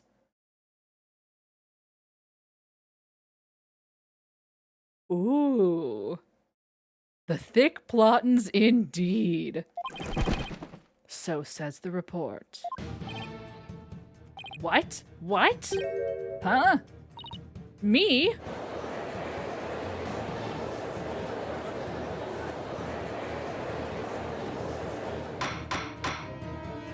Order, I say, order! Oh, man. This is a hell of a song. Ooh.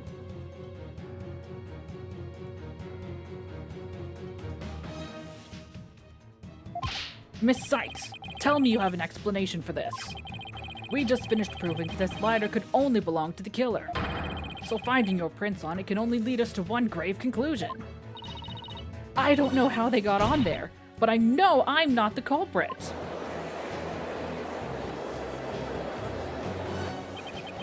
This can't be happening. We built up our argument piece by piece, and I don't think any of our reasoning was faulty. So how could it lead to this? Have led to this? Updated lighter report. Gah! What have I done? Please forgive me, I'm sorry. Order, order! Detective Fulbright, stop your crying! What in the world is happening here? It's like the world's gone mad. Order! Order! I will have order! No, you won't. But we will have getting up and stretching. In just a second. Confusion spiraled into utter chaos. After all we'd fought for, the truth had turned cruelly on us to accuse Athena of the crimes. Somewhere, somehow, everything had gone terribly wrong. We had stumbled over the edge of reason and into the jaws of a twisted darkness.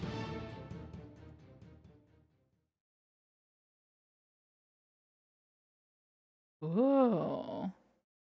End.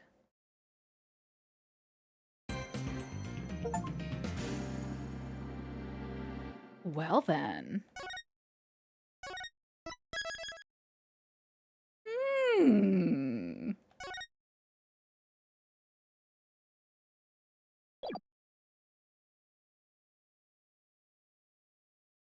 Can't believe it, kill. Yeah.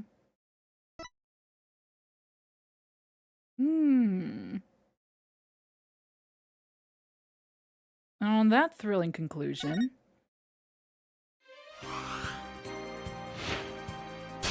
we will begin the next case next week. Case 5. Oh, that's a familiar face in the thumbnail. Anyway. No, not that way. We're good.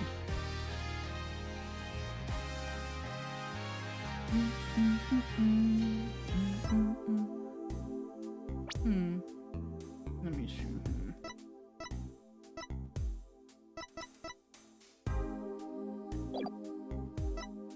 Yes. Let's see.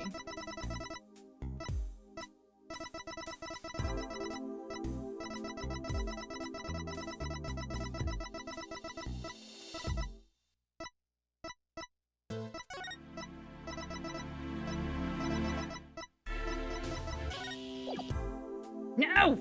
Damn it! I always forget. Here we go.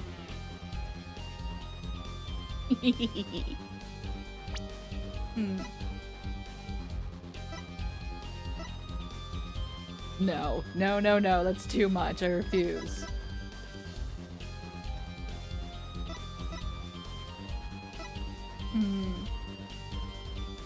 Man, why can't we get one without Kristoff in it? And why is this locked?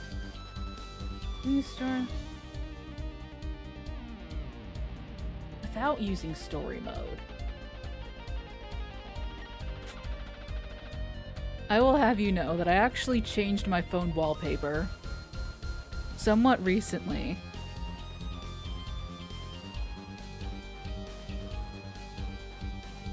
It is a fictional man that I'm obsessed with, but it is not Clavier Gavin. I refuse to elaborate. I refuse to elaborate on the identity of this fictional man that I'm obsessed with. Without using story mode, complete every episode of all 3 games. From the beginning of each episode of any new games, or each game. Cut a bloody path. Not that one. Tempting, but no, not that one. Or of each game via new game? Without using story mode?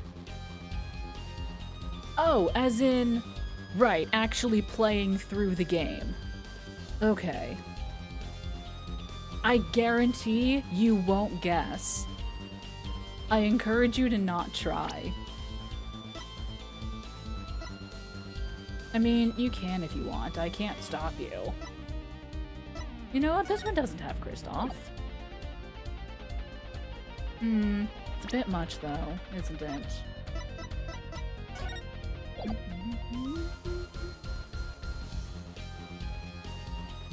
That's true.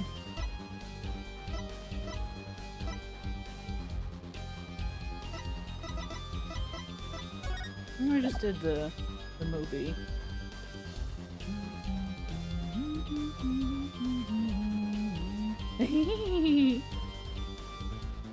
He's so pretty. Anyway, that's all for today. I'm going to be responsible and spare my voice. And we left it on a thrilling cliffhanger.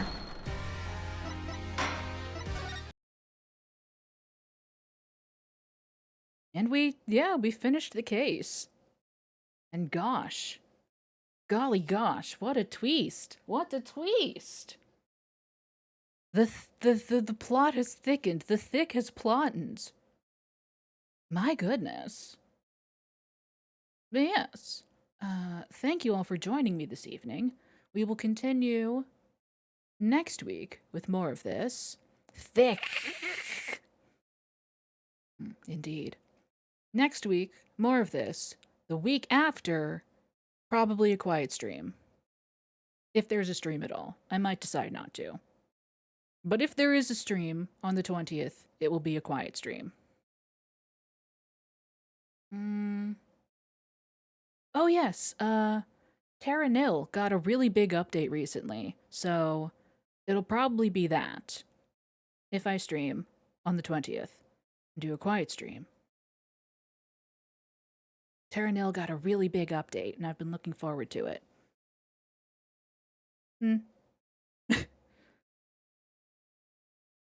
We could also do Dave, I suppose. But Terranil! Terranil, though. Terranil, though. I am the captain. I decide the video game and I say Terranil.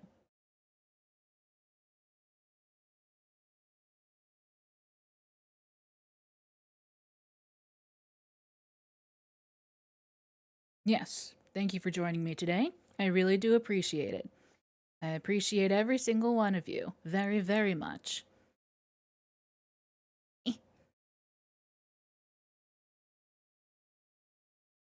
Close enough.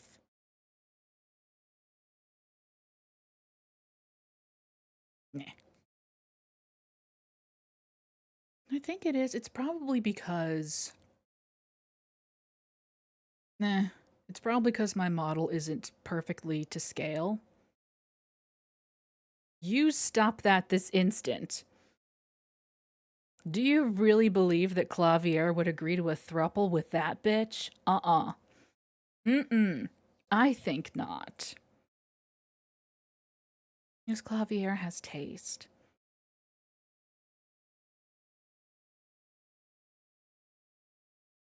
Yes, good.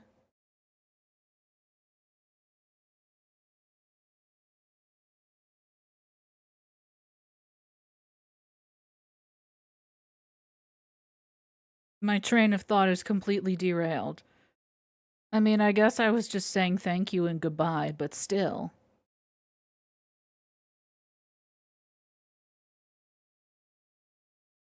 You stop that this instant! Oh my god. And we know that the Gaviners have, like, chains as part of their motif. Like, a big part of their design is, like, chains. Oh my god. Oh my god. Oh no, why would you do this to me? No, stop! Oh no! I can't believe you've done this. I can't believe you've done this. I hate it here. That's a lie, I love it here. I enjoy doing this very much. I gotta go. I gotta go. I need to leave before any cursed knowledge enters my mind. Ugh. Oh god, I bet in the many years since this game originally came out, someone has written that ship. Someone has written that ship, and I hate it. I hate it here. Anyway, time to leave. Have a good time zone, have a good, and I'll see you next week. Goodbye, I appreciate you. Goodbye, goodbye, goodbye, goodbye.